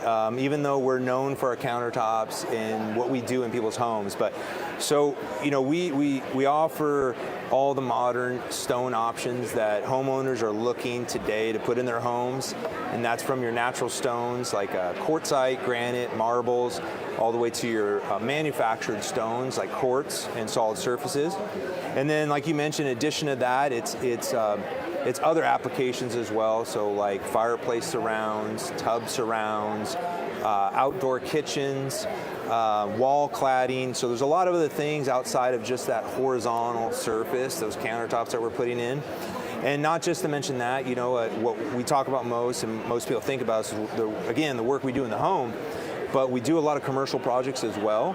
And those could be on schools, airports, government buildings, and that can range from wall cladding projects to countertops as well, and also even restoration projects. So, like I said, we want to get into the technology, and I think this will kind of lead us there, but for somebody who's unfamiliar with the process, kind of walk me through, like a customer just thinking about a countertop, to what you guys do to get that finished product and the actual installation. Well, so, I would say the magic really happens when they come visit us on site. I hope that's not mine. Nope. But I was looking for one of the 8, maybe. I have 3 here, so they probably would sneak around and try to scare me, or maybe out of that window. But so we coming to the home or starting with a customer from the beginning. So, the magic really happens when they come out, right? And so that's when we get to give them the Sardo experience, right? Take them through that Sardo difference. And we kind of sum that up, that process in like 5 steps. So starts with discovery, then goes to design, then craft, fabricate, then installation, and then our guarantee. And so at the discovery phase, that's when that's their first kind of visit to us. That's when we're going over cabinet plans, designs, color palettes, generally their vision, right? Budgets, things like that. And that's when we are taking that first step towards a design. From there, then entering the design phase, we go out and we do a digital template of their project, and which comes back to our CAD department. And from CAD, then we have a digital, kind of that first step into that digital design, that rendering, right? Where we're taking your stone that you want and laying it out on the project itself and coming up with that final design and scope, and then getting the okay from the project owner. From there, then we enter into the create or fabricate stage, and that enters our fabrication facility. And that's where we're pulling the stone that you selected, cutting, edging, polishing, and ultimately getting to our hand polishing. That's doing our final hand polish and final QC process for install. And then, so there's a lot of stuff, a lot of that magic happens on the front end. But ultimately, what customers really want is installations finally there. And that's when the Sardo experience is put in their home. So then we have a dedicated group in-house that do our installations for us, and that's done, which then leads to the Sardo guarantee and Sardo promise, which is basically we promise that we're going to take care of you, we're going to get this job done, and we're going to get a job done well. And that's a big part, I think, where people decide to use us and come to us is because of trust. Is ultimately, I think, in these construction and service industries, is people have a vision and they want to trust that you're going to be able to take that vision and do something with it. And that's what we give by that promise to them. So when they come to Sardo, basically at no point in time are you really handing off what you're doing. You're going out there meeting with the customer. Yep. Talk about some of that technology when you're talking about getting basically the digital dimensions and the layout, all the way to the installation. It basically starts and stops with you, so they know who they're dealing with. Start to finish. It's all the way through. That's the way we've always done it. It gives us that control, that we need to provide that promise. It's a big promise to make, and so we need that to guarantee that. So yeah. And so then we talked about some of the other technology. I think the thing that I was amazed by, and I'm kind of odd when it comes to that, is I was looking at just how you cut and shape the countertops. I think it's an amazing process, and the speed at which you guys can do that and the accuracy in which you can do that, I think is something that really I think customers need to know about. And if they don't get an opportunity to see it, to at least hear about it. Oh yeah, so I would say that's a good point, and I'd say that's the big differentiating factor for Sardo. Is I would say it really comes to our size. Is that there's not very many countertop companies that ever get to the size we do. And a lot of people, kind of don't think about that, or it doesn't mean much to them. But those are the things that give us those differentiating factors, which is ultimately our facility, our fabrication facility, the state of the art, the advancements we have, and our people. And on that facility side, without the size that we have, we wouldn't be able to build the building we are in. It's a 20,000 square foot building. We have an indoor and an outdoor slab yard, and get into the technologies we have. I would say that we probably have one of the most advanced fabrication facilities for stone in the Midwest. And it takes size to get to that. And those are the things that allow us to put out the number of projects we do on a daily basis, somewhere between 10 to 15. Those are the things that keep our turnaround times below 10 days.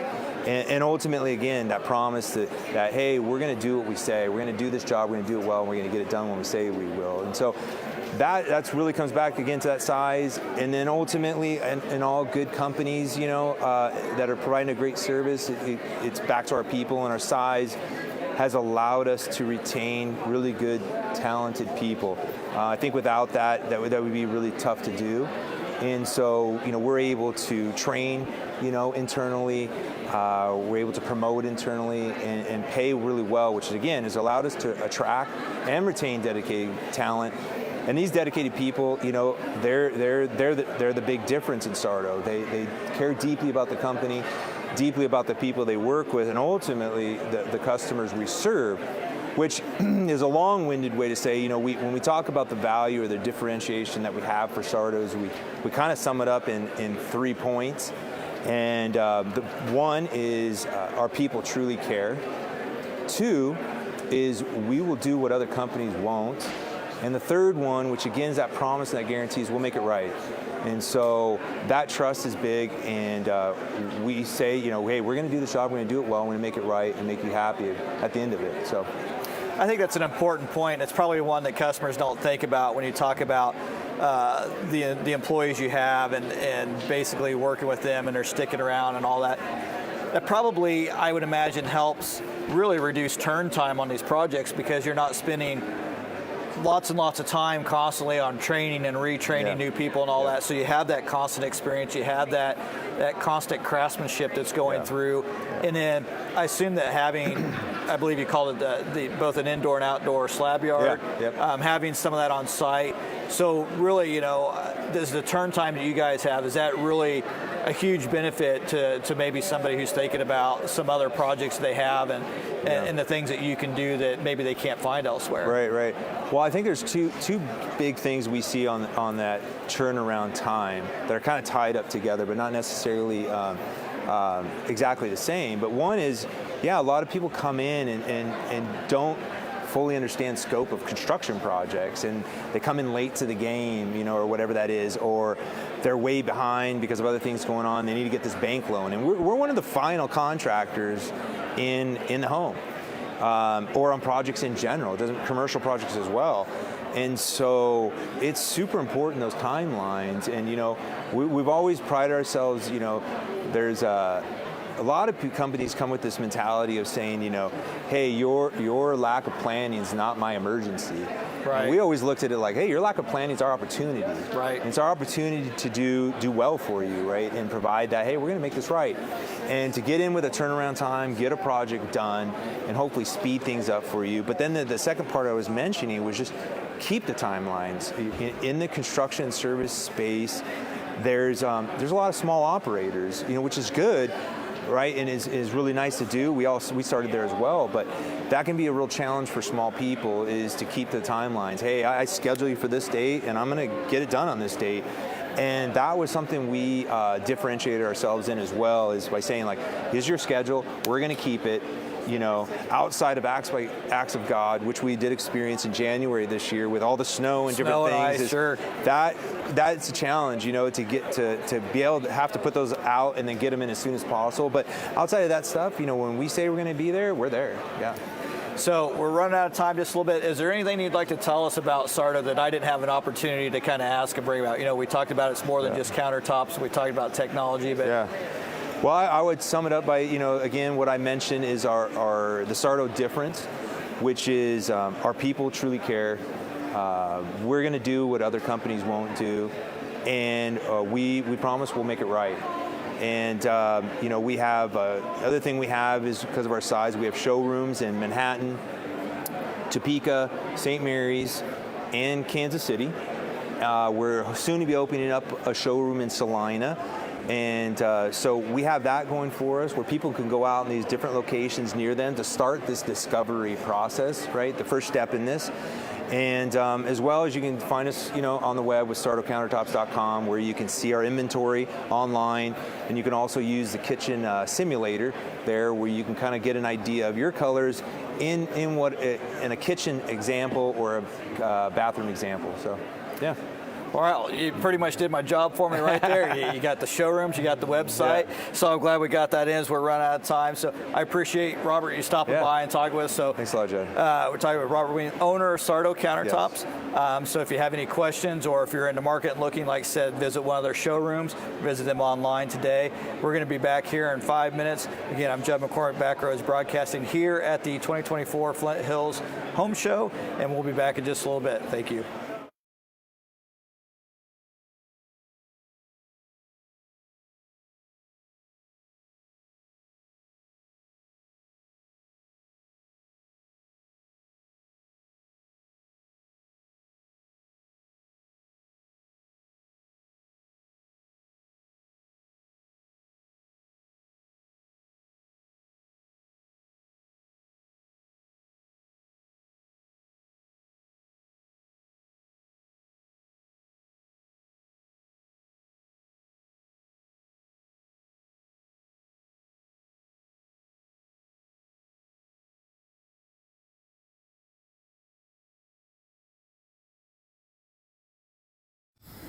This is my zen time.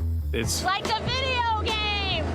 This lawn brings me such pride, and I like to have hops. We grow our own. People say, well, what are you? Are you a farmer or a brewer? And so I say, I am definitely a lines guy. When I'm done, I work on my mind and my brisket. There are millions of ways to make the most of your mow. How will you make the most of yours?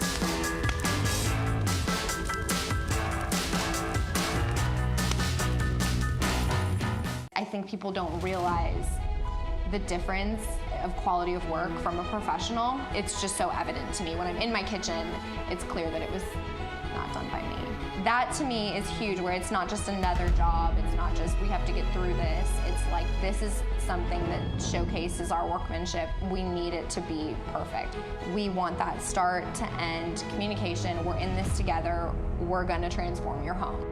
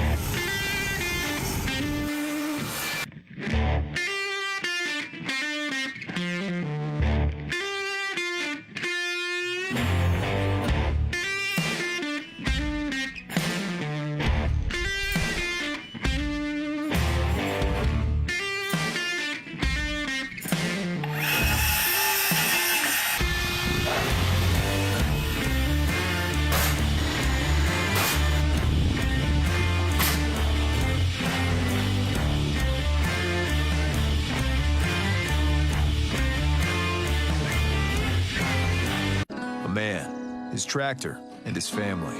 These are the Upshaws, though he goes by Shaw, which stands for skilled hands at work. From cutting hair and mowing grass to roasting marshmallows, he's got a grasp on what matters most. There's a story in every piece of land. Run with us on a John Deere tractor and start telling yours.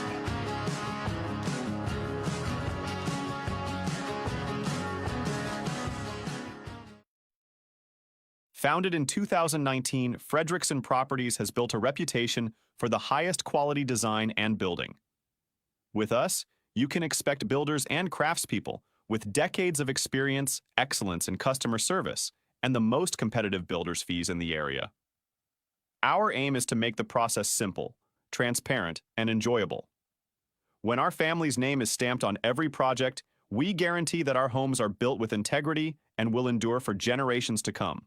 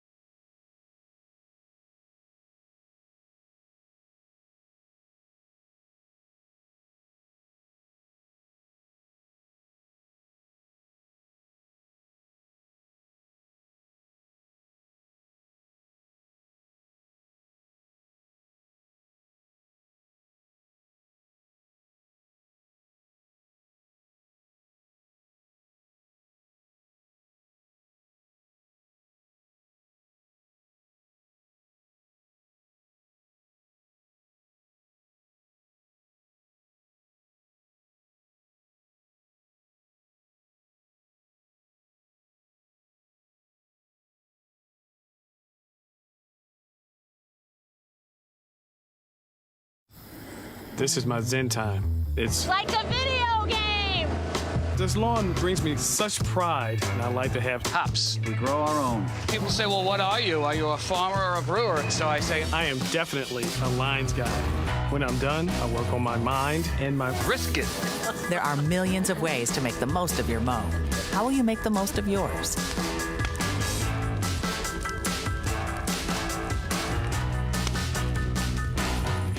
I think people don't realize the difference of quality of work from a professional. It's just so evident to me. When I'm in my kitchen, it's clear that it was not done by me. That to me is huge, where it's not just another job, it's not just we have to get through this, it's like this is something that showcases our workmanship. We need it to be perfect. We want that start to end communication. We're in this together. We're going to transform your home.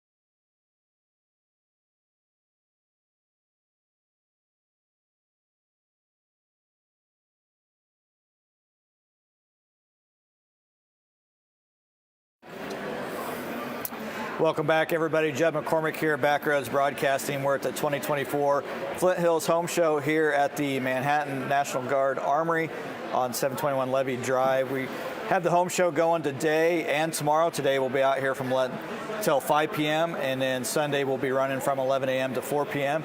So if you happen to be in the area and want to stop by and see a lot of vendors here at the home show, anything you could think of for your home, from insurance to landscape to cabinets to countertops to lawnmowers, you have it out here. Plenty of people to talk to. We're working on segments all day long, talking to business owners and different vendors to find out more about them and or their companies. Right now I am being joined by Derek Taussig of Taussig Landscape. I've known Derek for a long time. Derek, how are you doing today? Good. Thanks for having me today, Judd. So, Derek, tell us a little bit about yourself and in your landscape company. Yeah, I own Taussig Landscape. As you know, we do work on your yard. We're a full-service landscape company, so we can come out and design the full landscape project, or we could also just do the mowing and maintenance for you, and everything in between too. So when did you get started with just your company alone, and how long have you kind of been in the industry? I had a company in high school, 14 years old, push mowing all the neighbors' yards. That's how I started. I built it up, had a couple of employees even in high school, and I sold that business in 2003 and joined the United States Army. Served for 8 years as a combat medic in the Army, and then in 2010 I came home from Iraq and came back to Manhattan and started going to K-State. And 2011 I decided to start a landscape company again. Been at it ever since. Been at it ever since. And I've actually been familiar with you probably since around 2012. So pretty early on in it. I know over the years you've kind of grown, you've taken on more things, more projects, more opportunities that you provide customers. So we talk a little bit about just landscaping alone. I know you also do irrigation install, you talked about lawn maintenance, and there's other things, but we'll get to some of those. But most of the people, when they think about landscape, they probably don't think about all the things that are involved in landscaping and really kind of what you provide. You know, most people just think some plants here or there, flowers here or there, maybe a walkway or something. But really with Taussig Landscape, if they were to contact you, what's some of the processes you can work on with them in projects large or small? We can pretty much do it all. We've got a lot of years of experience with my staff to make sure that all of the things are done properly. So yes, it's just planting some plants, but you want to have the grade right before you put those plants in so the water runs away from your foundation. You want to plant the right plant in the right place to make sure it fits, and 10 years from now it'll still look good. So by calling Taussig Landscape, we have the experience to make sure that happens for you. And when you talk about doing all that, and when you talk to a customer, they may have some ideas in mind of what they want to do, but do you kind of have a design process or anything like that you can work with them and kind of come out and see what you're dealing with to start with and what would work best for their area? Yep, we do have a sales process. We actually start with, we're going to send you a question, depending on what kind of project you have, we'll send you a questionnaire, let you fill that out online, and then we'll do a phone interview with you before we come out and meet with you. So before we even come on site, we already have a good idea of what you want. So, yep, we've got an awesome sales process to go work with us. And so I've known just from things that I've worked with you on. I'll go ahead and brag about you a little bit. You were a mentor to our oldest daughter on a senior project that she had through Rock Creek High School doing landscape. I think what I like most about it is that you made her get involved in the process every step of the way. You made her get involved in the design. You actually made her get on the machines and actually operate the machines, which I thought was amazing. Yep. But kind of through that, I think she learned a lot, not only about how business operates, but kind of that process. And I think she learned a lot more about what you guys offer than just what you normally think. And so, we talked about patios or fire pits and all these things, and you're kind of underselling yourself a little bit. I mean, I've seen some massive projects you've worked on, multiple tiers, incredible designs. Yep. So tell us a little bit about some of those projects and kind of the scope of things that you kind of really can get into. We could do everything. So our company motto is enriching lives through the outdoors. And so that's kind of our main goal, however that is for you. So we've done projects well into the six figures, $300,000 to $400,000 projects where we build this entire space around your backyard, around a pool, around a hot tub, whatever it is. And we can really go as big and as awesome as you want us to. So. And then some of the other services I know that you provide that I actually take advantage of as well. So your full service irrigation, most people don't think about what all is entailed with that. They just think once the irrigation's put in, all they got to do is, set it and forget it and walk away from it. But there's a little bit more to it than just that. Yep, it's important. Irrigation systems are expensive, and so we want to help you maintain them properly. With proper maintenance, they'll add value to your home and add value to your property. And so we do more than just install it all. We help you all the way through. We've been working together for 10, 12 years. We help you take care of it after it's done too. So we're here to stay for sure. So, and with that, some of the things I've noticed, and I didn't realize it till I actually had a system, all the different possible options that you can have in an irrigation system. I think when I was looking, you have your basic drip system, you have a rotary system, you have several rounds. So when you get into that, how does a customer, do they have to worry about kind of what they're thinking, or really is that kind of in your hands when you're talking to them? Yeah, you really should. There's just a lot of different things to look through, and we've tried a lot of things. We've tried things that haven't worked. We've tried things that have worked, and we're going to lead you in the direction that is the proper end result. There's a couple different ways you can skin a cat, but there's a right way and a wrong way, and we really try to only steer you in the right way. So. And then I know from experience, you may have it in, you think you got all the zones covered the way you want. Sometimes you get into that heat of that summer, maybe something's getting scalded a little bit more. Yeah. Is there opportunities that you guys can kind of come in and take a look at that and kind of reset or maybe change out some things here or there? We renovate a lot of irrigation systems. It's common, and it could have. The soil has changed over time and some erosion happened, so that maybe it didn't need the water there when that system installed and it does now, or a tree dies and it was shaded before and now it's not. So it's really common. We can do irrigation system renovations. Sometimes we'll go replace every head, sometimes it's just adding one head, but we've got the team to do it right. So. And then I think one of the last things that you guys do that I take advantage of as well, I say take advantage, it's not like I'm getting it for free, but still it's a part of the services that you guys do, the irrigation, and probably overlook sometimes, that's the winterization. Yep. I would suggest some irrigation systems do have like this king drain installed. I've seen many times where those get clogged. I think every winter you should spray out your irrigation system. We blow it out with a big commercial air compressor and get all that water out. It just really protects your irrigation system for sure.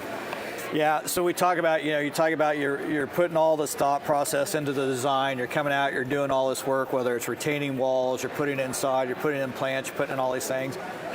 Irrigation's nice, it can help you keep all those things alive, but amongst that also now with just lawn care services, you have multiple things that you can do with lawn care. I know you do a lot of maintenance, mowing but even to like fertilizing programs and stuff like that. Can you tell us a little bit about that? Yeah, we've got 3 different options, from a basic fertilizer weed control program up to I think we call it a gold fertilizer package, which is like 7 or 8 applications.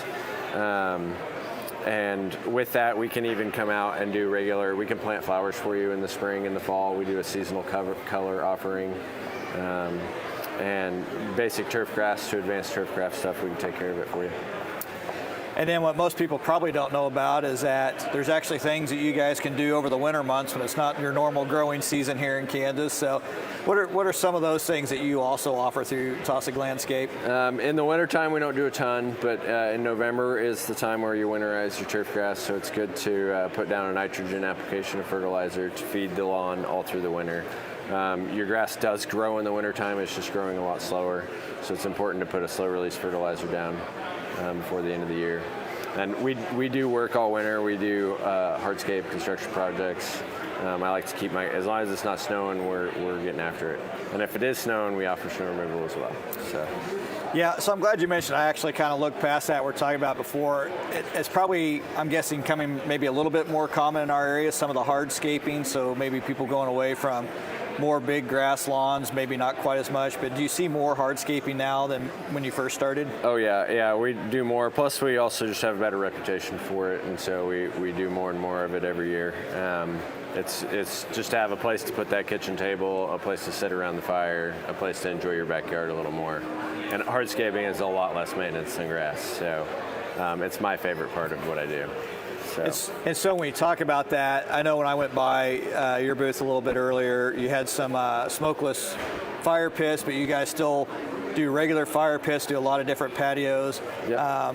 So a lot more than what people might just think of just a standard patio or a walkway. Oh yeah, I mean I can build a full-on fireplace. And so I can do a whole chimney fireplace. I can insert a smokeless fire pit into a stone surround that I can build. The possibilities are endless. So I can run that to your gas line and we can run it off your gas, or I can hook it up to a propane tank. So I'm going to ask this just because I personally kind of want to know. Let's say a DIYer makes their own fire pit and it doesn't quite work like they want it to. Could you come out and take a look and give some options on what you guys could do to make it better or make it function better? Yep, I sure could. We're also doing an event. We haven't talked about our garden center yet, but I do have a hardscape training event coming up March 30th at our retail garden center. And so we are doing a class to help the DIYs learn how to do it better. So let's talk about your garden center. I wanted to make sure we got to that because that's relatively new, and we've been out there a few times, and it's a different arrangement than what most people might think of with a garden center, and I really like the setup. So tell us about that, your location of that. Yep, so our garden center, we started it last year out in the middle of a farm field. We have a grain bin gazebo is where our cash register station is, and we sell mostly plants and trees. We're growing that constantly, and our offerings are always growing. We sell the Brio fire pits. We have hardscape materials and boulders. We sell all your bulk river rock and mulch. And anything in the landscape industry, I can pretty much get it, source it, and deliver it to your house for you. So. And then you mentioned the hardscape training event you have going on. You guys do those pretty. It seemed like last year you did several different things throughout the year that was kind of a timely thing that people could kind of learn a little bit about it. Is there always plans of that going forward, and how do those kind of work, and where do you do those? Yes, our shop, we're located at 4245 Appleyard Road. It's off of Highway 24, just south of the White Water Tower on the highway. And we plan on having an event at least once a month out there. They'll be on our Facebook and social media and on our website. And we'll do everything from designer days where you can meet with one of our landscape designers. We'll do a potting party day, this hardscape training event. We really want to help people that are DIYers to be able to do a quality product like we have. So we're kind of sharing our knowledge with the local community. And I think that's amazing. I mean, you personally have shared a lot of your knowledge with me over the years and with my family. I bought a lot of supplies from you and have tried to do things myself, and you're always right there to jump in and go, here's kind of how I would do it. Give it a shot. If you need my help, I'll jump in. And I really appreciate it. I think that's what's amazing about you and your company and your organization. Yeah, the garden center, I think, is amazing. I love the setup. The thing I'm just now starting to hear more about is the pond area that you have out there. Is there things that you do that incorporates that as well with the community? Yeah, I pretty much opened it up for fishing. So if you want to come fish your pond, then come help yourself.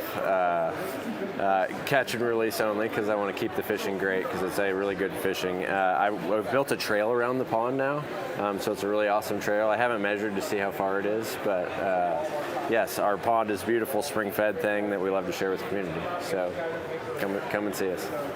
Yeah, so I really appreciate all that. We talked about the garden center, that location. How else can they get a hold of Taussig Landscape if they want to start a project? What's kind of that process to reach out to you? The easiest way, 24/7, is our website, TaussigLandscape.com. If you just Google TaussigLandscape.com, you find us really easily. And our phone number's on there, 785-564-1727. That's how you get a hold of us by phone. We have a secretary for regular business hours. And yeah, we'd love to work with as many people in our community as we can. And if they have any questions about upcoming events, stuff like that, you mentioned Facebook page. Yep. That's where you have most of those Yeah, posted. we have very active on our Facebook page and Instagram page as well. So. And then if folks want to, I believe they can also sign up to get emails about those events and stuff as well. Is that correct? Yep. Yeah, we have a sign up on our website, and you can. We send out an email weekly during the growing season, a little less often in the wintertime. So if you have any questions about the Taussig Landscape Garden Center, any kind of services that Derek Taussig and Taussig Landscape has, or basically you just want to learn how to be better at doing it yourself, he's more than willing to share that knowledge. I want to thank Derek for stopping by today. I really appreciate it. It's always a pleasure to talk to you. I always like picking your brain about things around my house when I can. We will be back here at the 2024 Flint Hills Home Show here in just a few minutes. Please stay tuned. We'll see you in just a little bit.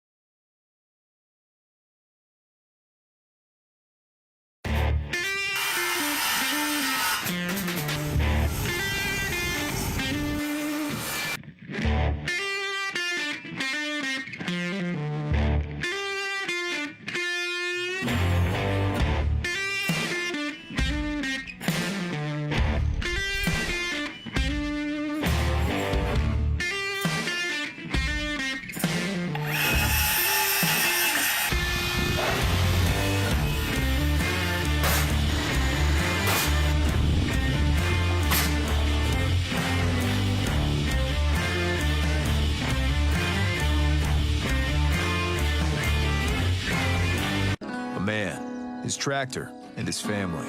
These are the Upshaws, though he goes by Shaw, which stands for skilled hands at work. From cutting hair and mowing grass to roasting marshmallows, he's got a grasp on what matters most. There's a story in every piece of land. Run with us on a John Deere tractor and start telling yours.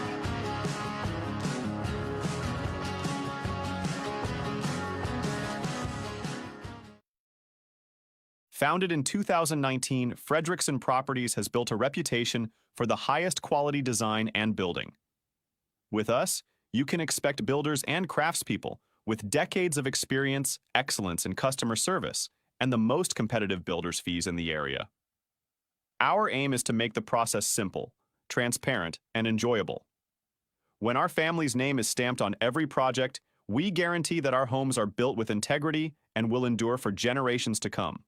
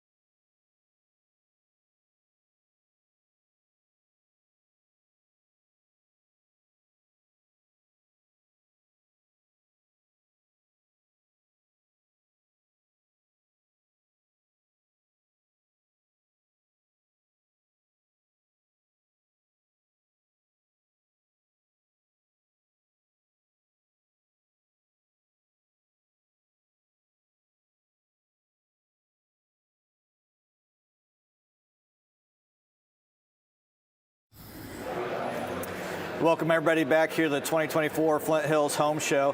Judd McCormick here at Backroads Broadcasting. We've been broadcasting here today, different segments, talking to different vendors and owners here at the home show, learning lots about things that you can buy, purchase, and look into for your homes. If you happen to be in the area, stop by the Manhattan National Guard Armory at 721 Levy Drive. We'll be here till 5 o'clock today. Tomorrow we'll be here from 11 a.m. to 4 p.m. It's only a $5 entry fee. Kids under 12 get in free. And apparently it's dog friendly, as I noticed today as dogs were walking around. Joining me for this segment, it's going to be the owner of Budget Blinds. It's going to be Patrick O'Kane. How are you doing, Patrick? I'm good. Thanks for having me. So we had you on last year. You were kind of one of the guinea pigs as we were trying this. Apparently we didn't scare you off, so I thank you for coming back again this year. Tell us a little bit about yourself and how you kind of got started. Sure. So Budget Blinds is a nationwide organization, individually owned franchises across the country, all across North America actually. So my wife and I own Budget Blinds in Manhattan and Topeka. And we've owned it for about 9 years, since March of 2015. But Budget Blinds has been in this area for about 18 years now. So definitely not new to the game. And so you talk about when you come in, a lot of people may or may not be familiar with Budget Blinds and kind of what some of your offerings are. Can you just talk a little bit about kind of the broad scope of what it is you do and kind of the process for a customer that's just kind of looking into your company? Sure. Yeah. So we really focus on trying to make it easy for the customers. You know, no stress, no hassle. We come to your home. You know, you don't even have to come to us. We'll bring the samples and things to your home. We'll sit down with you, talk to you about what it is that you need. You know, is it light control? Is it privacy? Is it something decorative? Some combination or all three of those. We'll talk you through that process, and then based on the breadth of products that we have, we'll make a recommendation to you about what we think might meet those needs the best. Talk about operating systems. You know, the cords are going away. Child safety, child and pet safety are a big thing. So we have cordless options and everything, and we also have motorization options and everything, as the smart home kind of concept is catching on, where you can just ask Alexa to open the blinds, you know, that sort of thing. So we can do all of that. So when you're first going out and meeting a customer and talk to them, is there contact before that where you kind of have a narrowed down amount of items you're taking, or do you kind of try to get a wide variety, because there may be things that you have that they just don't know about or haven't thought about, and so the opportunity to see it and hear about it kind of might spur an idea in their mind of a different direction they might want to go. Sure, yeah, we really try to do that. Frankly, you know, window coverings is not something that's top of mind for everybody all the time. You know, you either have them or you don't. You may not even think about them too much. And when it comes to time to replace them, whether you're building a new home or remodeling a home or replacing windows, and your old window coverings don't fit anymore, you start to think about, you know, what I've seen and what I've done. So yeah, we do an initial qualification with customers to kind of talk through some of those initial things that you're looking for. We ask customers, do you have products now, or do you have some product in the past that you really liked, or did you have something in mind, you know, that you'd like to learn more about? And so we go down that road, but we'll also come in and say, hey, you know, based on what you've told me, I have a product that you didn't mention that you may not be aware of. Let me show it to you, you know. And we get a lot of people, if nothing else, get an education out of the free consultation that we offer. And there's no obligation. We're not a pressure sales organization, anything like that. We just come in, we listen to your needs, and we'll provide a solution for you. And we've got so many different things that we can offer that, you know, if the, you know, cream of the crop, best motorized automated thing is just out of your budget, well, no problem. We can come down from that, and we even carry the same stuff that box stores do. You know, we don't sell a ton of that stuff because usually our customers are not looking for that, but we can. If that's what your budget is, it's not a problem. And so I got to thinking about it as you're talking, you know, me and my narrow mindset, I'm thinking somebody's coming out to look at one room, but as you're talking about it, yes, if you have a new home, you have an entire house that you have to think about. So what they're thinking about for one room may be completely different in the other room, and so there might be different things that they need for different rooms. So is that kind of one of the things you look at, is from a room-to-room perspective, even if a customer may like one thing that's all throughout, it may be something that's a little over the top, and maybe they don't exactly need that for that particular room because of the lighting that's coming in, or maybe it's already shaded or stuff like that. Mm-hmm. And so do you kind of help them walk through that process as well as you're kind of working from room to room through a house with the different needs and the different styles from each each of those? Yeah, that's a really good point. A lot of times you do have different needs, and we encourage customers to think about the space of their home that they spend the most time in, which is normally a great room, living room, kitchen area, open floor plan type of concept, or a master bedroom, that sort of thing. So we let them know, if you've got everybody has a budget and you want to kind of manage your money appropriately. So, spend the money in those areas. And then when we go to the guest rooms or maybe the kids' rooms or something, we can step it down and accomplish the privacy or the light control or whatever it is that you need in those rooms without giving you, the same kind of elegant features and stuff like that you would have in the living room where all your guests and your family and everybody's going to spend all their time. So yeah, absolutely. We do customized options for every room of the house, every window in the house. Everything we do is custom. We don't sell anything stock. So we come in and we take measurements, we guarantee that fit, and we allow you then to kind of shop with us as we go through the different options and make sure that you're getting what you want at the price that you want. And then we'll follow up with the service. We've got the best warranty in the industry with a 5-year no questions asked warranty. Now, you will read online about a no questions asked warranty, right?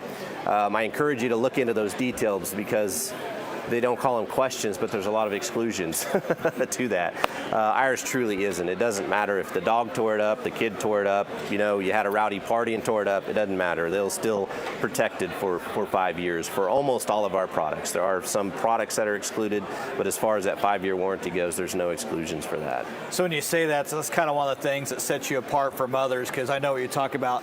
There's no questions asked, but the first thing to say, paws and claws, when it comes to animals. So beyond that, so you talk about the warranty, and so those kind of services after the sale, is that really kind of what the customers may not think about or know about? And so you really kind of want to make sure that they're aware of that things aren't done with Budget Blinds the minute that the install is done. Yeah, that's right. We really take pride in that service from end to end.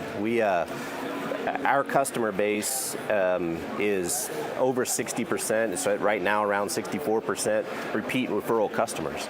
So we really look at every customer as a lifelong relationship, whether it's that house, the next 3 houses. We've got customers that we've done multiple houses for across the years, and that's because of that level of service. We're always there for you. We're always there, one phone call away, no matter what the problem is. If you're outside of that 5-year, no questions asked deal, call us. There's still lifetime warranties on a lot of the components and things like that, and we'll take care of all that for you. We'll make sure that you get the best value out of that total purchase that you can for the life of the product. And even though the company is called Budget Blinds, it's really more than just blinds when we're talking about even just inside the home. So there's a lot more options out. What are some other things that people may not think about that you guys offer beyond just blinds when they think about the name? Sure. Yeah, I'm glad you asked because you're right. It is kind of, hey, I want blinds for this or blinds for that. We carry every type of window covering that there is. So we do custom draperies. We have stock panel draperies, custom drapery hardware. We have shutters, plantation-style shutters, shades, interior and exterior. As a matter of fact, at the home show here, we've got on display one of our exterior shade products that are top of the line. And in Kansas, that's important because we get high winds that are a lot of times unexpected. And if you've got a shade outside, that not only will the shade get torn up, but the shade will tear other things up on your house and on your porch or on your deck. So this system prevents that, and it'll shut out bugs. We put it on fully enclosed patio spaces and deck spaces that have heaters.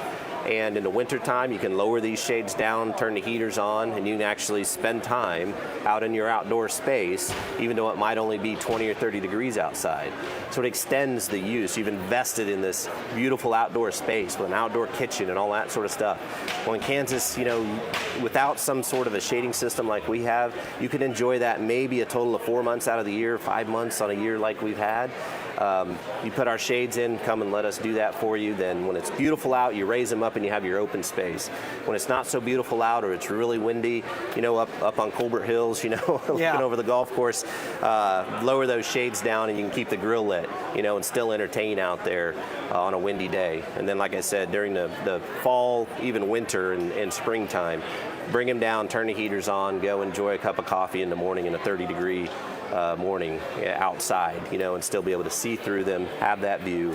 It's a really, really nice product. So you've almost taken and made an affordable concept of what used to be at one point in time what they used to call like the 3-season room or whatever, with those shades.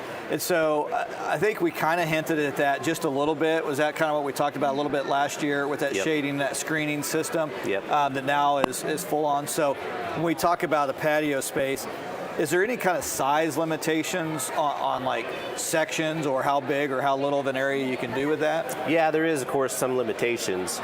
But with this system, the limitation for a single shade width is 30 feet across. Okay, so that will cover almost any outdoor space that you have. And then height-wise, it can go up to 12 feet at that 30-foot span.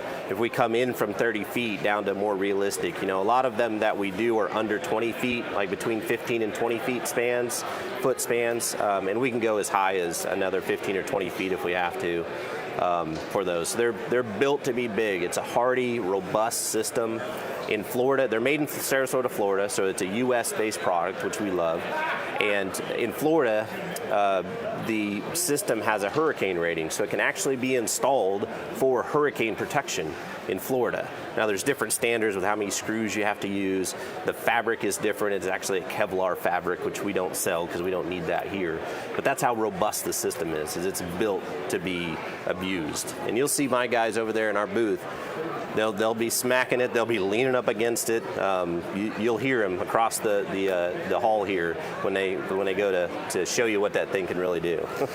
Yeah, I know we kind of hinted at it last year. I was pretty excited. I wanted to talk about it. You were just getting started with it, but I actually was over there a little bit ago, and I stopped by last night, talked to you. You were showing me. I think it's a really amazing product. The idea that it could go 30 feet wide, it kind of baffles me a little bit on a space that would be that big. There's some other kind of combination of things I'm very curious about, of whether you've ran across or not, but there's for some people that maybe have a deck that doesn't necessarily have a patio space, but if they had some kind of the water protection underneath the deck, could you still do something like that, screening around that? So in essence, you could, between two products, you can turn a deck into kind of an enclosed patio space? Yeah, absolutely. We've got customers who will have something like that under the decking, right, to filter the water, keep the water off the patio below. You screen that in, and you keep those screens down, and you keep the bugs out. You've created an outdoor room, but it's not just an outdoor room. It's all still an open outdoor space. Right. So it's built to keep insects out, heat and cold out, wind out, and keep other things from getting in also. So it's really meant to do everything. And of course, we have other products as well. Maybe not everybody needs that total system. We've got other outdoor products as well, but this is really for our environment here in Kansas, the weather that we have, and with the bugs, and kind of we have it all. In fact, next week I think we're going to have it all probably in 1 week. It sounds like it. Yeah, I think we're going to have second winter and third spring all next week. Yeah. Well, this product will, it'll meet all those needs. So that's why we're really excited about it. So we have just a little bit of time left. We managed to touch on some of the inside window coverings and things like that. We got to talk about the screen. Is there anything else with Budget Blinds about products or the services you offer, things that you just really want a customer to know about you guys? Sure. Well, first of all, there's our website. If you go to budgetblinds.com, that's real simple. You'll put your zip code in there, and it'll take you to our site, and you'll see our work on that site. You can also put in budgetblinds.com/Topeka and see it as well. So either way, you can get there very easily. You can call our office at 785-234-2348. And of course, on social media, we're very active on social media as well. But when it comes to the thing that kind of sets us apart, the box stores are kind of a DIY type of thing. You'll seldom ever find anybody that knows much, if anything, about window coverings, so you're really on your own. And I can't tell you how many customers we've had that have gone that route in hopes of saving some money, and then called us, a couple years down the road when things start breaking and say, I'll never do that again. That's just not worth it. And, at that point, they're like, I don't care what it costs. But at the same time, we're like, well, we can do the same thing for you, and we'll be here if there are any problems down the road. And I understand now you guys have financing options available? Correct, yeah, that's something we just started. So, in today's world, having financing is a nice feature to have, so we've implemented that.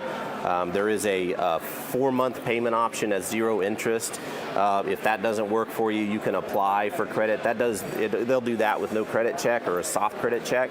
If you want to apply for something more like a 1-year plan, then there's a simple 5-minute process to apply, and then based on your credit score, you'll get a credit offer back to extend those payments to whatever works for you. All right. Well, Patrick, thank you so much for joining us. So if you have any questions about budget blinds, or you're in the market and looking for some outdoor space you want to convert, or some indoor blind coverings, again, more than just blinds there at Budget Blinds, but stop by here today at the home show, visit the Budget Blinds booth just right across the way from us. Again, we'll be here till 5 o'clock today. It will be operating 11 a.m. to 4 p.m. tomorrow here at the Kansas National Guard here in Manhattan at 721 Levy Drive. We'll be back here in about 5 minutes. Again, Patrick O'Kane, Budget Blinds, thank you so much for joining us. Thank you.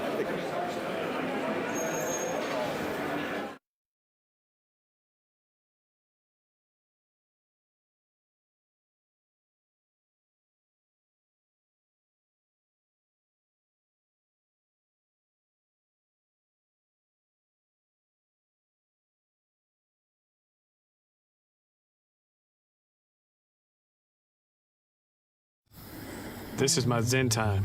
It's like a video game. This lawn brings me such pride, and I like to have Hops. We grow our own. People say, well, what are you? Are you a farmer or a brewer? So I say, I am definitely a lines guy. When I'm done, I work on my mind and my brisket. There are millions of ways to make the most of your mow. How will you make the most of yours?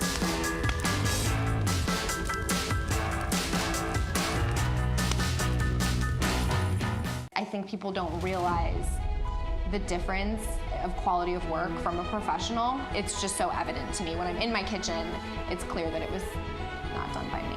That to me is huge, where it's not just another job, it's not just we have to get through this. It's like this is something that showcases our workmanship. We need it to be perfect. We want that start to end communication. We're in this together. We're gonna transform your home.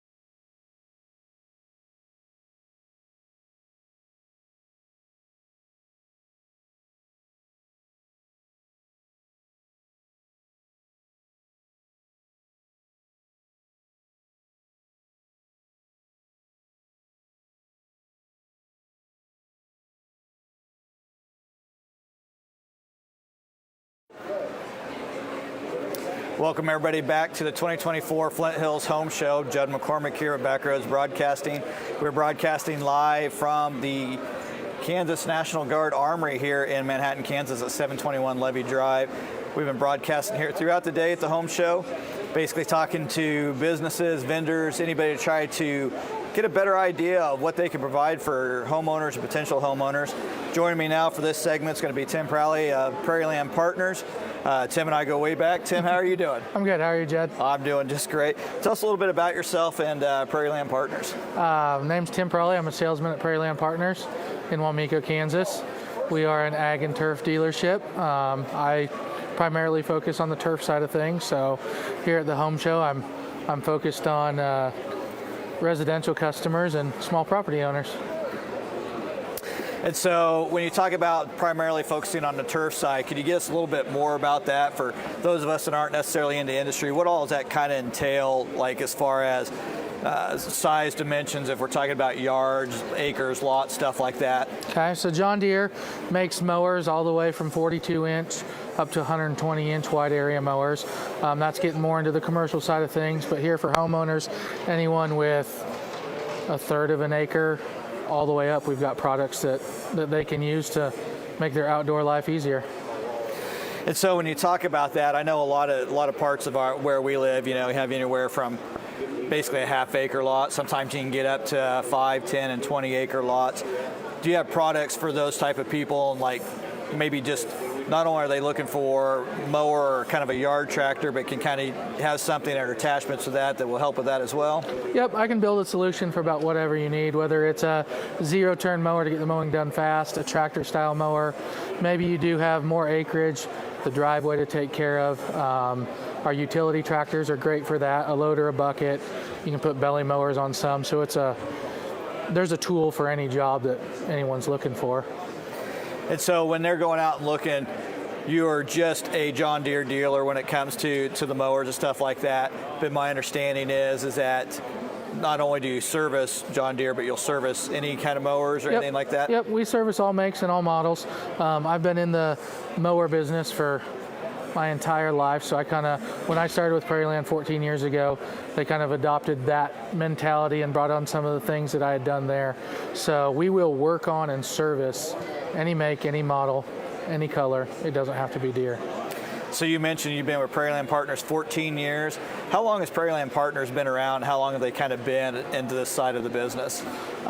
We started out as Concordia Tractor and merged with Prairie Land about 5 years ago. So as Concordia Tractor, they've been in this area. So Prairie Land Partners has been in this area servicing since the early 2000s is when they purchased the building that's in Wamego. And so kind of the area you cover, really when somebody's kind of looking, kind of how far out in any direction do you kind of to work with customers? About the farthest north is Jackson County, Holton, Kansas, up in there. And then I will go over to about Junction City, from Topeka to Junction City, that I-70 corridor, and 30 minutes to an hour north, south, east, west of Wamego. And so we talked about lawnmowers, you talked about zero turn and things like that. What are some styles of mowers that people may not be familiar with? Of course, I'm your neighbor, so I get to see what you actually use and what you use in your own yard. But tell us a little bit more about some of the things that have been kind of come along in the last couple years for people that haven't really been into and shopping for a mower, say the last 2, 3, 4 years. What are some changes that have really happened in the years? One big change that we're seeing now, and I have one in my booth, is electric mowers. There's a big push for all electric. So I've got one of those in my booth currently here at the show. We are currently in the talks with robotic mowers.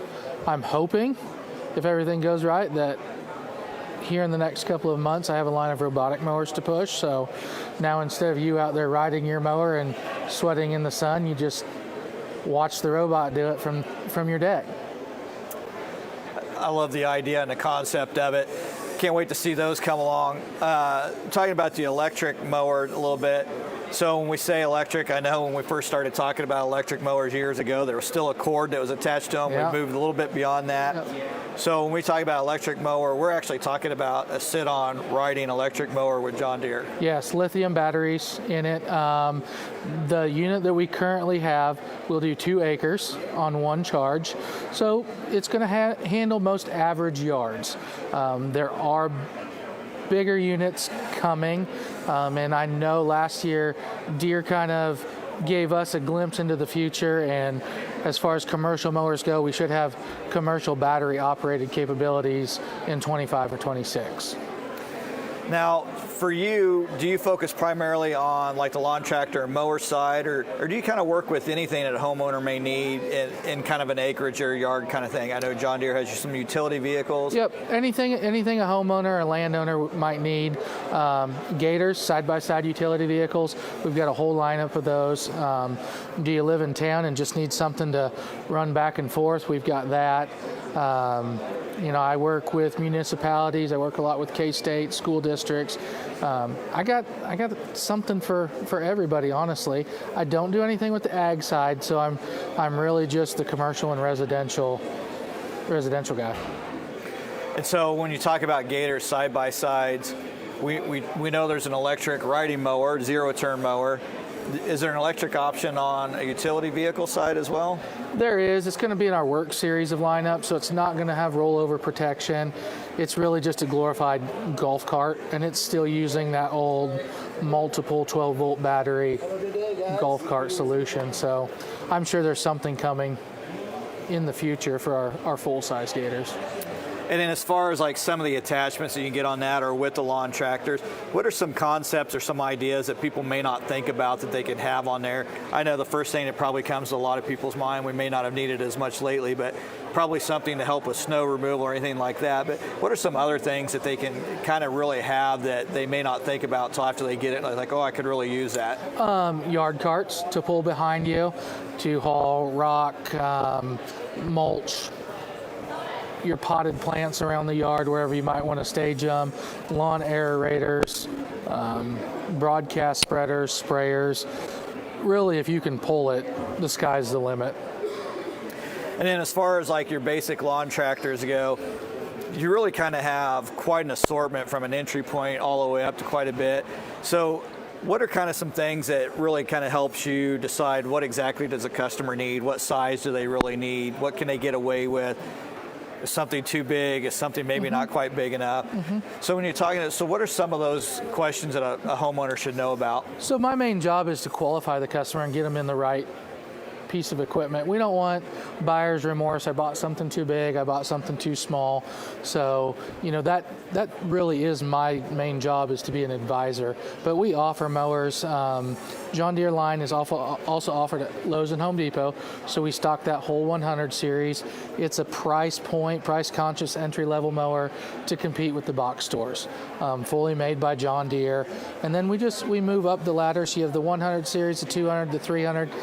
As you get up in that numbering system, the quality is increasing, but so is the price. So maybe that 100 series, it's going to get you by for 7 to 10 years, but then when you've seen someone that's had a John Deere mower for the last 30 years, they bought the equivalent to our 3 series or above.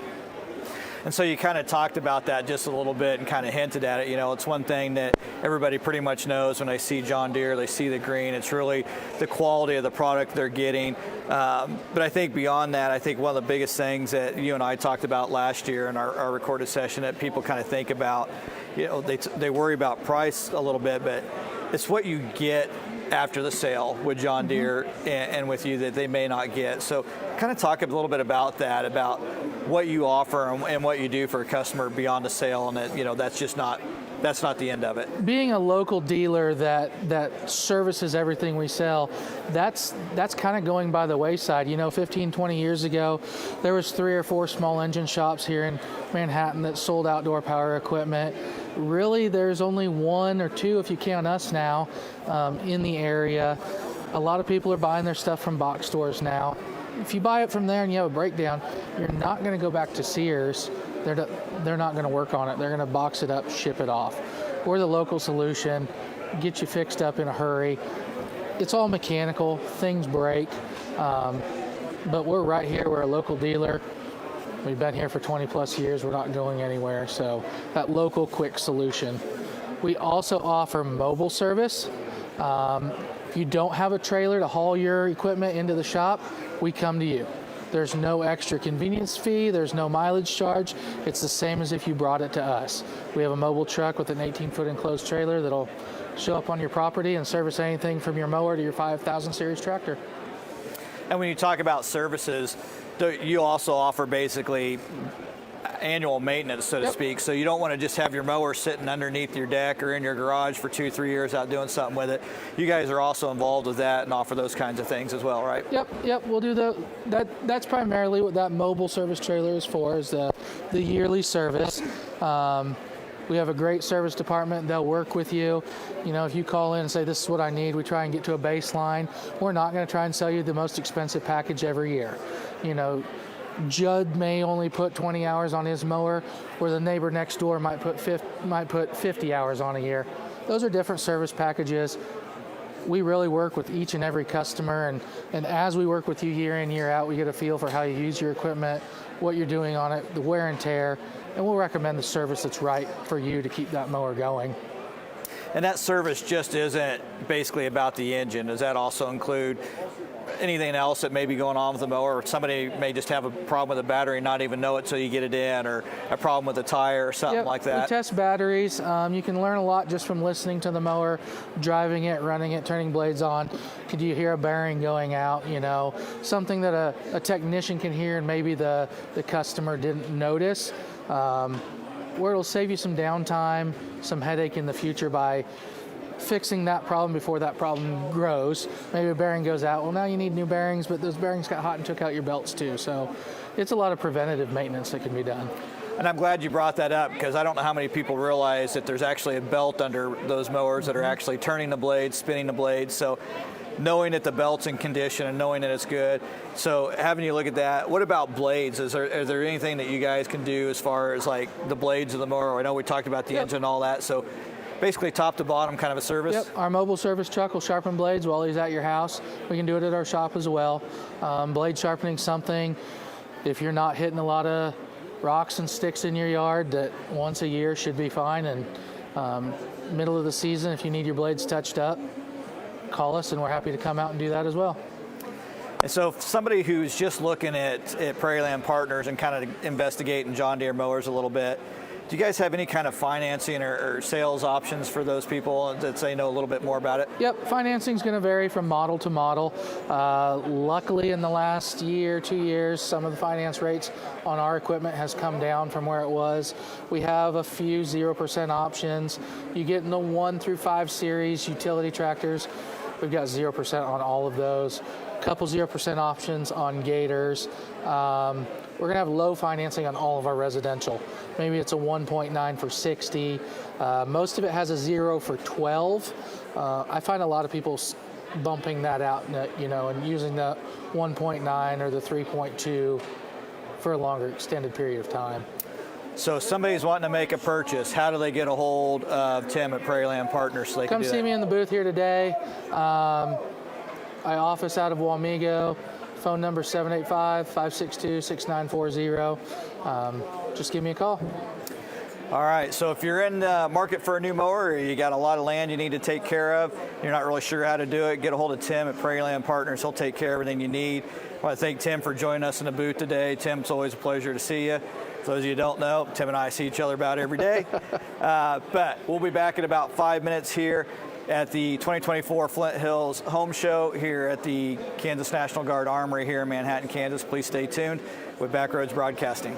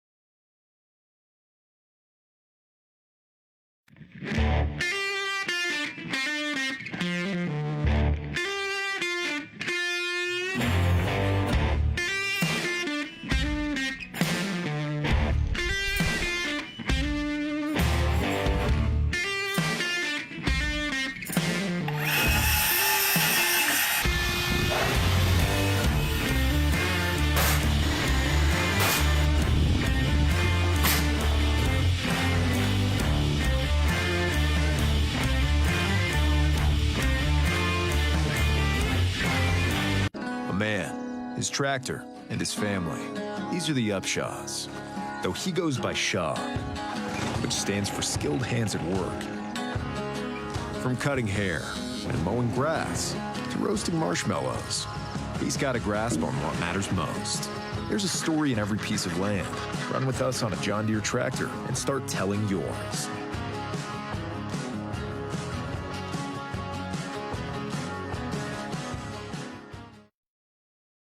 Founded in 2019, Fredrickson Properties has built a reputation for the highest quality design and building. With us, you can expect builders and craftspeople with decades of experience, excellence in customer service, and the most competitive builders' fees in the area. Our aim is to make the process simple, transparent, and enjoyable. When our family's name is stamped on every project, we guarantee that our homes are built with integrity and will endure for generations to come.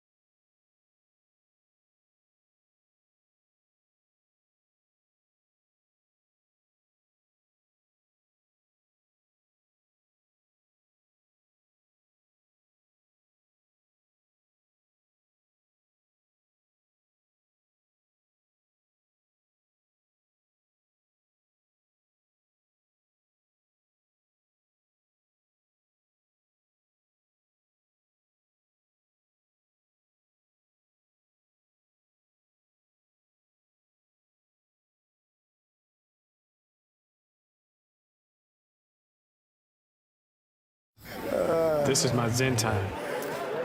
Welcome back, everybody. Judd McCormick with Backroads Broadcasting. We are here at the 2024 Flint Hills Home Show here at the Manhattan National Guard Armory at 721 Levee Drive. We've been here all day today. We've been here since about 9 a.m. talking with different businesses, owners, proprietors, vendors, trying to get a better idea, getting some information out there to potential homeowners or current homeowners on all the options you can have for your home. We talk about landscaping to insurance, countertops to financing. It's all covered here at the Flint Hills Home Show. Joining me for this segment, kind of a last second segment, so Sean and I are going to joke about it a little bit. I got Sean Hansford with Faithful Landscape joining us in this segment. Sean, how are you doing today? I'm doing well, Jed. How about yourself, my friend? I'm doing great. Thanks for last second jumping in. No problem. We were joking before the camera started rolling that our wives told us what we were doing, and so here we are. That's usually how it is, it seems like. So Faithful Landscapes, based out of Topeka, Kansas. You're here at the Home Show. Welcome to the Home Show, by the way. Thank you. Is this your first time here at the Flint Hills Home Show? So actually, we were here last year. We kind of partnered with Sardo Countertops and such. Fantastic people, and we were able to kind of work with them, and then we just kind of did a little thing for them this year, and then we have our own display, this year that we're doing. But yeah, we service Topeka, Lawrence, Kansas City, Manhattan, Wamego. So, everything in that geographical area. So. Well, tell us a little bit about yourself and your connection with Faithful Landscape and really kind of how it got started and the roots of it. Sure, absolutely. So basically, the company started about 27 years ago. And so we specialize in various things such as outdoor living spaces, water features, irrigation installation and irrigation maintenance, lawn care, mowing. So we kind of just an all-around service for the customers that I guess we would hopefully bring on board at some point in time. And so you talked about you're here last year. I was actually by your booth last night. I kind of walked by. It's an amazing setup you have over there. Thank you. An incredible patio. If you happen to be in the area and you're coming by the home show, I really encourage everybody to come by and take a look at Faithful Landscape setup. I can't imagine the amount of time it took to set that up, but it looks tremendous. So you talked about some of your services, and you kind of briefly hinted on it. So I kind of want to dig a little bit deeper so people know when it comes to landscaping. I think there's so much out there and there's so many things involved in it that somebody new probably don't really know what's involved or how to get involved. So kind of what is the process if they're wanting to reach out to Faithful Landscapes and they're not really sure what they want to do? Kind of walk me through some of that. Sure, absolutely. I mean, our phone number, of course, 785-215-8222. A good way to always get in touch with us. You can visit us on our website at faithfullandscapes.com. As far as, reaching out and the people that are, interested in that may not have the knowledge and this, that, and the other, we do try to really educate our potential customers as far as that goes on, what we can do, how to properly maintain it after we have, performed the work out there. And so we really are trying to build relationships more so than anything else. I think customer service, I grew up, learning that. My grandfather told me anything worth doing is worth doing right. And so because of that, I think that's always stuck with me. And I think that is the reason why we help to train our employees to make sure that the customer always feels, the most important, or just making sure that they understand that we're going to be there for them, And so I think that's really the basis of it as far as it goes. We started out pretty small. It was just me kind of doing everything. Eventually got a lot of good people, a lot of good employees. We kind of consider ourselves as family. And because of that, I think that helps us to adapt to be able to treat our customers like family. Sure. And so when we talk about that, I know there's a lot that goes into the design process and actually being on site and all of that.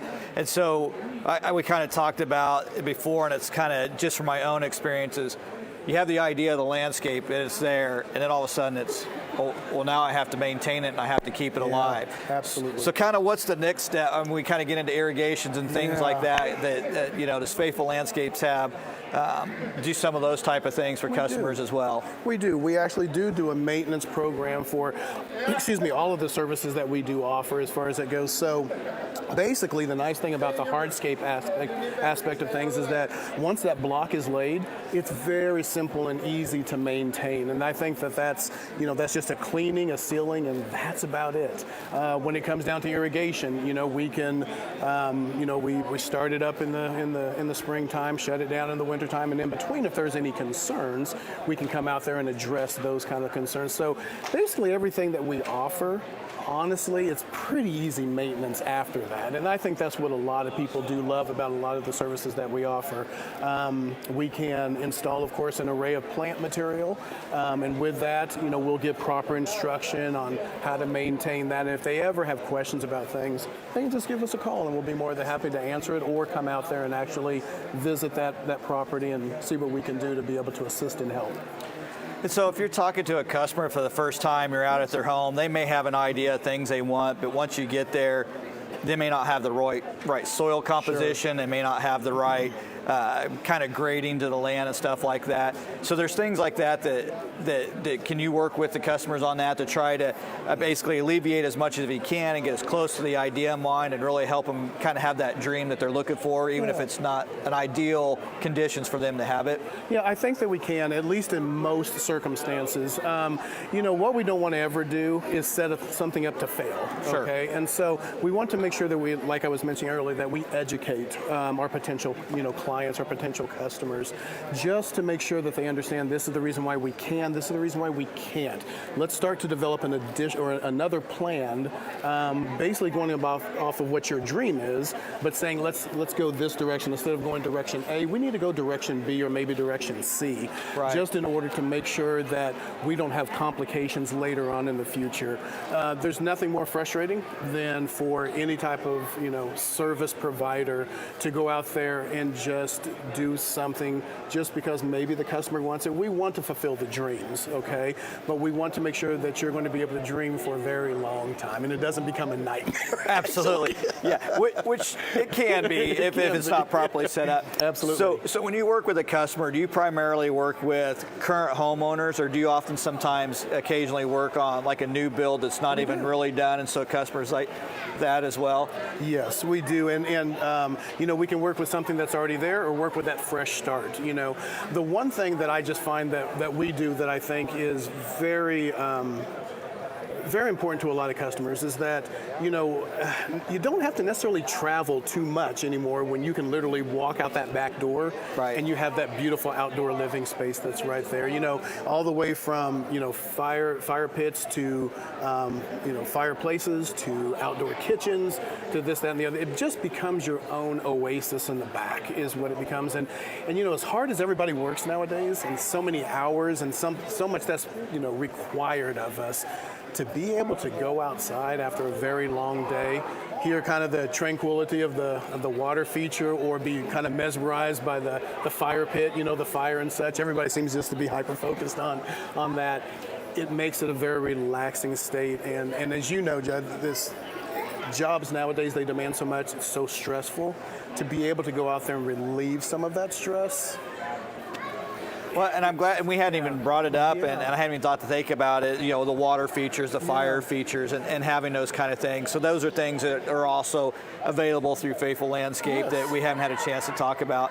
And if we've learned nothing from the last few years and not necessarily being able to travel like we used to be able to 5-10 years ago, to have those spots close and in your own backyard to be able to do it, and to have that dream as big as you want, and then you try to make it happen. So tell me a little bit about basically some entry level to some grand water fire features that you've had the pleasure of working on that people may just not think about when they think about their backyard. Absolutely. I mean, like I said, we can pretty much come up just about with anything as far as it goes. We can kind of let our imaginations, like you're saying, kind of run wild if we want to. We can do something as small as a little fire pit that the family of four can gather together, on and kind of have those nice little water features in the back. But really, I think a lot of it comes, especially at night, with the ambiance that we can add through some outdoor lighting and this, that, and the other. And so when that happens, you kind of have the fireplace, the fire feature. You have the nice little TV up on the fireplace, I guess, with the fire going right there, nice and crackling and everything. And I think that when you have that and you have the ambiance of the lighting, that's outside and shining up on some of those water features, I think it is just so beautiful, it's so tranquil, it's so nice to be able to do that with your family. Invite all your friends over, do whatever you do in your party time, and, and just have a good time. So we can do anything from the the most minuscule, so to speak. We can continue to build on it. I tell people, don't break the budget all the time, all at once. Start with this, move to this, and move to that. We have several customers that do that. So in answering that question, lots of times you'll find that our customers will start with something a little bit smaller and begin to build. Now we can go out there and just do everything all at once, but in order for it to be affordable sometimes to a lot of people, start with something small, continue to build it, and then you have that oasis that you don't have to travel to outside of the state of Kansas to go do that. Right, and I'm glad you mentioned that, because I don't think enough people think about that, or thinking kind of a phase type plan. Yes, absolutely. I know when we moved into our home, I had a grand scheme, and I was like, we're never going to be able to do this. But 12 years later, we have it, but it was a little bit here, a little bit there. And I think the one thing that now we're looking at that I think has really become popular in the last couple of years, and you mentioned it, was I think people are just now starting to realize what lighting can do to an area and how different lighting can do things. And so talk to me a little bit about that, because I don't think we've really talked about that much today when we talk about landscaping or anything like that, is just what lighting can do for an area and what it can bring to the relaxation of an area. Absolutely. The ambiance in itself, okay? I'm kind of a hopeless romantic, okay? My wife and I love to go outside and underneath the stars and to have the lighting out there and a little bit of music in the background and such. Just be able to spend time together. Like I said, with those busy schedules, it's good to be able to come together, like I said, as husband and wife or with your significant other or whatever like that, to be able to come and just enjoy time together. But it adds such an ambiance. It adds so many different layers to the house, and we can come out there with colored lights, so we can change things through Christmas time, through Halloween, through 4th of July. There's all kinds of different options, I guess, that are available, but just the ambiance within itself, wow, it's fantastic. Like I said, I have all the lighting in our house, and we love it. So you talk a little bit about the phase kind of deals where everybody dream big and do it in segments if you want. Absolutely. One thing I haven't talked about, and again, we cracked right at the beginning that both of us found out right before we were doing this that we were doing this, so we don't really know much about each other, and so that's what we're finding out. So do you guys have any kind of like financing payment options or anything like that for folks that, even though they may dream big, but they could still start with this, but still maybe need a little bit of help with that just to get that kicker starter going? Absolutely. So we can utilize Azura Bank is what we utilize as far as that goes, and they can do some of that financing, but it would there's several different options, okay? So we can utilize the Azura financing, which they would actually be going through them and making the various payments, of course, through them. But we do offer that one option. Of course, there's credit card, there's cash, there's check, there's all those kind of methods as far as that goes.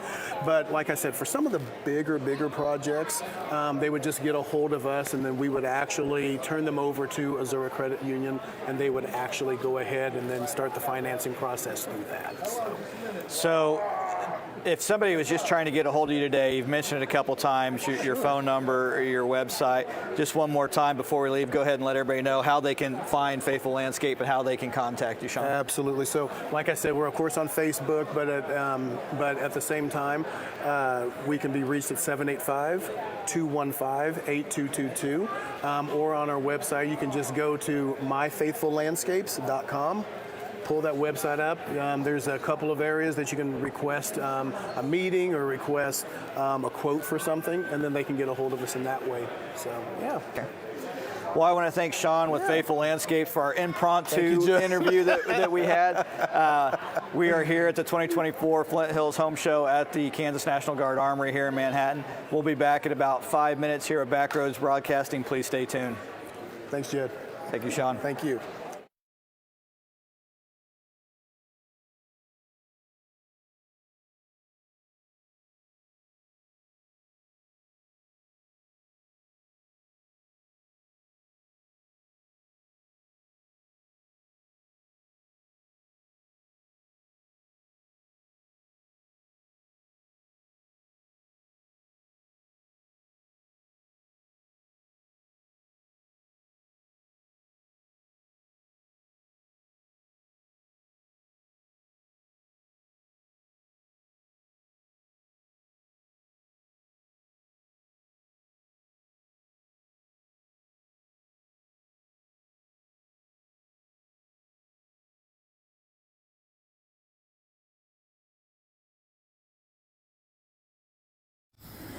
This is my zen time. It's Like a video game. This lawn brings me such pride, and I like to have Hops. We grow our own. People say, well, what are you? Are you a farmer or a brewer? So I say, I am definitely a lines guy. When I'm done, I work on my mind and my brisket. There are millions of ways to make the most of your mow. How will you make the most of yours?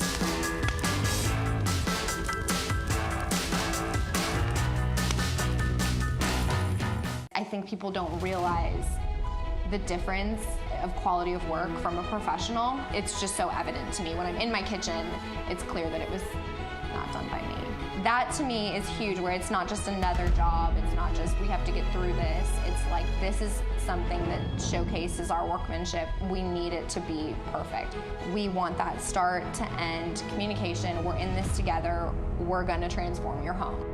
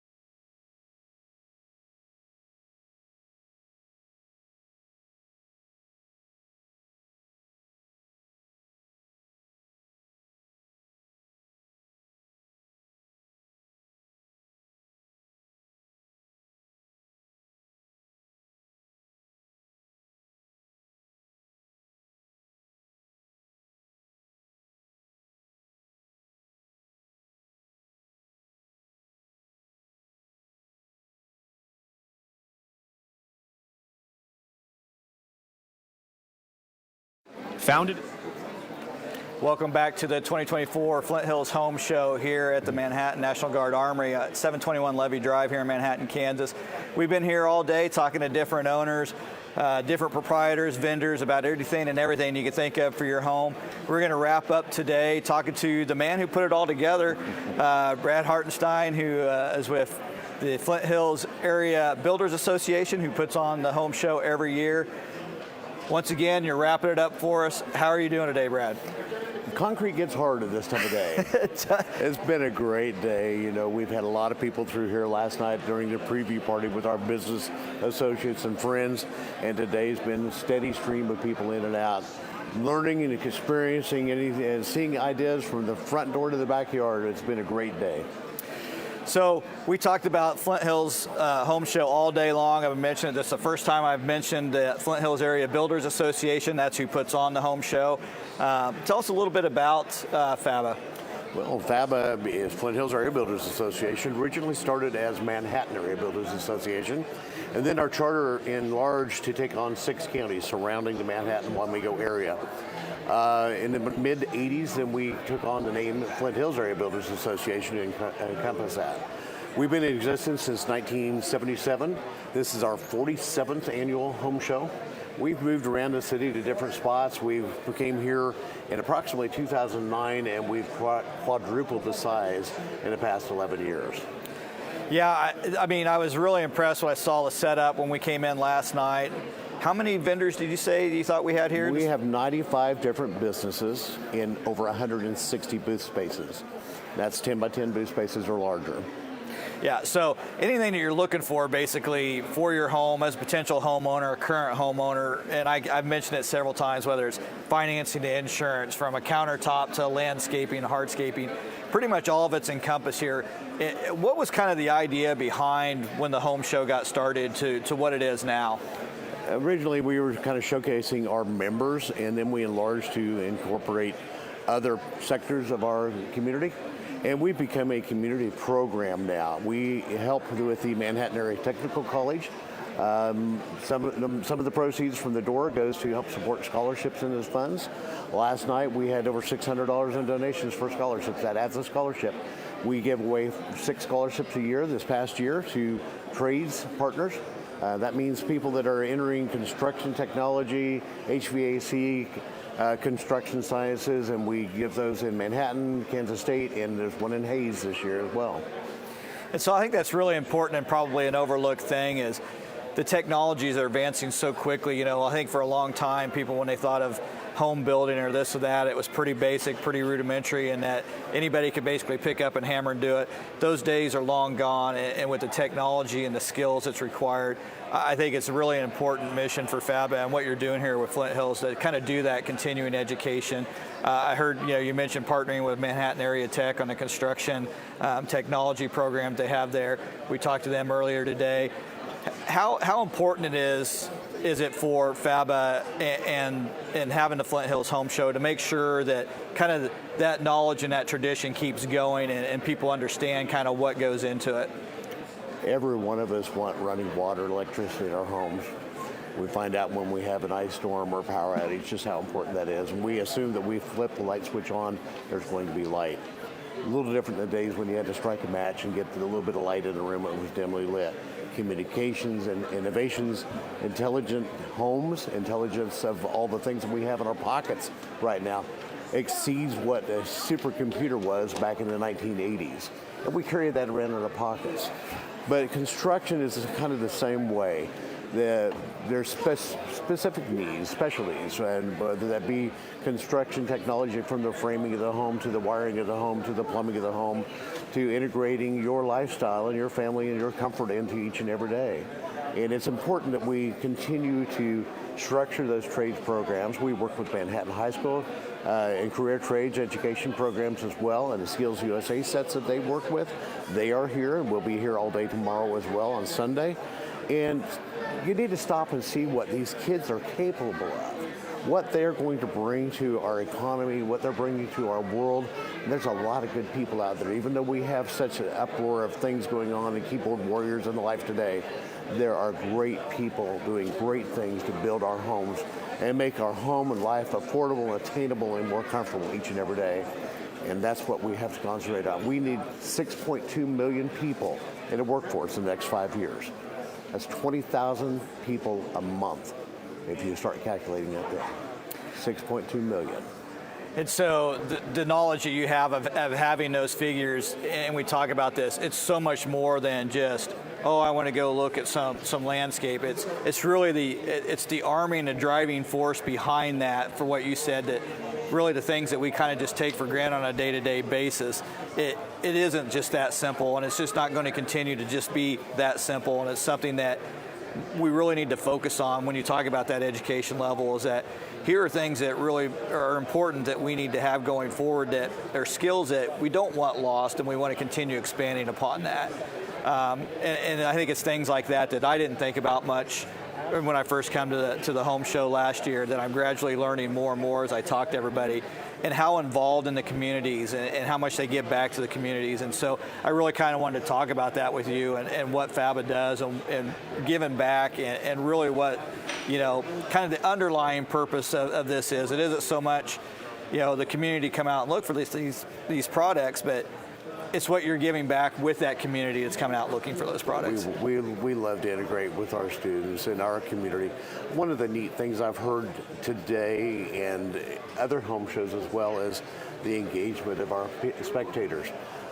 You come out and look for something, and say you stop at Fox Home Innovations and you ask them for something. They may not know how to do it, or may not do it themselves, but they know somebody that does, or somebody else that does know somebody else that does. And they're not afraid to share that. We are a community in this area. We're a community in the Flint Hills area, and we bind together to do the best thing we can for each other. That's something neat that you don't find in the larger cities in Kansas and across the country. Yeah, I think that's a great point. Like you mentioned, I think I've seen as much interaction between business owners and vendors that are working with each other. I think when you first come into a home show like that, your first thought is this is mine, that's mine, that's mine, that's what the focus is. And that is not what I've gotten, even doing these interviews. Like the next person up that's kind of waiting, as soon as they get done, they're talking to each other and interacting with each other on best practices, or what are they encountering, or what are they seeing. So it is a real community, like you said, and it's kind of nice and interesting to see here in this environment. And I think it's amazing that you put in the work to do this, and I don't think people appreciate how much you put in behind the scenes. Give me a rough idea of like how many hours a day you've been running here for the last 2 weeks. You would hate to guess how many hours, but I'm first in, last out most of the time, except for you guys when you were setting up everything for this broadcast last night, because I was worn out by the end of the week. But we've been putting in 15, 20 hours a day, depending on the days, and we answer emails, we answer questions on Facebook programs, and we're here to serve the community, and we love doing it. It's exhausting, but we wouldn't do it if we didn't love our community. And we talked about the scholarship money earlier, with some of the proceeds from this going to it. If somebody's listening in or watching this and just want to kind of donate to that, what is a way or an opportunity that they can kind of donate to help that scholarship fund? Man, there's a couple different ways. If you go to our FlintHillsBuilders.org website, there'll be a link on that, and we've turned everything over to the Greater Manhattan Community Foundation. We'd invite you to join us on Grow Green Day this year. I don't remember the date off the top of my head, but up to $1,000 will be matched by the Greater Manhattan Community Foundation during that time. Those scholarships are an endowment program that we want to do so we can continue to do this year after year after year, because the youth that's our future. And if you saw the wristbands we were wearing as we walk around here, it says building the future together. And that's what we're here to do.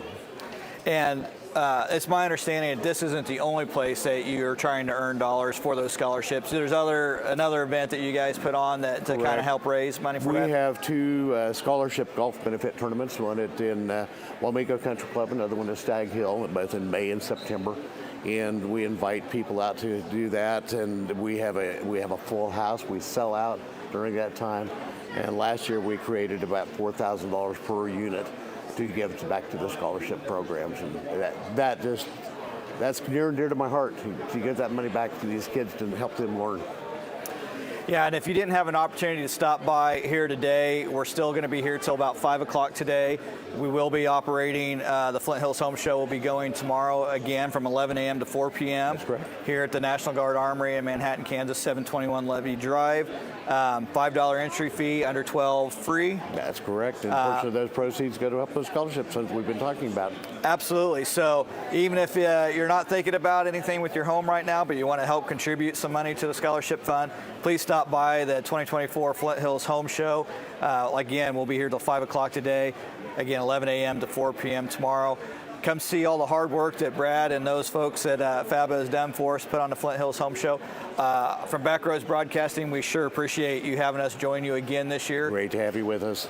We've really enjoyed it. We're going to step away for our last ad break. We'll be back in about 5 minutes to wrap up today. So stay right here with Backroads Broadcasting.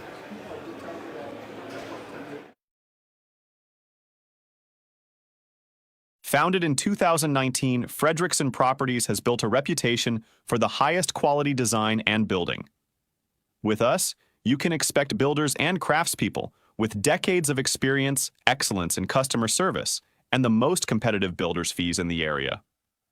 Our aim is to make the process simple, transparent, and enjoyable. When our family's name is stamped on every project, we guarantee that our homes are built with integrity and will endure for generations to come.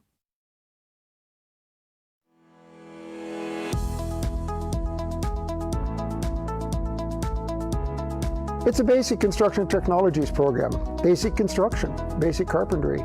And these skills you learn here are transferable to all the trades. How do you use a skill saw properly and safely? How do you use a nail gun properly and safely? How do you handle the tape measure? It's more than just reading the tape measure, it's how do you apply that actual tool and transfer it to a piece of wood and cut it.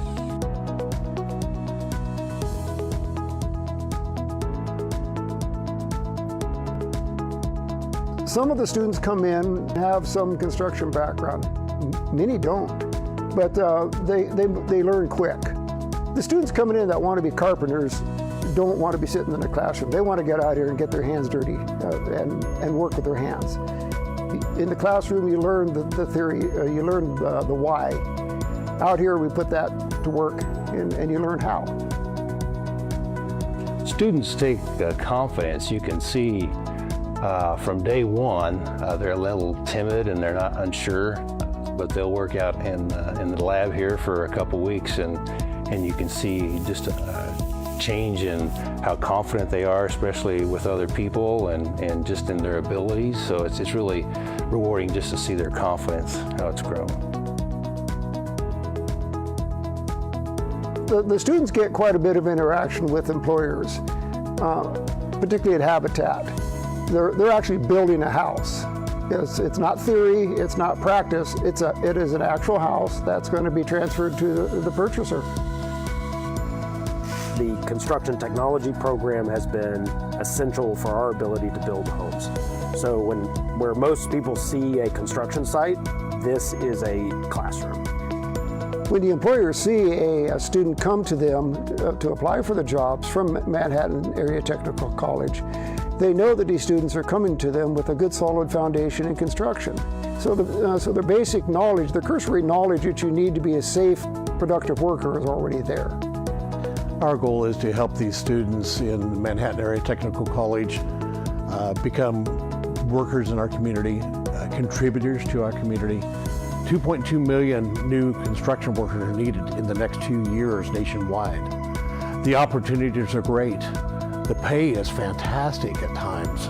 There are opportunities that you can leave MATC with little or no debt, get out and start making $40,000, maybe more per year, and have a good quality of life with a fantastic career and fantastic opportunities.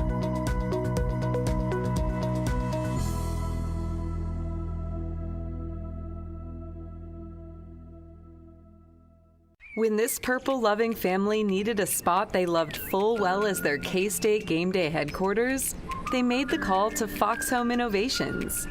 They already had the perfect place in mind and were looking for a total remodel, creating a home away from home setup that's perfect to gather in and to cheer on the cats.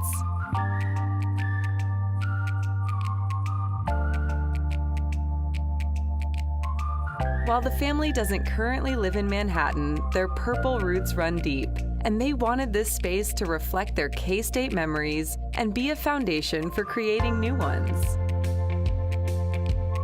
Their new home is modern, open concept, and sleek, with a large gathering space to welcome friends and family before, during, and after football games. Just minutes from the stadium, it's equipped with every detail and comfort needed to celebrate in style, including a beautiful bar area, a basement bunk bedroom, and stadium seating.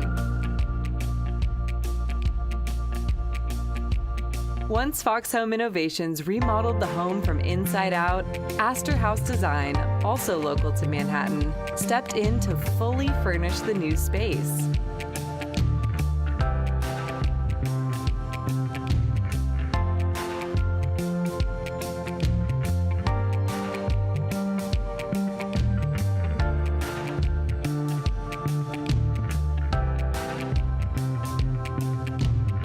It's safe to say that this K-State crew will ever be fighting for Wildcat victories long into the future. And Fox Home Innovations is proud to play a role in creating their gorgeous new space.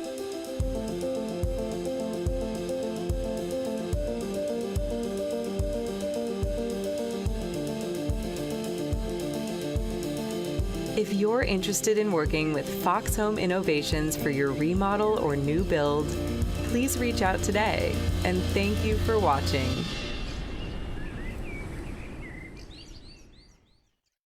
At Budget Blinds, every single thing we do is custom for our customers. Not just our beautiful window treatments sourced from all over the world, but in every step of our local service. Your Budget Blinds design consultant partners with you from start to finish with professional installation, all covered with the industry's best warranty. No questions asked. Maybe that sounds like a lot of work for window treatments. Well, it is. And it's work we're proud to do.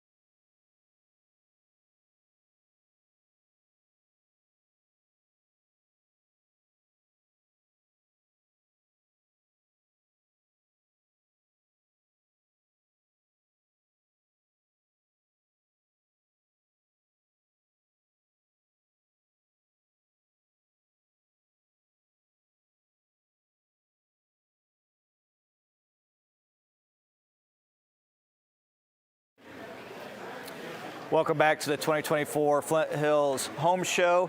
That's a wrap for us with Backroads Broadcasting. I'm Judd McCormick. I've been with you all day today. We've been talking to vendors, owners, different businesses in and around the Flint Hills Home Show. We've been here all day today doing 15-minute segments for you, hoping to give you a little bit more understanding of what's about the Flint Hills Home Show, some of the vendors and business owners that are here, and really what you can learn while you come out here, as well as what the proceeds go to. I want to thank Brad Hartenstein with the Flint Hills Area Builders for allowing Backroads Broadcasting to be a part of this again.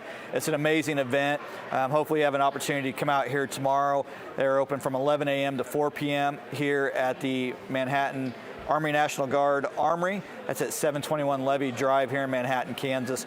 It is a $5 entry fee for adults. Kids under 12 get in free, and that is open from 11 a.m. to 4 p.m. tomorrow.